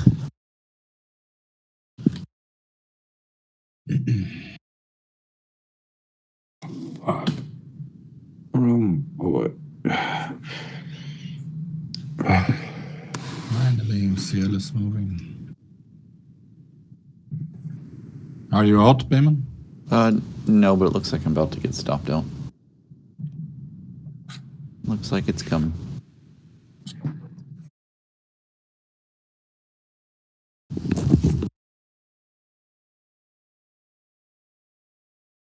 That was terrifically played, man. Yes. Thank you.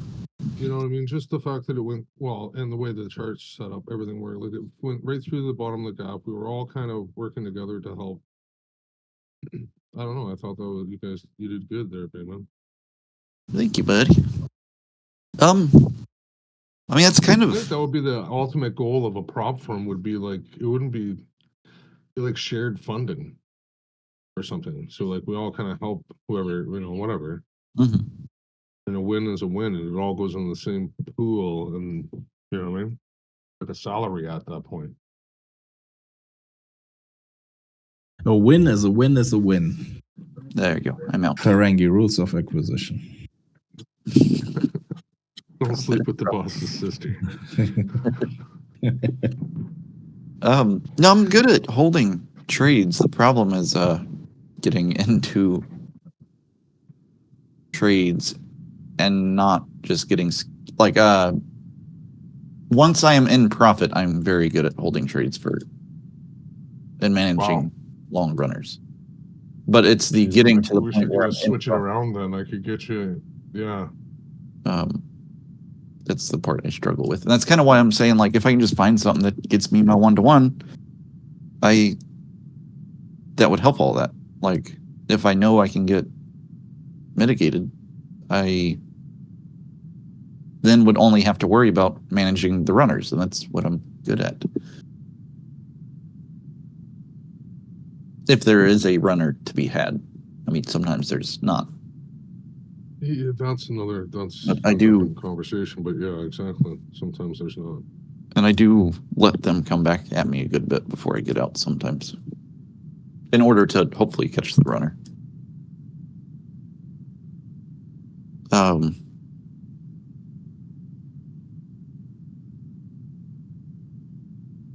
That's kind of why I like the way Zero does everything, is like oftentimes that's, if there is going to be a runner, it's going to be from those locations and at the time of, like, those times of day.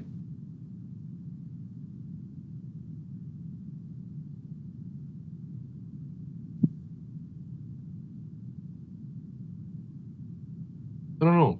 Yeah, you're right. Absolutely. I like that. I don't mind the 230 whatever power hour reversal trade.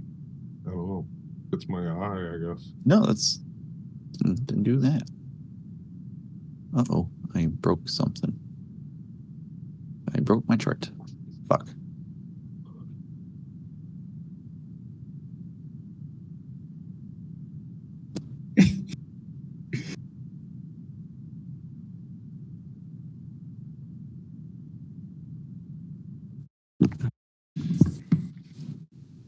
Chart.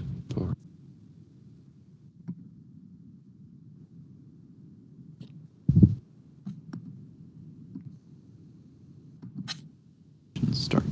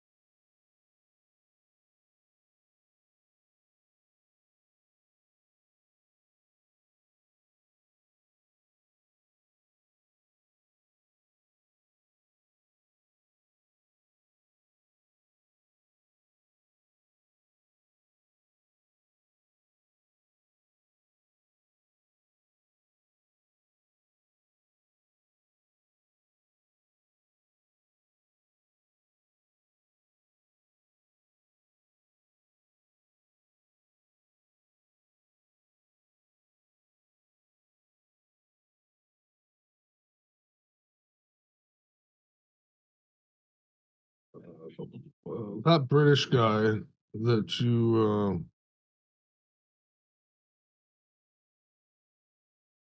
where did he get it from? He is No trained. idea. He's a trade professional, from what I can gather.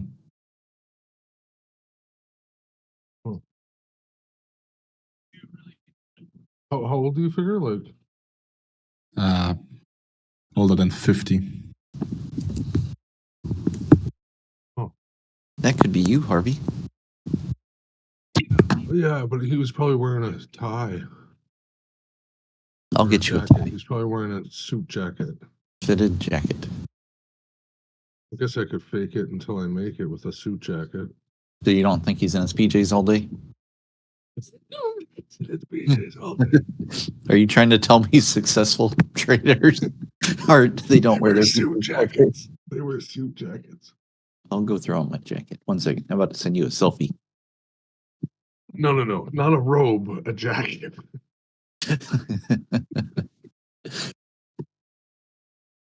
Guy puts his bathrobe on. He's like, I'm ready for business. Time to go to work. That's my going out jacket. I gotta go get the mail. Dude, just right, picture it, so- too. You're probably wearing these like fuzzy bunny slippers, probably as well, aren't you? Yeah, I do have the slippers, but not right now. So I didn't tell y'all about the going away party yet for Grandpa. So it was fucking weird, first off, because the man was difficult. So all of the bridges that could have been burnt in his life, he burnt them. So there's these people here that are like my immediate family. There's a plenty of grievances to be had. There were, dude. Like, no, you could tell because all the most or like a large portion of the people there, like nobody recognized each other, even though they're like in the exact same family. Like it's like brothers not recognizing brothers. It was fucking wild. Or like recognizing wives and nieces and nephews and granddaughters. Like my mom didn't know who anybody was there, and then this is like her dad's family. So anyways, I got really upset. So we like go to this bar around like 11 a.m. and say hi to everybody and get some drinks. And then we are going, he used to race boats like back in like the 80s and 70s. So these were like wooden race boats Yeah. that you go Cool. 60 miles an hour on and hopefully not die. Which was cool. So we go to where he used to race boats when he lived in New Orleans. And what I don't know is that everybody's in a mighty hurry to get this over with. So I don't know how they got the ashes because I had the ashes. But somehow, I guess mom got him out of my car or something and gave him to his brother, my grandpa's brother.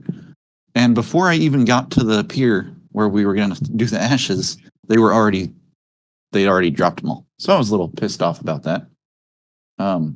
Especially when like I'm the only person that gave a fuck about the dude. So I was like a little They're butthurt. just like they're trying to speed up the process and shaking the fucking Yeah. Parmesan out like it's. Like they were great, and then said they were like, "Say when," and you weren't even there to say when. Yeah. So that kind of bothered me, and I tried not to get too angry about it, but I think it came across that I was angry, and then I like just interrupted whoever was talking and said my speech because I had a speech I wanted to say. And I said it. As you know, I'm not the words guy, but I said my feelings, and one of them, I think I already told you I was going to say it, was how all of my favorite stories that I want to share with them, I couldn't because they're like not family friendly. So I told everybody because we were going to go to another bar after this. So I told everybody if you wanted to hear what I wanted to say, like the stories that I wanted to share, come find me at so and so bar. And not a single fucker did. Like nobody cared about the last 10 years of his life, like in the slightest, not even enough to ask me about him. So I'm going to share some stories about my granddad with y'all, if you don't mind, because I wanted to share them with That's someone. fine. All right. So, and some of these I'm sure I've already told you, Harvey. So my granddad was a dirty old fucker. Like he is just a nasty, nasty old man. And a number of occurrences when me and my lady friend would be having some coital lovemaking in our room, we'd like take a break or something, and I would walk out the door and catch him like with his ear to the fucking door. So he'd be like, listen and shit. Like how fucking That's creepy. Moot and Rushy style. He'd be listening. And obviously this made me angry. And we had to have some words a number of times because this didn't just happen once. It happened a total that I know of 2 times, but I'm sure it happened more than that. Or like or like sometimes you'd hear like the door like just get nudged or like bumped. And I was like, God damn it. Hold on, dog. So I told him to fuck off, and then I'd yell at him through the door to go away. So he's a weird dude. But finally, after this happened a few times, I was like very, very angry at him and just start screaming at him. And we don't talk for like another week after that. Like he finally realized that this was a fucked up thing to do, and he was like kept quiet about it. And about a week later, I'm like laying in bed studying electrical work, because we have to do that when we're learning. And he knocks on the door, and I say, "What?" Or like, "What's up?" And he like pokes his head in. He throws something at me, and he looks at me and he says, "I'm sorry, I'm a dirty old man, so I bought you a present." And give me just a second. I'm about to send you all a picture of the present. One moment, please. I think I got that thing figured out, Timmy. Sorry? I forgot to mention, I think I got your thing figured out. I forgot to mention I'm pretty good at figuring those things out. I hope that you figured it out because it's fucking gold. It is, you're just using it wrong. No, I'm not using it wrong. All right, I'm about to post this picture. I'm going to delete it shortly after. So he throws this at me. And this was like his him trying to make recompense. Like this was like him trying to get forgiveness for being a creepy old man. Yeah. Exactly. And it's a DVD. Because he knows I'm kind of into anime. Or a few of them. So in his head, I've got to watch him. Dirty anime. It's called Doctor Strange and the Search for the Magical Pussy. He says it's a joke. No, it's not. The story. Sorry, baby, that I'm laughing, but that whole story is. I know for you it must have been creepy as fuck, especially with your girlfriend around. But from the outside, this is just. But now it's funny, yeah. And it's some of my favorite memories about him. Or not at the time, but looking back. So that happened, and then during all this time, and this got brought up for a reason. Sorry, there's a reason this all got brought up. You mentioned me or somebody, the successful trader, like going outside in the robe to check the mail. So my granddad was a avid believer in not wearing a shirt and only wearing boxers around. My grandpa he is about 4'11". He's a short little fucker, and he's fat. So he was he's like a little tiny Santa Claus. He's got like a big old beer belly that stretches out about 1.5 feet in front of him. So he's like a, what's the word? Gnome. He's like a garden gnome is what he looks like. So he had these boxers. He had so many of these boxers that were just tattered, like 30-year-old boxers with holes in them. You could see his fucking giblets flapping in the wind when he'd walk around if you caught him at the right angle. And he would like go outside and check the mail and take out the garbage and shit. And his little boxers with like no shirt on. And he was like beloved by the whole neighborhood because he fixed everything for everybody. He was a handyman for him. It's like everybody loved him. But they wouldn't let their kids come over, or like they wouldn't let their kids talk to him. But nobody had to ask him not to do that. Yeah, here, fix my thing. Yeah, but Grandpa loved kids, so Grandpa loved kids. He loved being like a friendly old man. Like that was his shtick. Even though he's an asshole, he was friendly to it's hard to explain. If you didn't know him, you would like him. Like if you didn't actually know the man, you would really like him. But once you get to know him, you recognize how difficult he can be.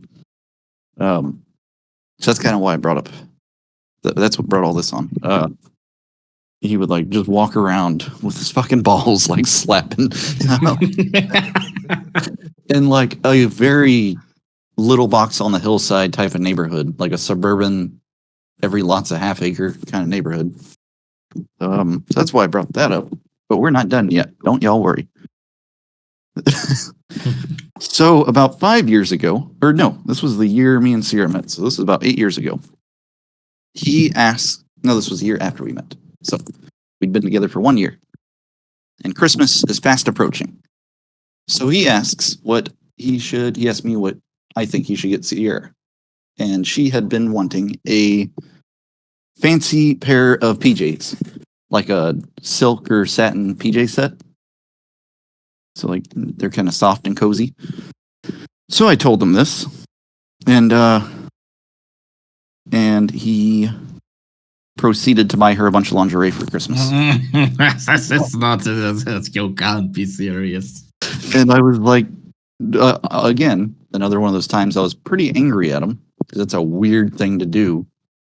Don't do that.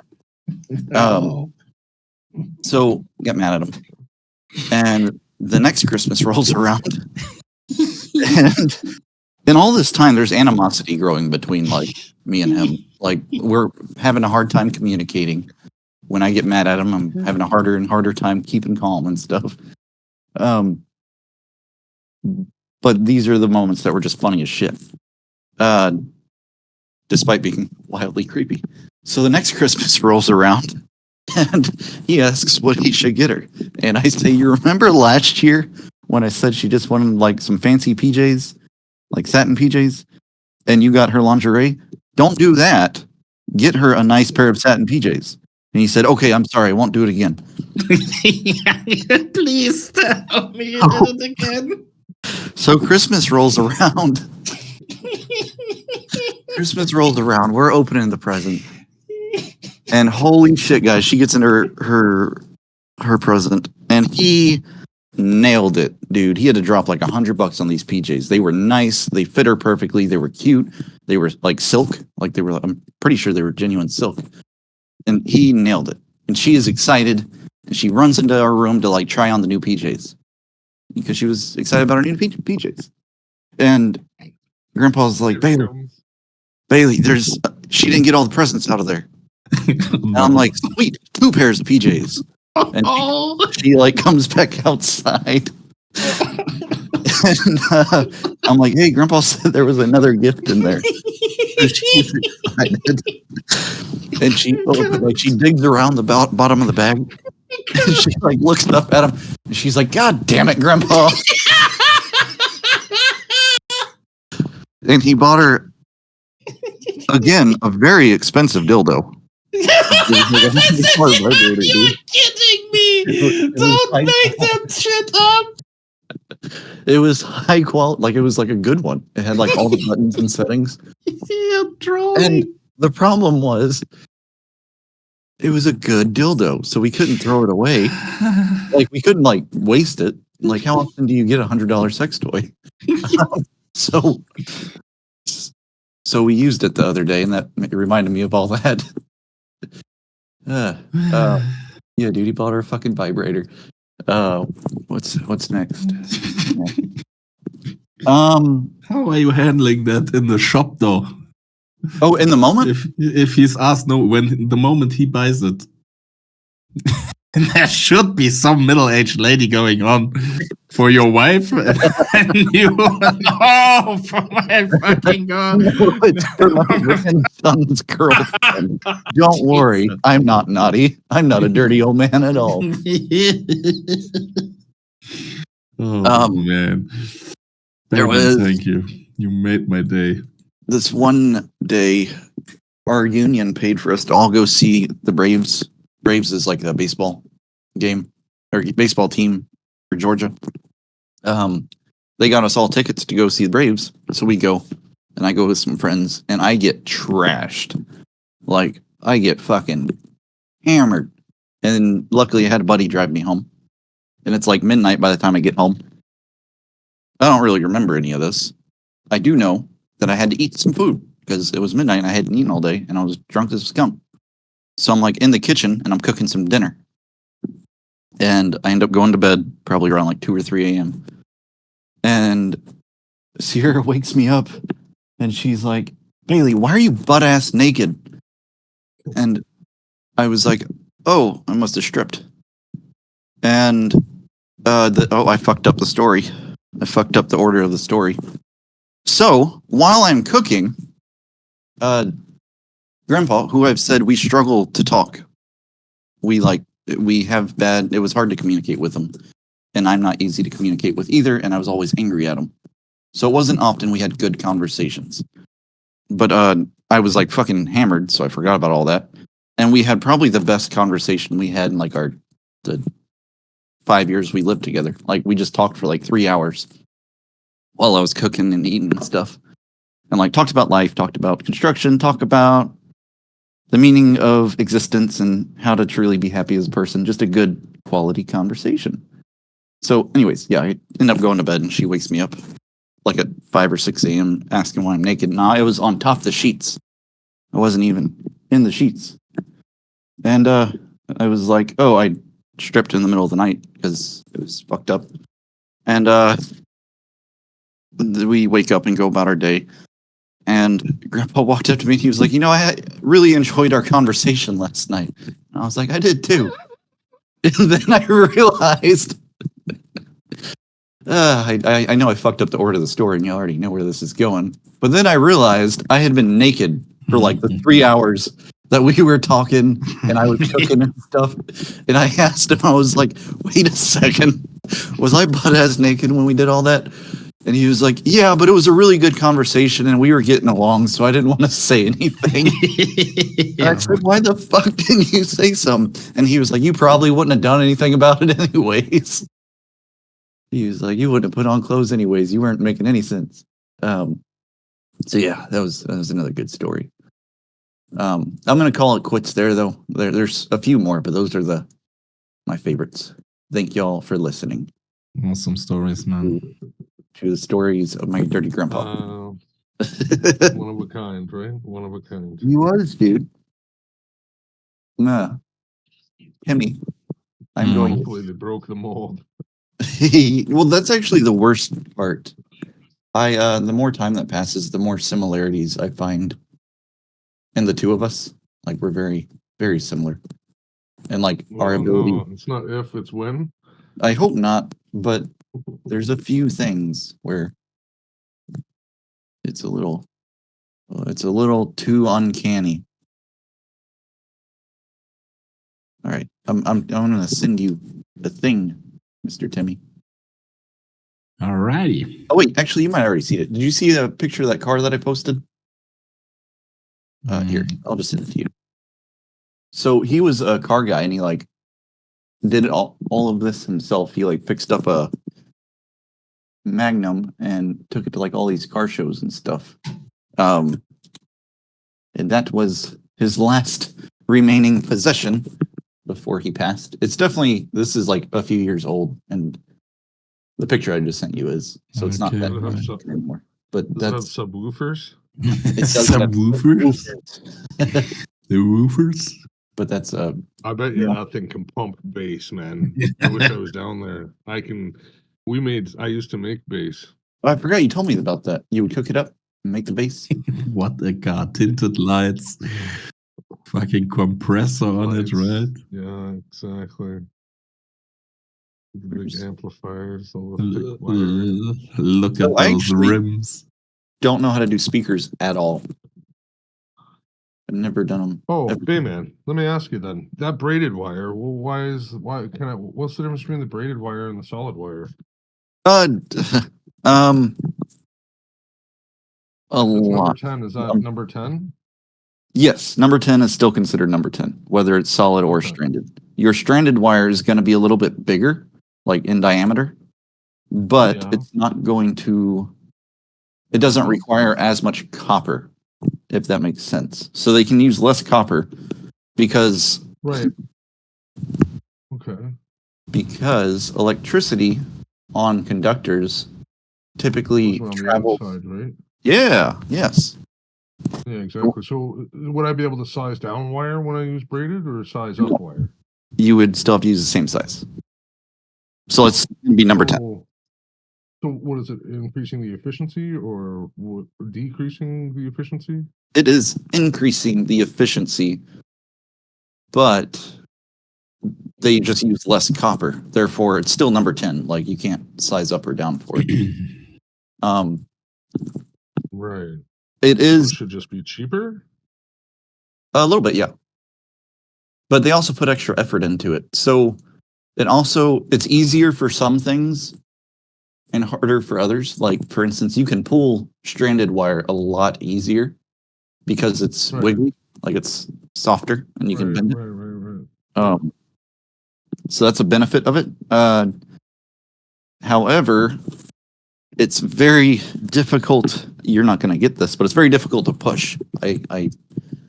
I prefer solid wire because I like to push my wire a lot on situations. But then also when it comes to like making up terminals and stuff, things can be more difficult with stranded wire.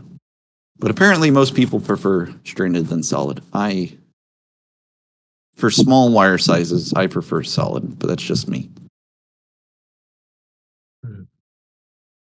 Okay, so what I come across was that those heaters are technically need a number 12, but seeing as the fact that they're a heater, you gotta dumb that down by 20% or whatever, right?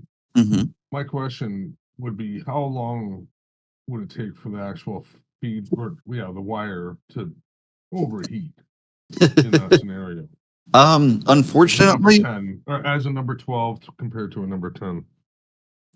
it's not necessarily the time.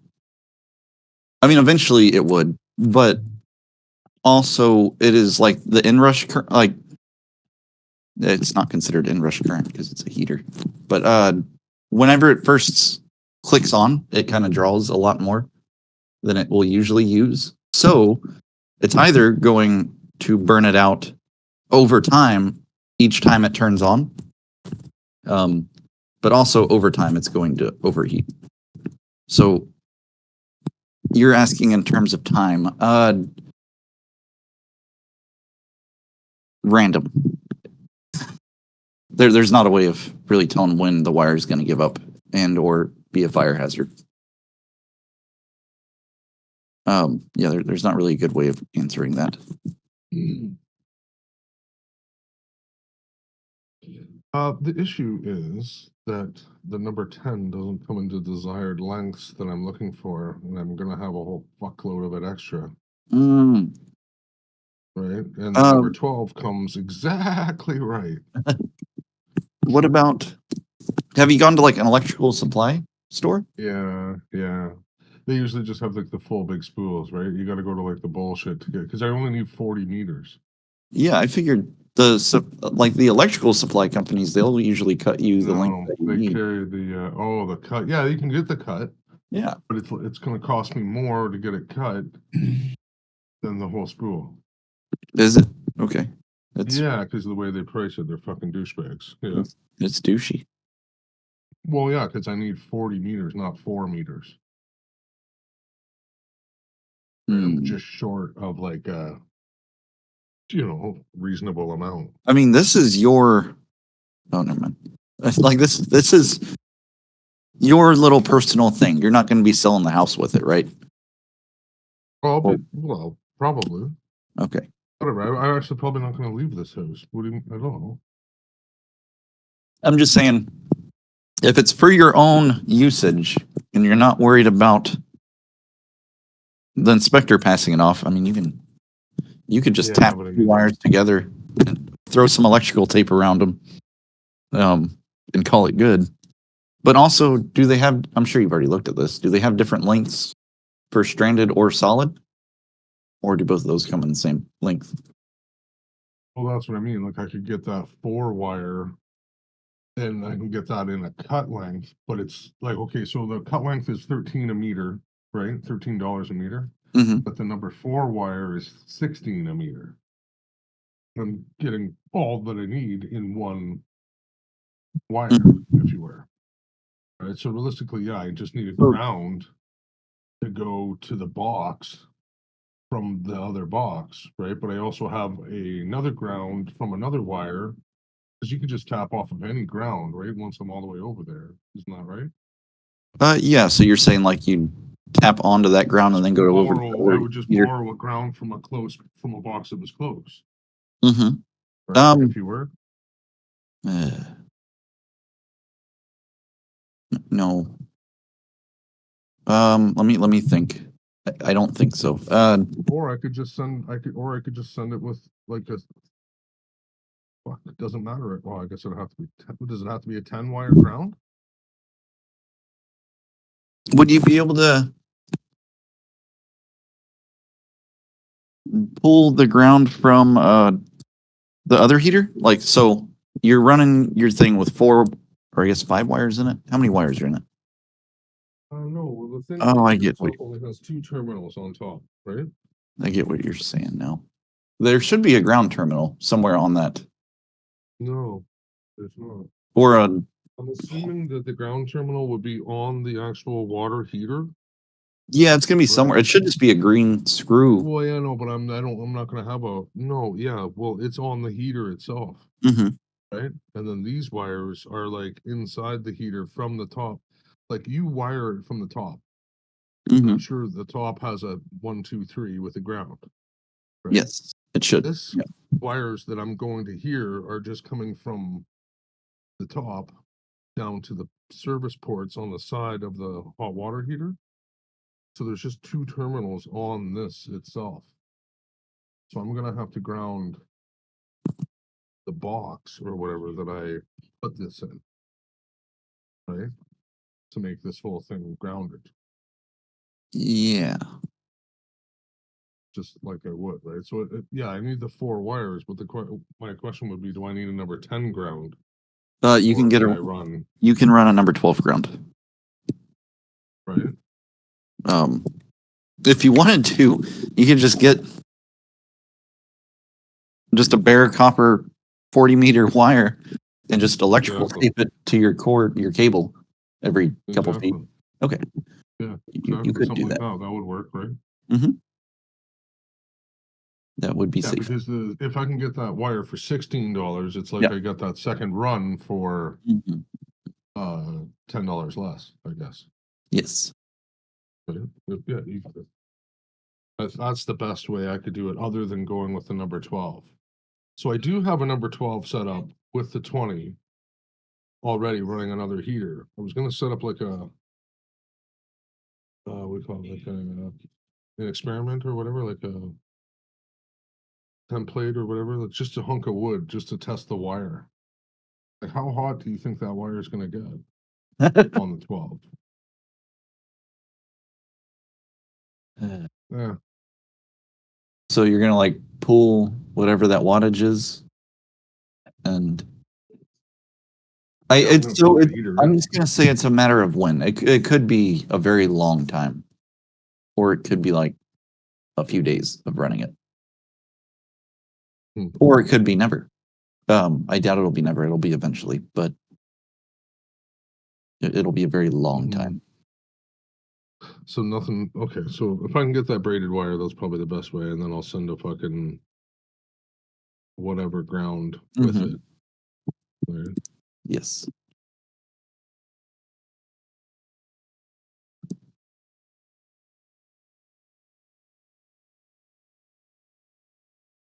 Damn.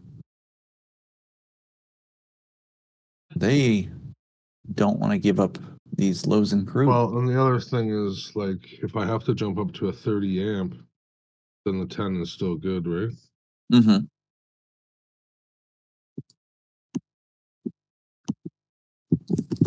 Let me go through our messages real quick.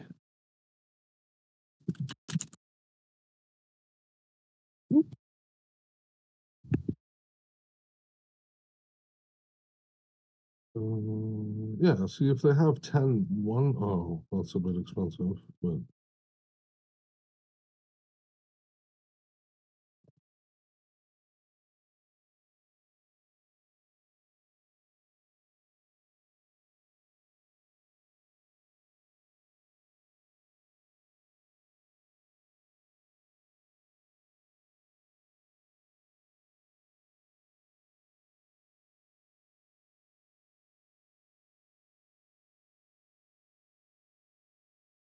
Because they only come in 75 meters, right? Except for the 12-2.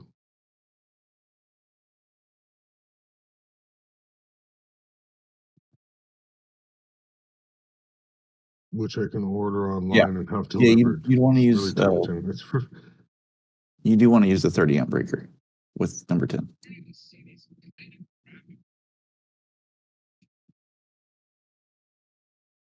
Can I use a 20 amp breaker with number 10? No. Oh.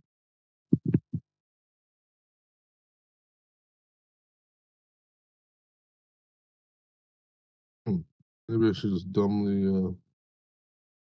Well, I can always just switch it with the heating element if this is a problem, right? To a 3500 watt instead of a 4500 watt.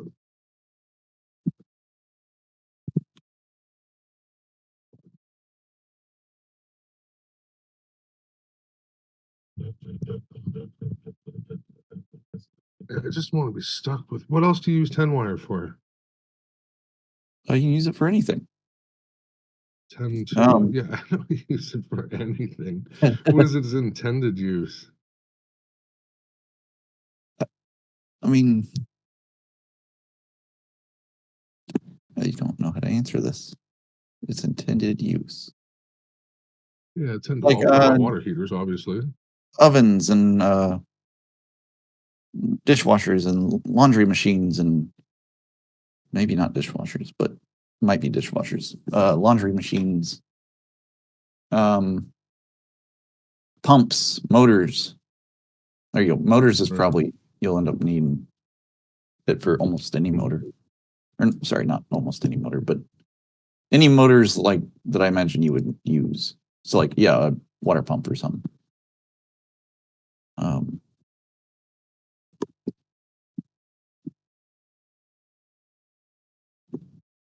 Sorry, I'm thinking about something. No, that's fine.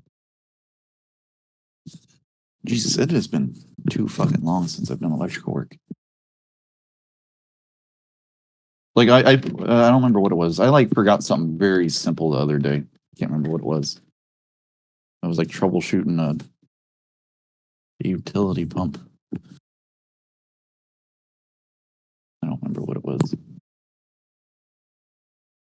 Yeah, like I just grabbed the biggest one I could. I didn't even really think about it.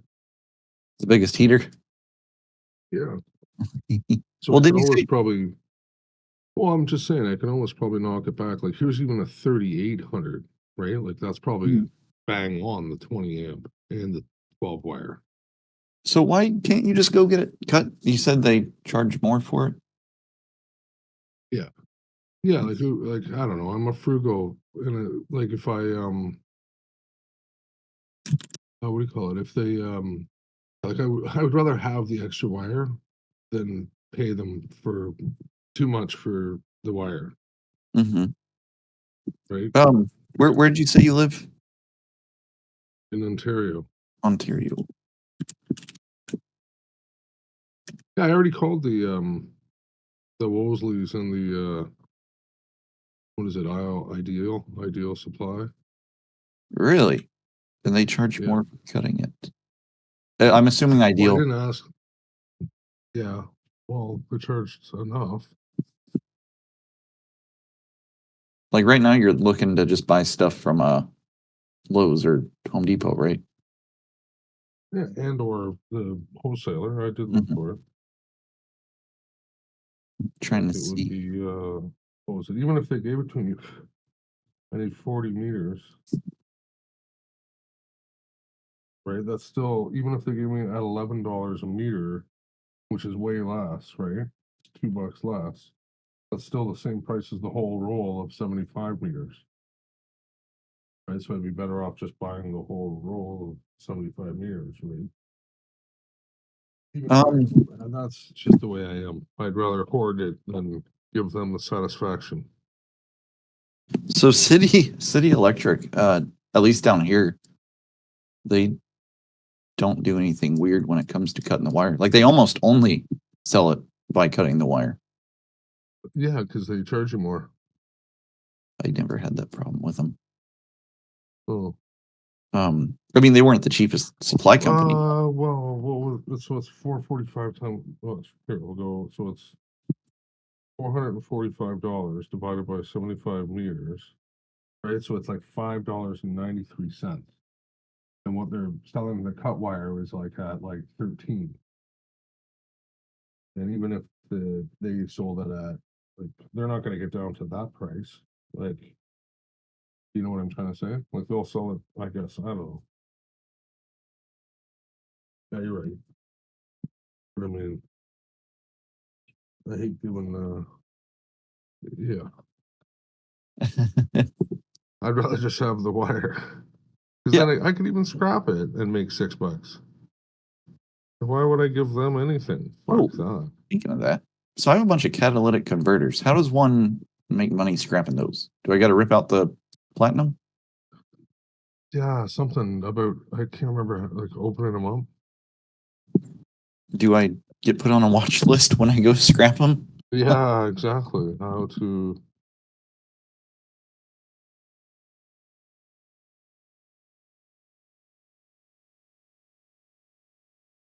Because he left like 8 catalytic converters here, and he kept telling me not to throw them away because he might need them one day. The dude was a hoarder. That's another thing about him. So they've been just sitting outside the house for a few years.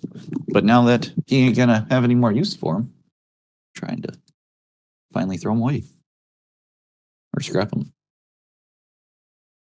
Yeah, they're worth, I don't know. I actually I have an idea. I don't even have a clue. Do they all look the exact same? No, they They're do all not. different. Yeah. So like, yeah, I don't know if you can just, I don't know if you just put them on whatever or what, but how much scrap is a catalytic converter worth? $10 each. Oh, are you shitting me? Yeah. I mean, I know it's not But scrap, exactly that, no, it but says, well, it says works. Yeah, there's a big range. yeah, that's Oh, to prepare. There's YouTube channels for it. not a lot. $5 to $10. Average price for a catalytic converter is $250. Purchase to buy one. So there's dudes out there like risking going to prison or what have you for like $5. There's easier ways to steal $5. There's so How much. to get the most. Oh man, I saw some lady trying to stuff steaks down her pants at the grocery store. That's awesome. It is. That's a real woman right there. I bet she didn't go for the cheap stuff either. She went for like the good steak. More likely, right? A Yeah. Teflon steak. The Teflon and the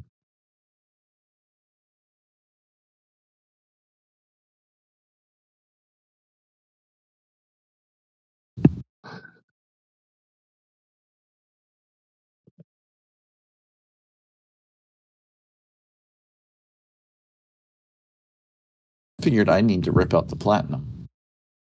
That's what I thought I'd have to do, but maybe not. Cut off the exhaust pipes, keep the honeycomb intact. oh, I forgot to do that. Shoot.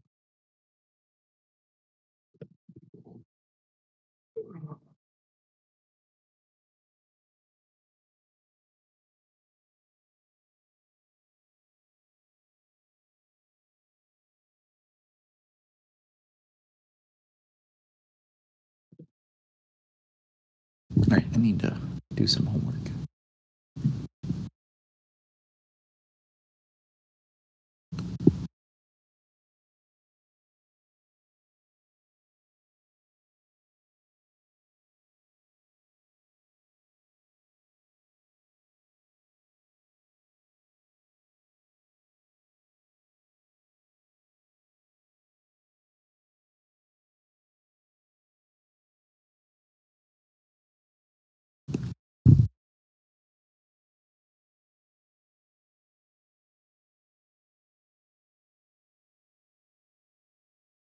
Are you there, Timmy?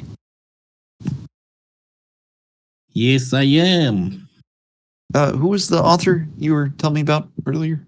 Richard K. Morgan.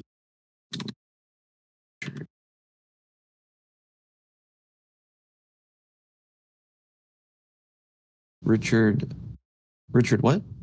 Richard K. Morgan.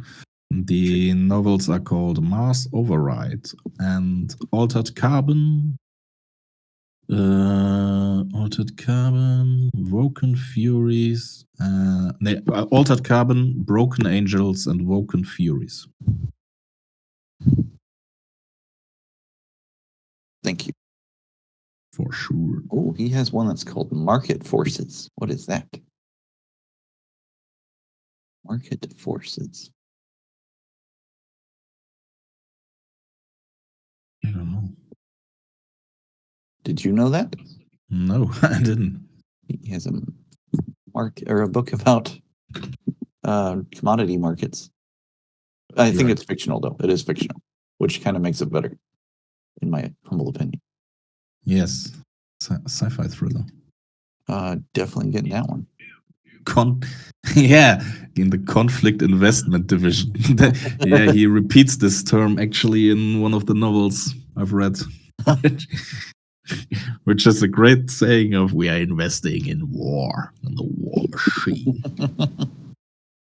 Conflict investment division. I like that. It's got decent reviews.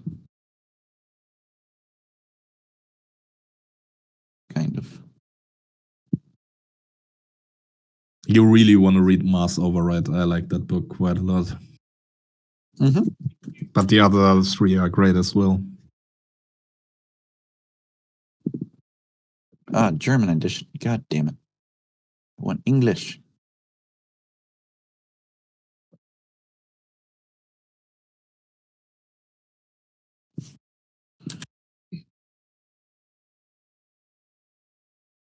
Nope, they don't have it in English. I haven't read it in a long time, and I think it is a kind of like a youth book, but I'm about to send you a German book that I really liked. Oh, Jesus. When I was a kid. Or like the way he wrote it was awesome. Now you've got my attention. I don't remember what the author's name was. I got one. I watched it the other night. It's not the greatest. This one here. I'll be right back. 2017.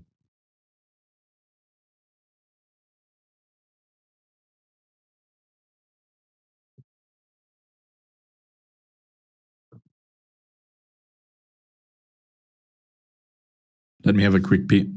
Be right back.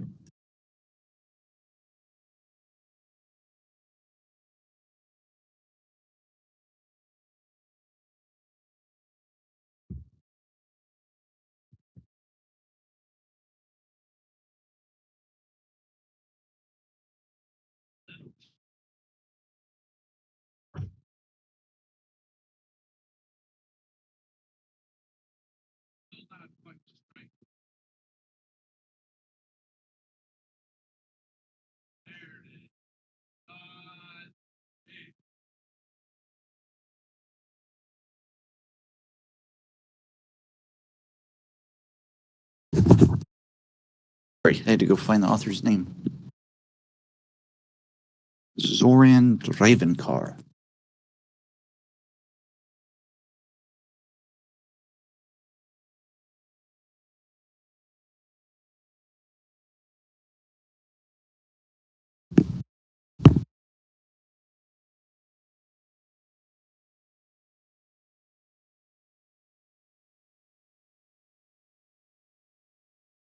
Yeah, I think it's kind of like a young adult book, and I read it when I was like really young, but he writes this one character like better than I've ever read a character. Like he like writes. They tell you about it in the first chapter, so I'm not giving anything away. But he writes a serial killer from first person perspective. It's like, or I don't know what you'd call it. Like you are the person. So he like writes you into being a serial killer, and he like does that with a bunch of different characters. There's like 5 or 6 that you hop from. Like you hop from each character each chapter. It's a cool way of writing. But the way he wrote about the serial killer is fucking awesome. And gives me the goose pimples.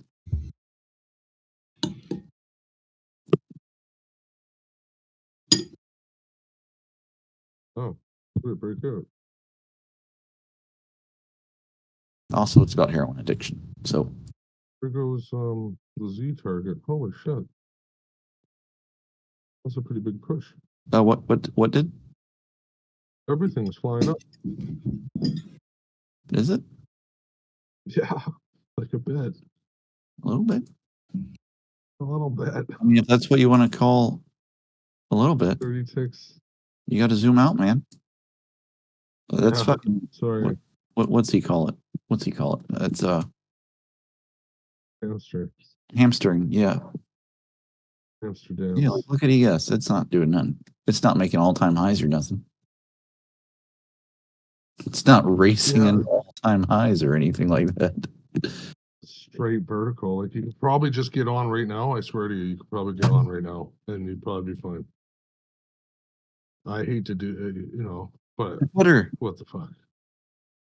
Mhm. No stop. Give her, eh? No stop. Just give her. Yes. Just a blow up. Yes. Next. Which one's which?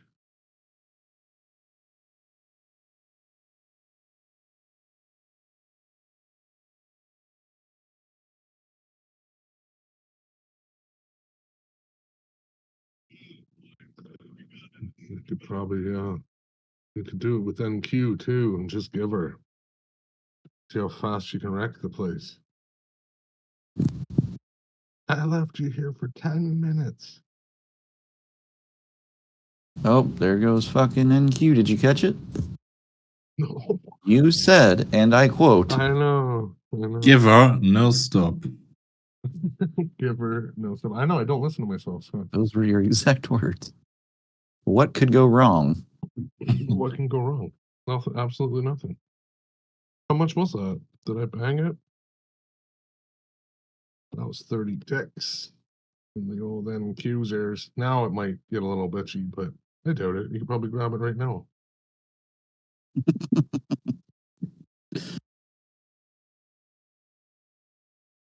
No stop.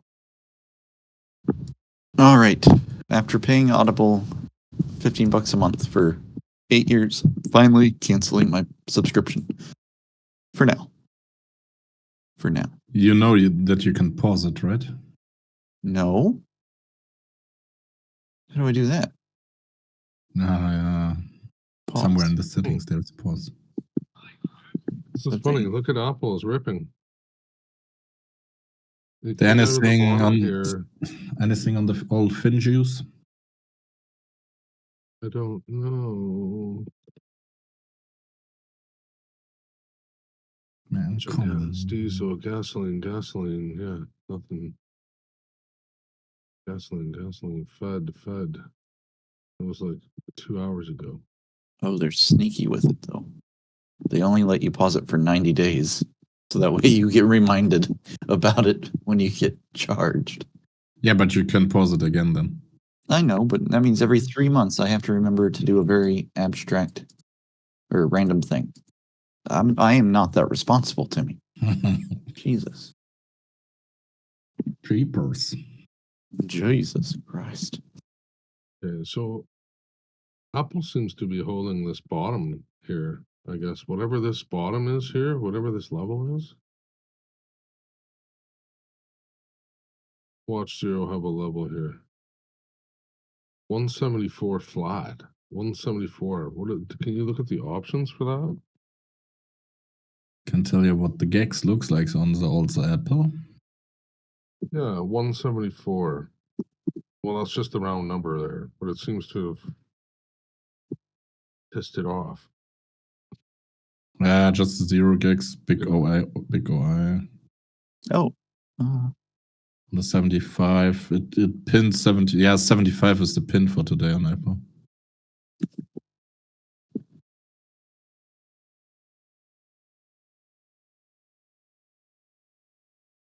I think Red Rising might be free if you're signed up with Audible. It's on like the Audible Plus thing, I think. Not sure. There's an Avatar: The Last Airbender book. Intriguing. Man. Can this CL move now, please? I'm about to close it and call it a day. It hasn't hit target yet, though. Yeah, but I want it to go up. I want it to go up. Is your spread still looking good, or no? This was an order flow trade based on Look at Russell. market Leave that maker rejection. activity. Try to leave that rejection. Get through there now. Why? You fucking morons. This is oil. You need it. Is your gas tank empty? Put in oil. You need to buy oil. Buy oil contracts. What's so fucking hard about it? Buy oil now.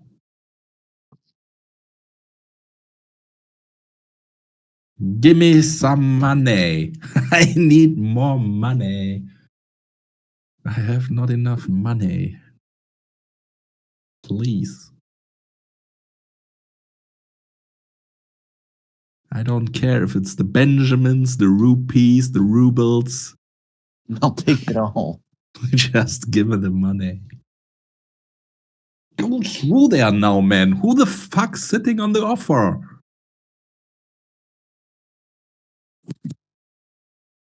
Fucking aftermarket. I'll get out now and in the night.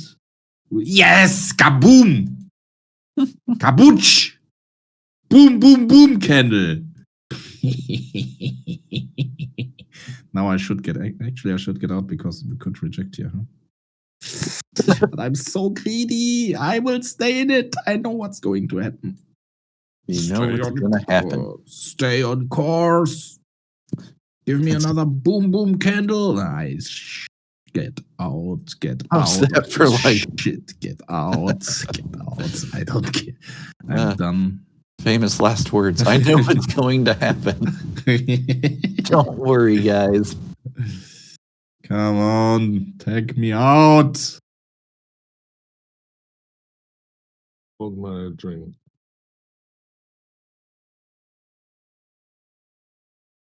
Annoying. Annoying. Thanks. It's done for today.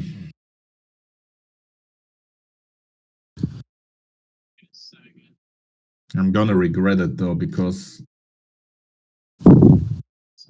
we'll hit 79.23 overnight. Mark my words. Oh, no doubt. Yeah.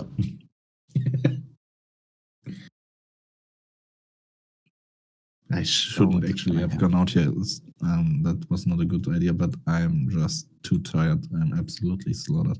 Can't watch on the screens no more. Look it up, Princess. There's only an hour left. Yeah. By the way, guys, my hometown team is leading 10 points with 10 more matches. 30 more points are available. So we only need to win 7 of the last 10 games, and we would be championship holder for the first time in the history of our club. Oh, really? Founded in 1904. Oops. I fucked up. Wow. You sucked for a long time. Fuck you. There's something called wait a second. Bayern Munich. Take a look at this. They're called the Toronto Maple Leafs. Okay. The thing's called the Stanley Cup. Have they won it or not? Not. Second,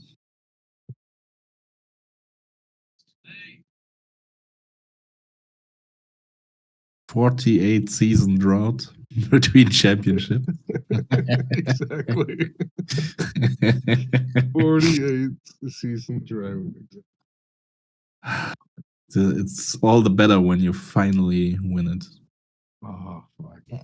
Watch oil explode in like 5 minutes to 79. What was that time that Dave was saying again? It was, what did he say? I've got it written down here. Do you remember that, Bayman? Yeah. Oil. 2:40. It's like right now. Well, oil closes at 2:30. Already closed. So maybe he was saying, Already closed. And you can see what in my classification is market maker behavior at the lowest point Mm-hmm. at 56. Yeah. This is why I got in. Yeah, they didn't want to give it up. And you had your little spreadly wedley. Yeah, but that wasn't actually helping. Oh. Unfortunately. Well, excuse me. That's okay though. I'm taking it. yeah, but it was like the last 10 minutes of the trading for crude. Isn't it, Bayman? Oh, I'm gonna. You're gonna have to ask him about it. I don't want to talk nothing about his setup. But he's right here. Debu. Aloha. Are you talking to me? Sorry. Do what? What's going on, man?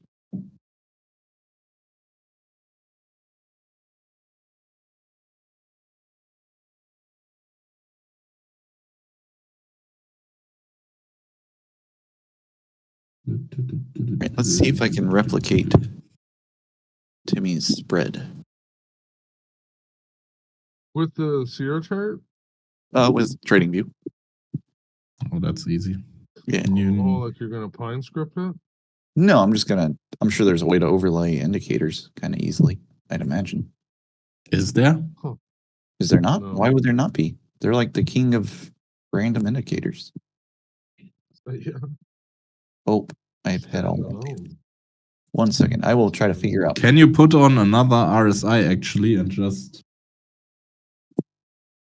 I would this might be possible. No, but then they would be in another. Oh no, that shouldn't. Is that possible? I'll find out for you. I'll let you know shortly.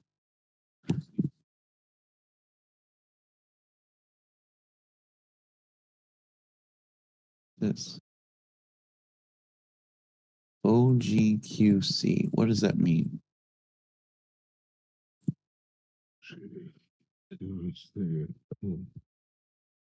Doesn't mean shit to me. You're getting deleted.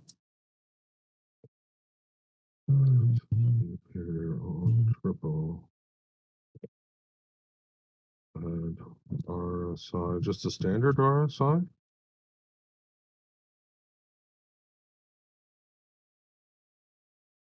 Relative strength index.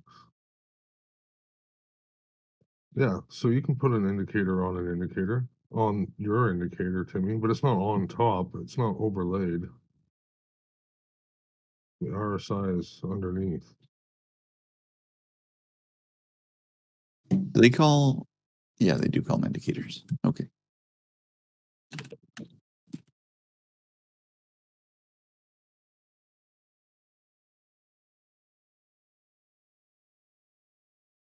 Right? Is that what you're looking for, though? Is a Well, RSI basically, on our you'd be looking to use a different symbol for a indicator. Like, there's some way to do it. I'll find it out.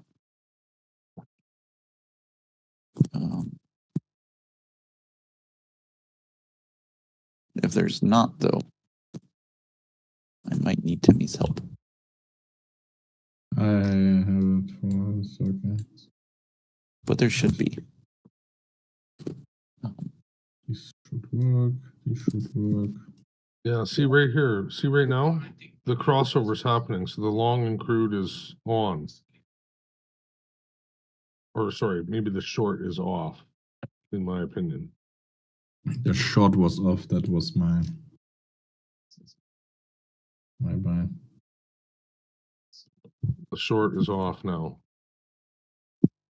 You're okay with getting out of the short right now. See how the green's coming across the bottom? Do you see it? You have to look at the stuff in real time.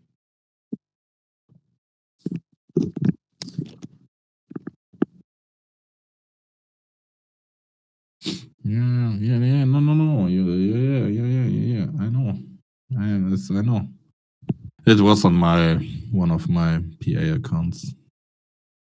Nice. And got a good, from. So you're like gonna finally send Zero some beer? Oh, he'll get some beer. You can all get some beer actually pretty soon. No, I'm gonna do it. That's cool. I'm not gonna tell you. There's something I'm going to make for Zero, and it's gonna be awesome. Okay. See, but okay. I don't want y'all to know it because y'all are gonna steal my idea. It's creative. Proud of it. Okay. No, it's okay.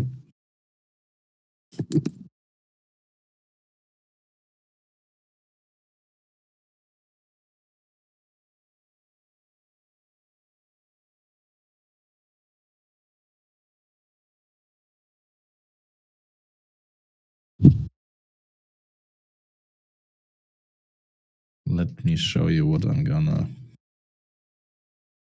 buy him. Where is it? Where the fuck is it? Oh, maybe you could. You know how TradingView has like the compare. You can compare symbols. Maybe you can do that with an indicator. Oh, you want the RSI source code? You can send it to me, but I'd also like to figure out how to make it myself. So yes, please send it to me. Boom. Thank you. There you go.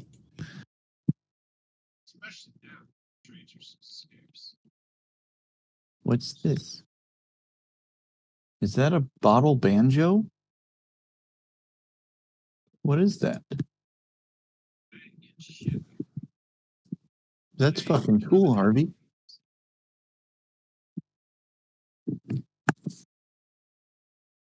You just wait till I bust out my guitar. He's gonna love it. I've been practicing once a month. Oh.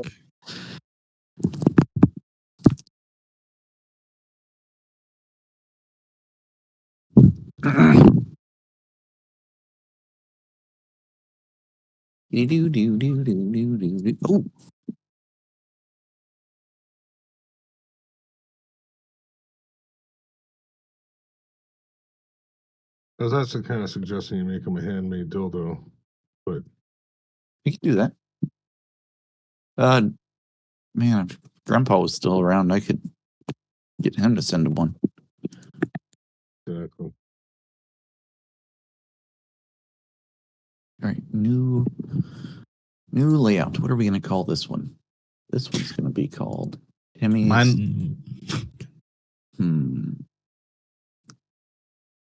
Timmy's gift. Timmy's. Mine is called God versus Man right now. I'm man and the market is God. I will do that as well. Or I will say Timmy's God. Never mind. Now I'm getting all confused. It's just going to say Timmy is God. That's it. I like that. Oh, Jesus. Timmy says, I'm glad you finally noticed. I even capitalized the G in God for you. The one God. The 1G. The Oh. 1G. One of these days, I'm gonna have to watch this porno, though. One day.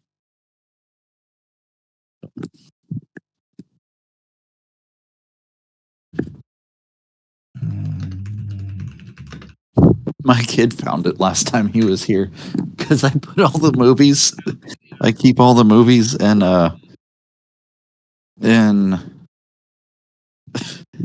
like I keep all the movies in the office, which is also his room when he's here. And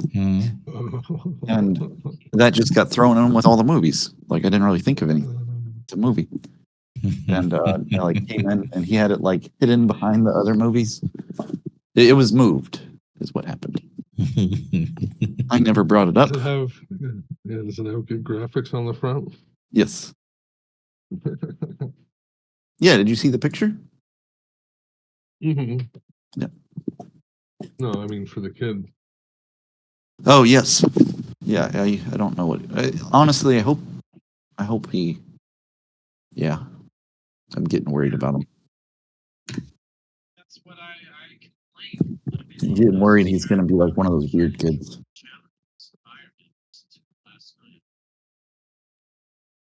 Like either I'd like like to hit this short here, but I mean I'm really kind of I don't know.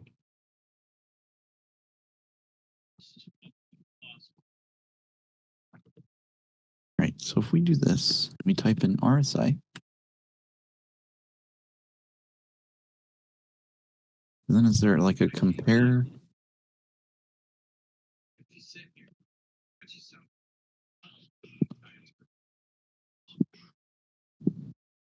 Okay, guys.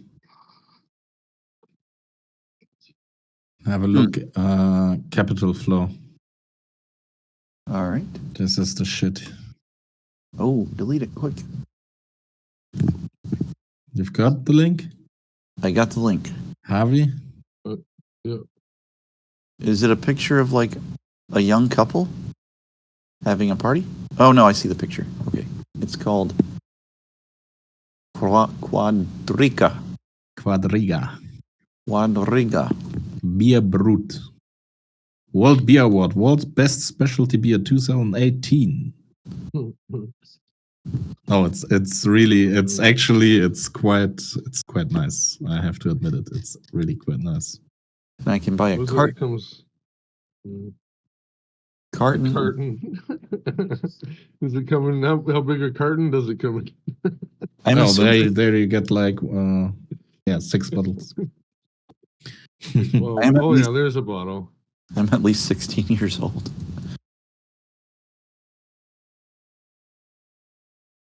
That's wild. I might actually buy the 6 bottles, and every one of you gets one as well, and then there's 3 for me.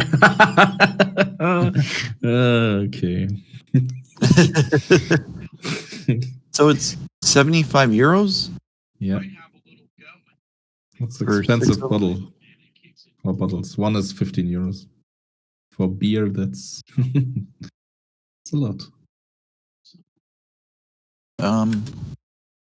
No, it's definitely that's a lot. I usually aim to get my beers for under $2. Oh, you would love it here. Yeah, we had a thing that was $1 a beer. We were just like, it was awesome. I should have made I should have taken a picture actually. Yesterday I was in one of the cheaper supermarkets here. We still they still offer good products, quality products, but there's also quite cheap stuff there. And the cheap beer brand, which you can get in like what's it fucking called, in cans. Of half a liter cans. What's half a liter in your? We you got the liters. Yeah, right. Okay, half a liter. It was like 30 euro cents, and you have to have a deposit on the can, which you will get back later if you bring it back. So there's a machine where you can put in the cans, and then you get your money back. The deposit. Yeah, and the deposit is like 25 cents. So the actual beer was like 5 cents over the deposit. That's awesome. Yeah. And to be honest, if you've already got a good few in, you don't really care. Yeah. Yeah, not at all. It's not that, I don't know, not that bad that you'd really mind.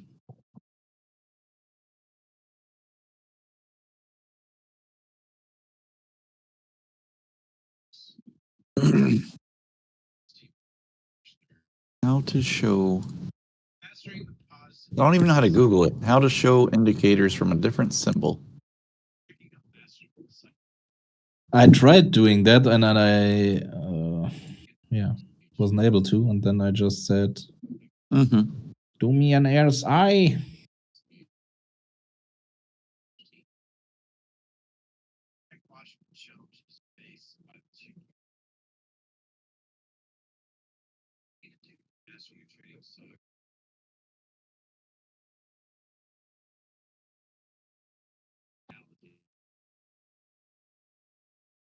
Oh, here you go.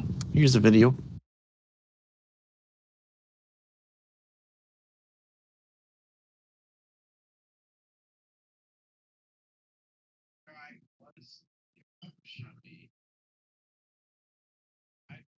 But I'm still just going to use your stuff. That seems easier.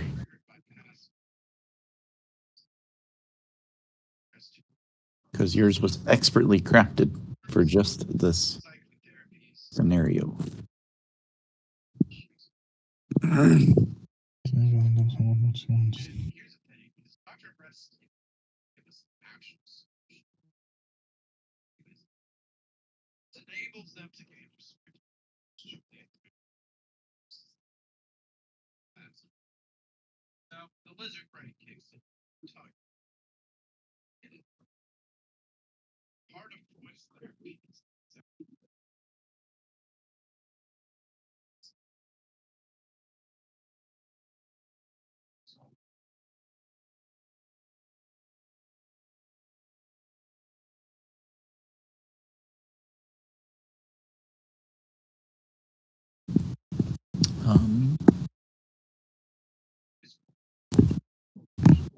Oh, come on. Is it that easy?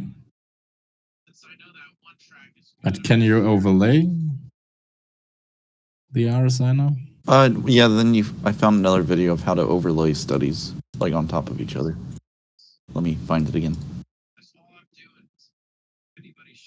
I'm sorry. I feel bad. I just realized you like did all this work, and now I'm like trying to. And now I'm not over here like. I did it with no worries. I did it with ChatGPT. You are good at that shit. I'm just a crafty little fella sometimes. I know you are. I've noticed.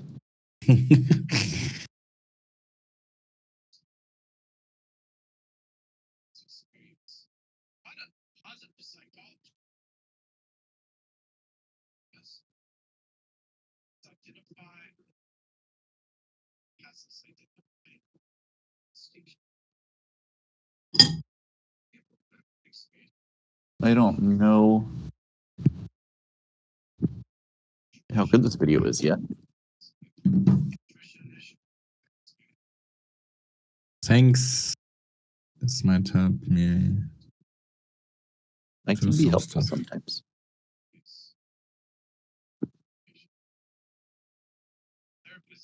Open editor, new window. How do I make a new one? Rename.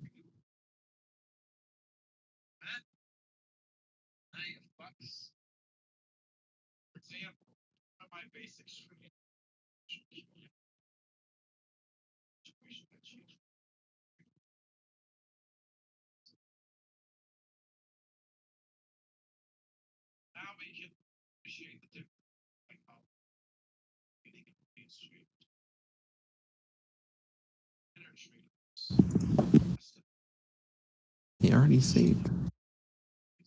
Oh, there we go. Okay.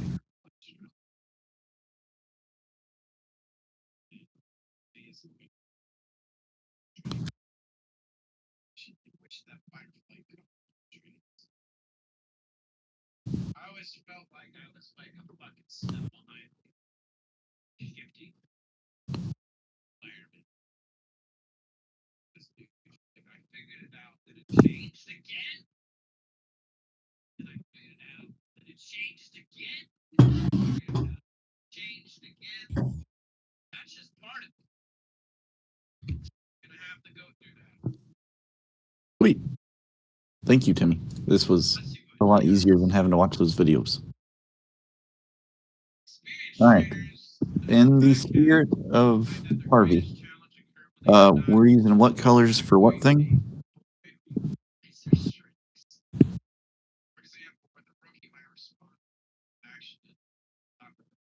Green is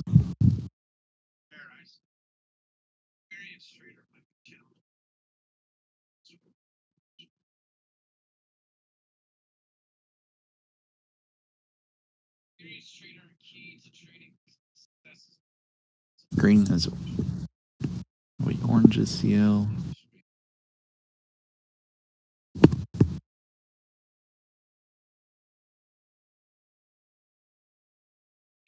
It's white.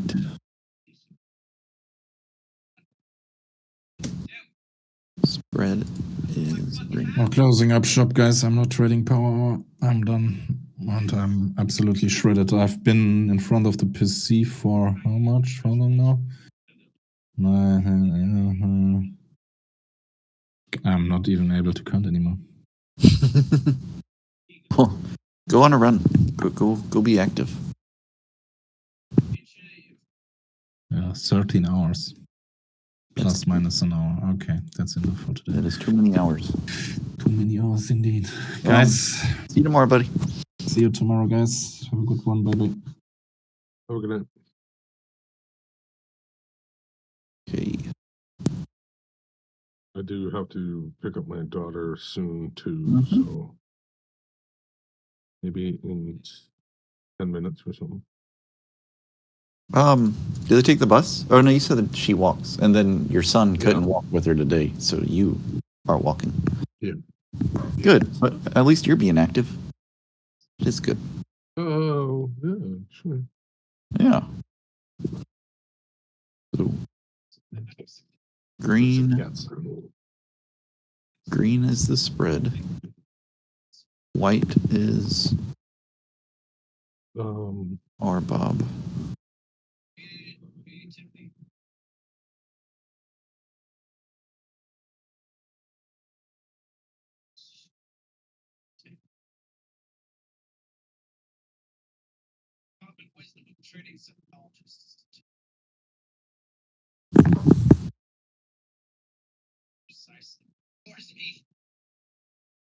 Yeah, it depends what you call.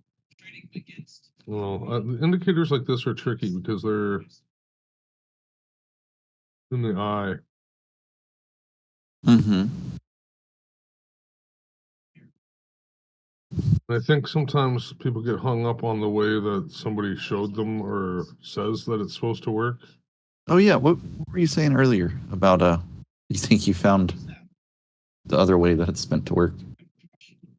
Oh, okay. Well, if you look at it, it's what he's saying. It's just he's taking it right at the convergence or like the widest point. Mm-hmm. And I'm almost suggesting the widest point is like the end, right, of the move. But realistically, when it crosses back over, just like it has, like if we just look at today, we start at 9. Do you have the indicator up? No, give me just a second, please.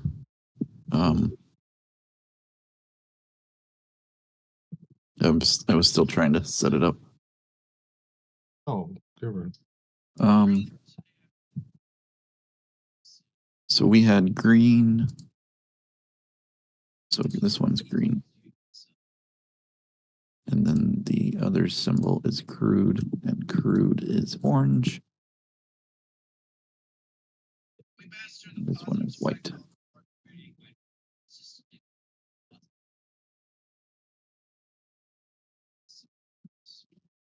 On a 15-minute chart.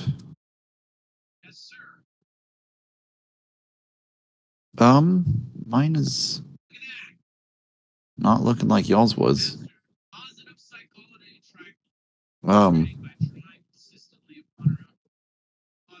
Or maybe it is.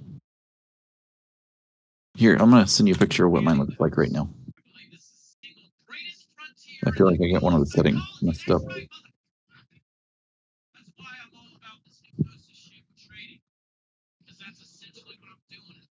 I just sent you a message.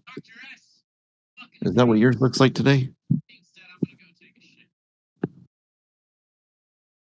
Yeah, but you're way oh, that's a 15-minute? Hold on.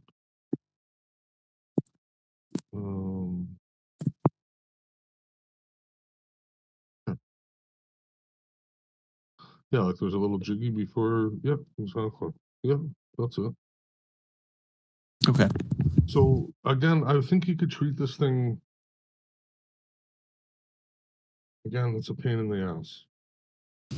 On the wider time frame, this is still good. Switch it to a 5-minute.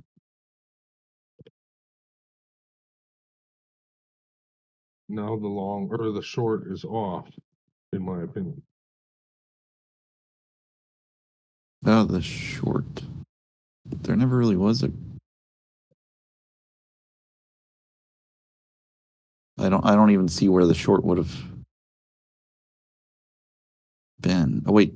Yes, I do. Sorry. Right at the top, Yes, I do. at 9:15. Yeah, I see it. Wow, that worked out fucking perfectly. Or today. Right. Now, if you go back, let's just go back in time here, right? So the inverse works as well, right? So that's green line on top. Green line on top is short. Green line on bottom is long. So let's just go back to Friday, March 24th. I thought green line. Friday the 1st. I thought green line. Listen, this is what I'm trying to. Sometimes people look at these wrong, right? I can just spot what it looks like, what works. I don't care what, just what can I see that actually works. So let's go back to March 1st, the Friday, at 3:45 a.m., 3:30 a.m. This is the long. At 3. Give me just a second. Let me get a different chart pulled up also. That's a 15-minute chart. You could use a 15-minute chart for that.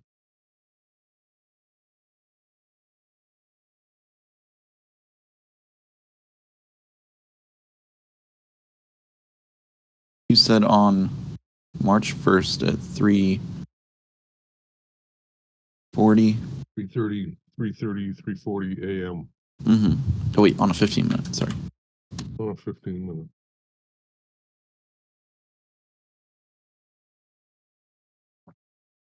Oof. March 1st. God damn it. March 1st. At 3:45. Got it. Okay. See green line diverge below the two lines? Around 4 o'clock? Yeah, 3:45. Yeah. Yeah, right. See where they separate and then they start to open up? That's the long. Oh, the crossover. Like when green crosses Bob and CL. Yep, and then you mark all that up with the levels and the time of day. Mm-hmm. Then you'd have something. That's London Open, 3:30 a.m. Right, give or take.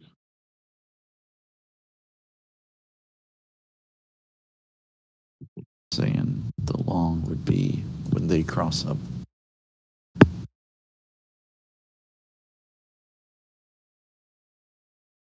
I don't try and make sense of it. I just look at it and go, okay, if green goes this, then green does that. Green does this, green does that. I'm trying to get it because basically that's saying your spread is getting tighter. Less or less. It's Yeah. actually making the spread is actually becoming tighter. Yeah, it's less.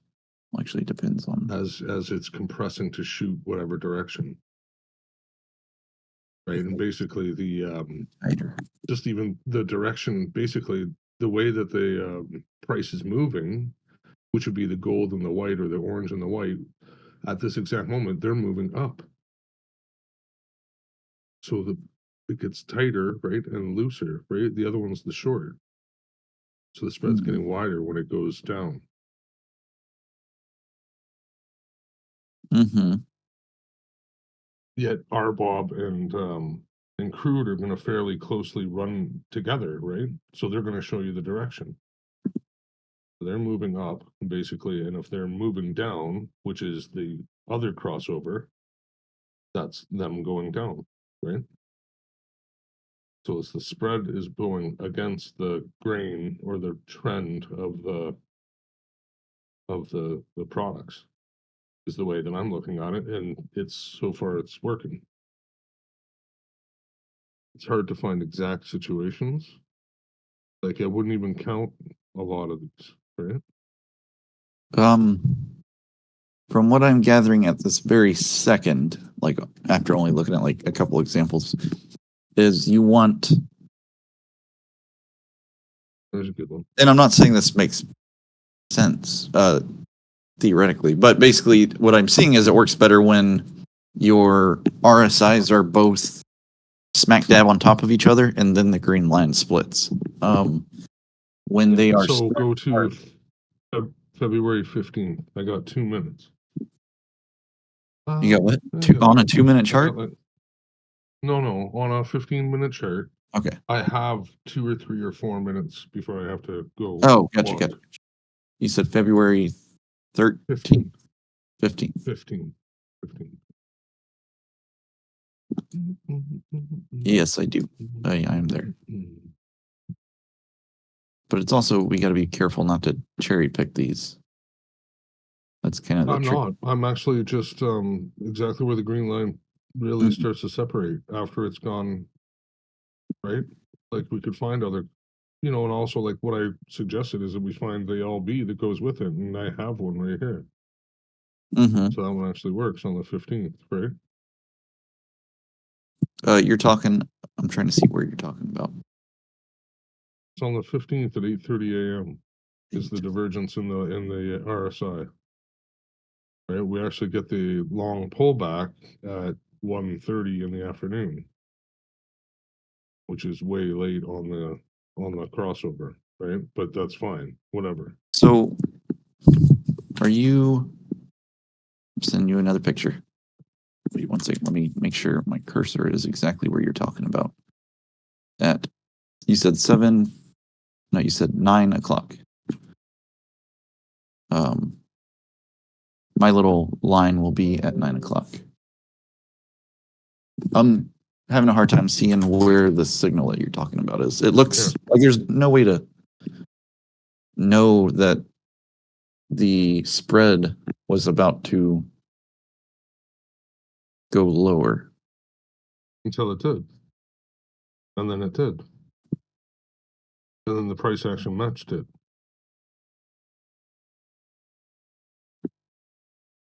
And then we had the line break. Which we would have had the line break way earlier because this is a 15-minute. Yeah. I don't think I like that one too much. Well, I'm just trying to grab them as we're moving along here, but well, it doesn't really cross over though. Is kind of my problem with it. Like we never had it cross over. It was trading. Sure. It wasn't on top and then fell. Right. But if you actually go back a little bit in time here on Wednesday, the spread wasn't wide enough, right? See this at 8:30 in the morning. So we did do a crossover, right? So the green was above, and then it took all that whatever after hours to like see how it didn't quite. It's not. Yeah, I see what you mean, but it's not. It did cross though at some point, right? Yeah. It was above. So that's the hard part about going backwards like this. We should go back, and then go forward. Right? So we can actually play it. Maybe I'll do that. I'll do that. I'll set the bar play or whatever, and then I'll just rewind it to as far back as possible. You also got to really recognize what time frame you want to take your hits on, right? Because the 15 is pretty hard to take hits on this time frame, right? So if this is your trigger point, that's kind of a little bit. You're gonna be pretty fucking late. Well, it is pretty late, yeah, right. So maybe I'll go back to like 5 minutes seem to be looking okay to me. Like, anyway, I Mhm. will talk to you later, buddy. All right, buddy. I gotta go. Walk safe. Okay, no problem, man. Well, you told me there were some dirty construction workers pouring some concrete. Right, so right. I just give them the evil eye. I'm better than you guys now.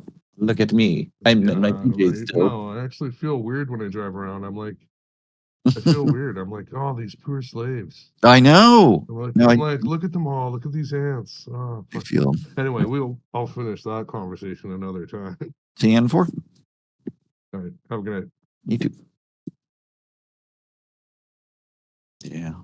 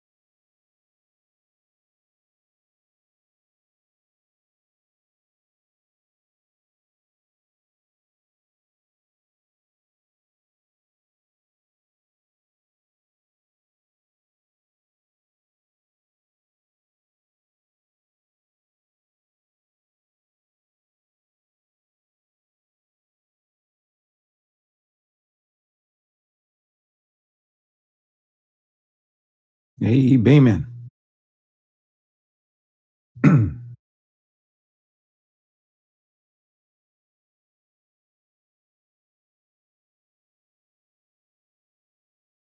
Hey, homie. Hey, thanks for posting that stuff. I'm gonna go check it out. Oh, for the indicators? Yeah. Yeah. Nice. That's what they were using. Did you get it working in Sierra chart? Yeah. Did Peter send that to you? Oh, let's see. Did he? I don't know. Sorry. Oh, is that CLRB spread CHT? Oh, yes, baby. Okay, let me pull that up. Yeah, Peter is an angel. He's- I was actually about to go on a run, and I'll be Oh. back in a little bit. All right, man. Have fun. Thank How you. far do you run?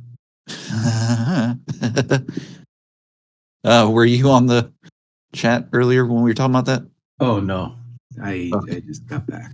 No, I have been sitting at a computer for 12 hours a day, every day for weeks and weeks and months. And some days don't even get out of my PJs because I don't finish working until it's almost bedtime.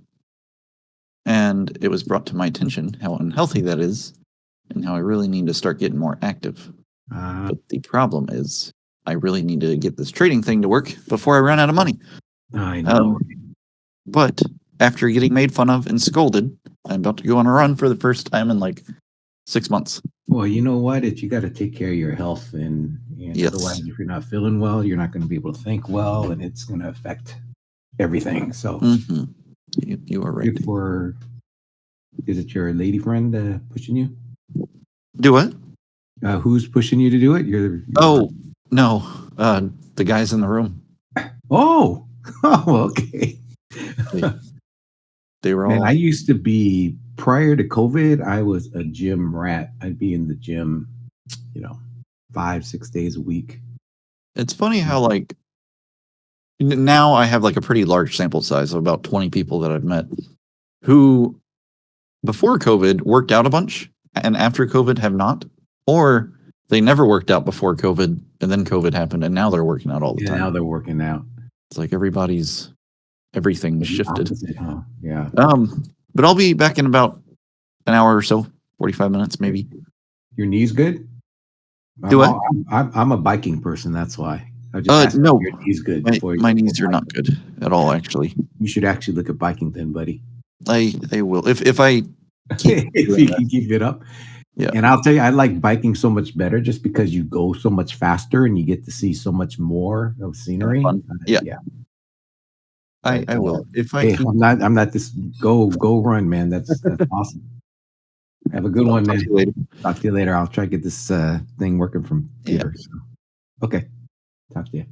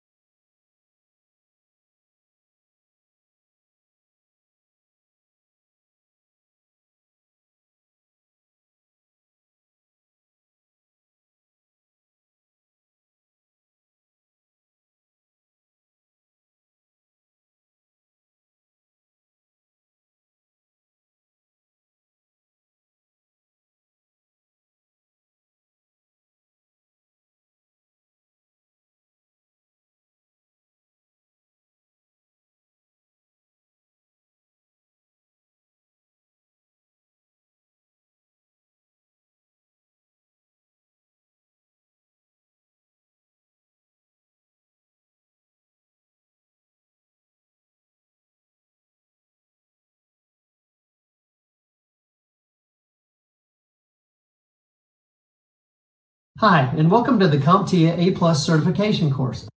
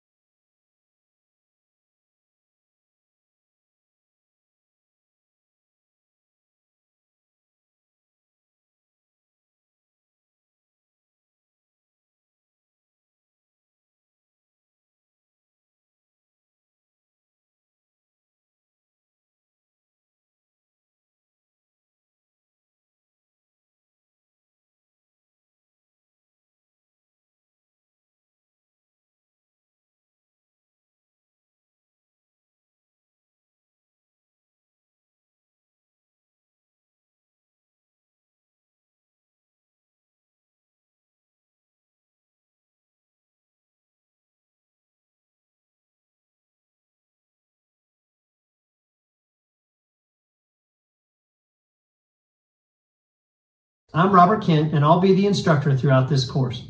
The course covers exam codes 220-1001 and 220-1002 for examination purposes. The first CompTIA A+ certification examination was offered in 1993, and I'll say a lot of things have changed in information technology over the last 25 years. I began my career in the 1990s in the United States Air Force with working with both mainframes and desktop applications. And in those days, we used a lot of paper punch cards and magnetic storage medium. I can say the industry has evolved significantly in areas like information security and cloud-based platforms. We've really come a long way.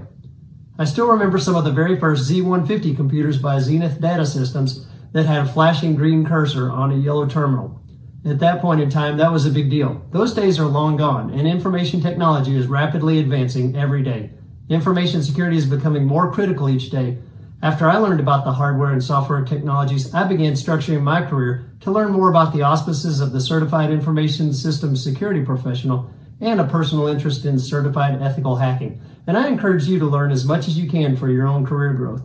By completing this course, you will hold the only industry-recognized credential with performance-based items to show you're the go-to person for computer management and technical support roles, including infrastructure support, troubleshooting, network, data management, and security management. So I wanted to say, welcome to this class.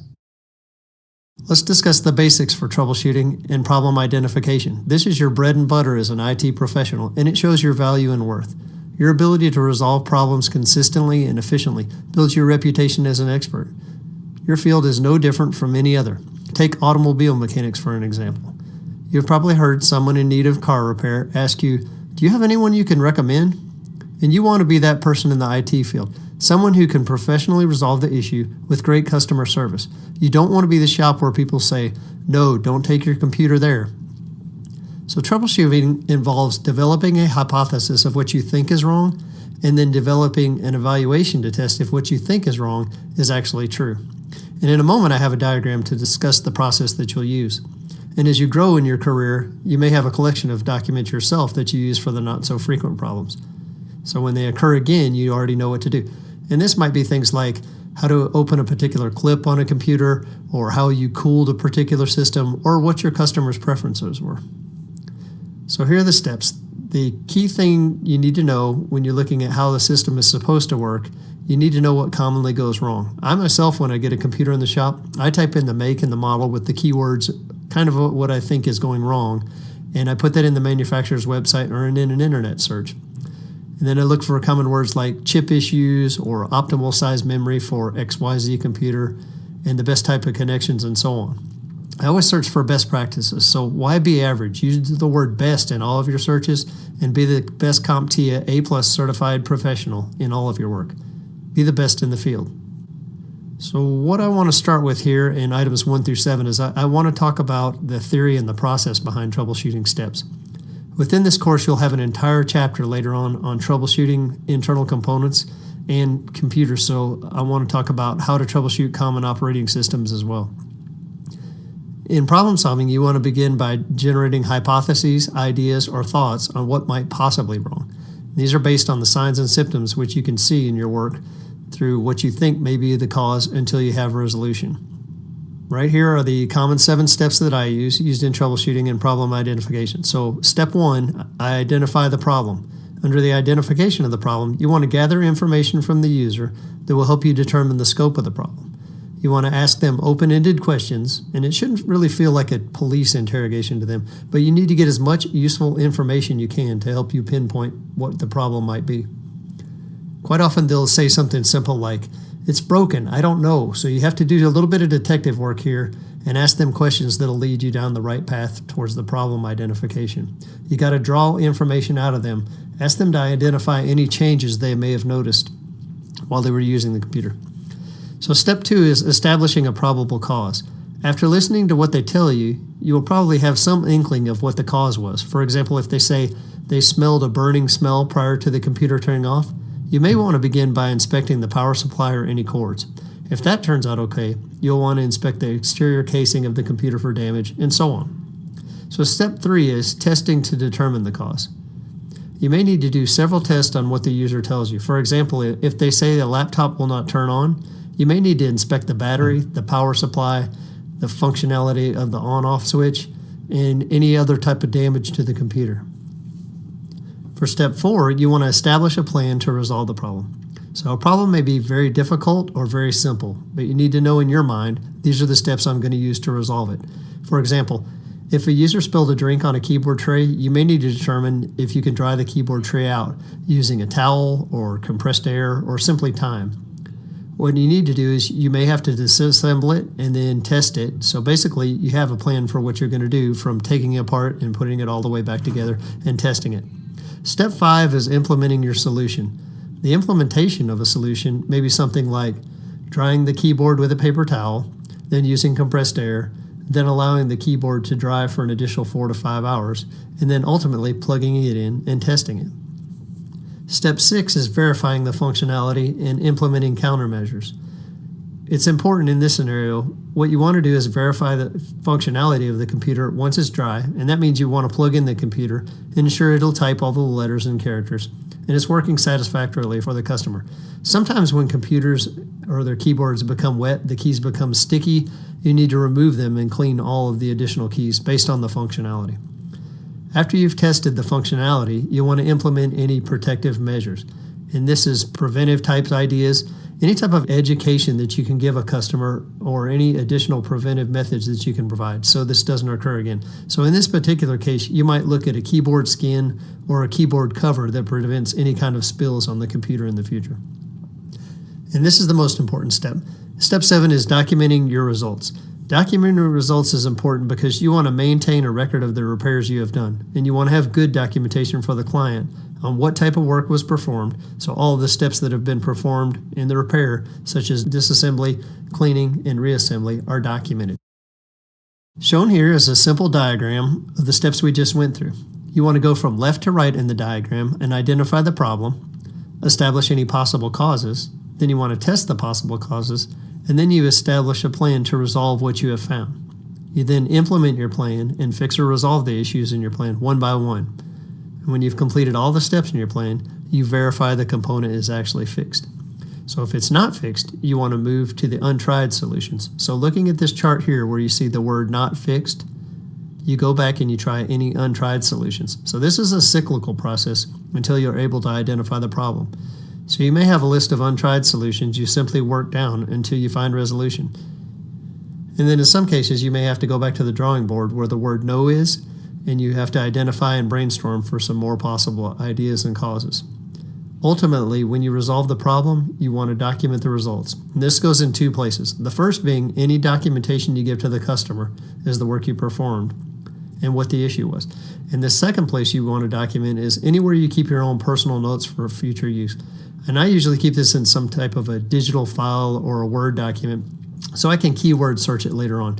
And this makes things go a lot faster down the road. For example, I might have had some issues trying to take apart a Toshiba laptop and simply opening the case and some issues like that. So I would jot down some notes, in other words, using Toshiba case opening, and then put a few notes on what I did to specifically get it open. That way, if it's 4 or 5 months before I see another Toshiba, I've already got my solution documented. So here are a few tips to use in problem analysis and cause identification. You want to determine the scope of the problems. This is accomplished by questioning the customer. They will identify many issues that exist. For example, based on their discussion about the behavior of the computer, they might say it's slow. You may determine many steps need to occur, such as cleaning the cache memory or performing software upgrades or performing any kind of hardware upgrades or a potential memory upgrade. So there can be many causes. So your scope may range from one issue to many depending on the issue. You want to identify changes to the computer. So when you're questioning the customer, ask them if they've installed any new hardware or software or changed the location. These new location changes might lead you to the path of identifying what could have occurred or what could have caused the issue. And I've had this occur a couple of times in the hospital setting where I had an issue once with a customer that had a Wi-Fi issue, and they were actually attempting to utilize a laptop in a radiology area, which contains significant lead shielding, so it'd be almost impossible, at least at a minimum, very difficult to achieve any type of a quality signal in the area. So definitely question the areas that people have had their computers in or what happened last when they were using it. Then you want to break your problems into smaller pieces. Remember, when you're questioning the customer, try to break each problem into a small component. Get all of the clues while you have the customer there. There may be a number of smaller components or smaller problems which cause their issues, such as a virus or a fragmented hard drive. You want to prioritize the problems in the order they should be tested. This is simply the order you resolve the issues. If a customer identified software issues and you identify a corrupt hard drive, then obviously you're going to need to work on the corrupt hard drive first and get the operating system working well before you focus on the software issues. There's no need to reinvent the wheel, so always look for the obvious. Look for the simple things like a frayed power cord, a crack in a casing on a computer, signs of excessive heat, or the blue screen of death, or other simple boot problems. Remember to back up any settings or files when you begin so that you have the original configuration in some type of a text file or a digital capture. Always make sure you do this. Then you want to test one configuration at a time. That way you know if what you tried to fix actually fixed the problem, if it did or did not. That way you can return to the previous settings if it didn't actually cause any change. And remember, sometimes the symptoms on a computer can be caused by another device that's actually connected to it. This might be a printer or a camera or a mouse or a keyboard. So keep this in mind as you triage your problems. Test all of the related items to make sure they're functional and compatible. Documentation resources are very important to the A+ professional. With so many manufacturers and so many information technology devices, with so many hard drives and so many chips and so many connections in the ever-changing information technology landscape, it's difficult for you to know everything about every device, every piece of software, and every piece of hardware. So you don't have to know it all, but you need to know where to turn. I generally begin with the manufacturer's website on their technical pages. Many manuals are available from manufacturers and vendors online through their websites, and sometimes they give you key codes to access websites to special areas. There are many IT knowledge databases that are available too, and just general knowledge bases such as Apple support communities and Microsoft communities or websites like Linux.com. If you have new equipment or any added equipment, your customers may have vendor training documentation or any kind of documentation from service on the equipment. Be sure to ask them if they've had any recent services or any services occurred. That way you can obtain documentation on any new changes. And you yourself may attend vendor training on a routine basis as an IT professional and have a number of documentation resources from them. And last but not least, there are a number of internet resources. There are many technical forums such as Computer Hope and computer forums where you can ask other techies for advice and find existing common solutions. Over time, you will develop your own go-to sources. Here are a few more tips you can use for communication and professionalism. Remember, these are two attributes that are separate from your technical skills, from your ability to work well with customers. And how you interact with customers can affect your ability to be an average IT professional or to be the best in your field. So you always want to begin by listening closely to the customer and don't interrupt. It's a common courtesy. With your interaction, they're giving you clues to the issue which may help you resolve their problem.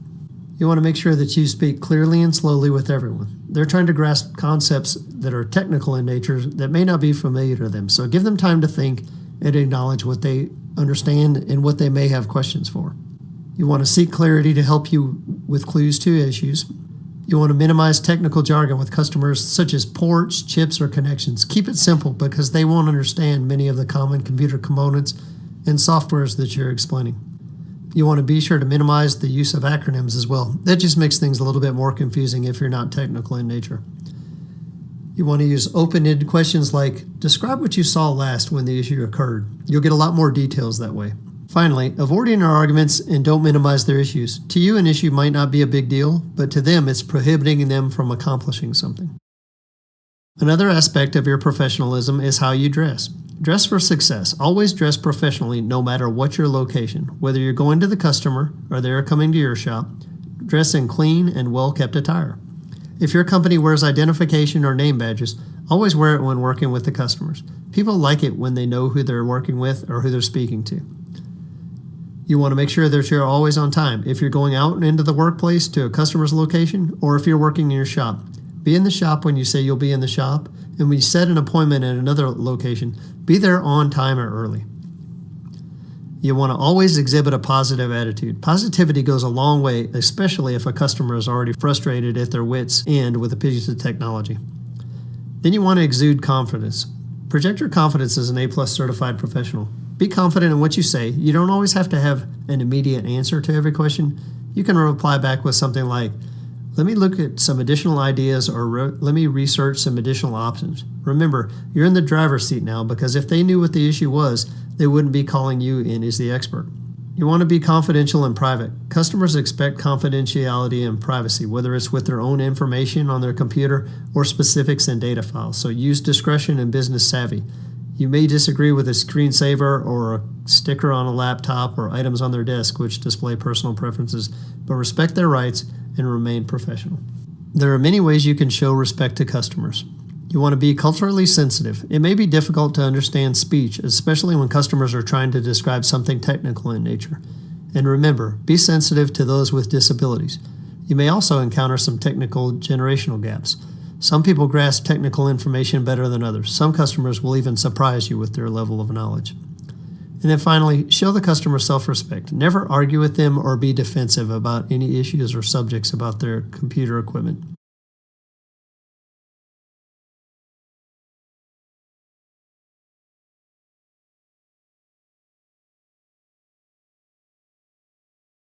In this video demonstration, I'm going to talk about professionalism and your soft skills.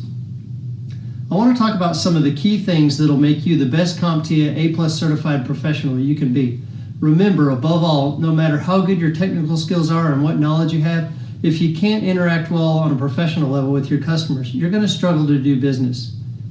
You need to remember that your work is a business, and if you can't grow your business or interact professionally with your customers, your business will close and you'll have to find another line of work, especially if you're working on your own and own your own company. The key things you need to be aware of or remember are professionalism and communication. I've got them up here and I'll go through them a little bit more. You've got to be able to work efficiently and safely, and people want to understand that they're working with somebody that can be confidential and work with security and help them with those aspects. So whether it's on the phone or in person, customer service could never really be understated. You've got to listen to the customer, ask them open-ended questions, and not really a simple yes or no. You want to ask them things like, what were the last thing you saw on the computer? Or what happened to the printer before you heard this loud popping sound? And don't forget, a big part of our lecture for soft skills included your ability to troubleshoot.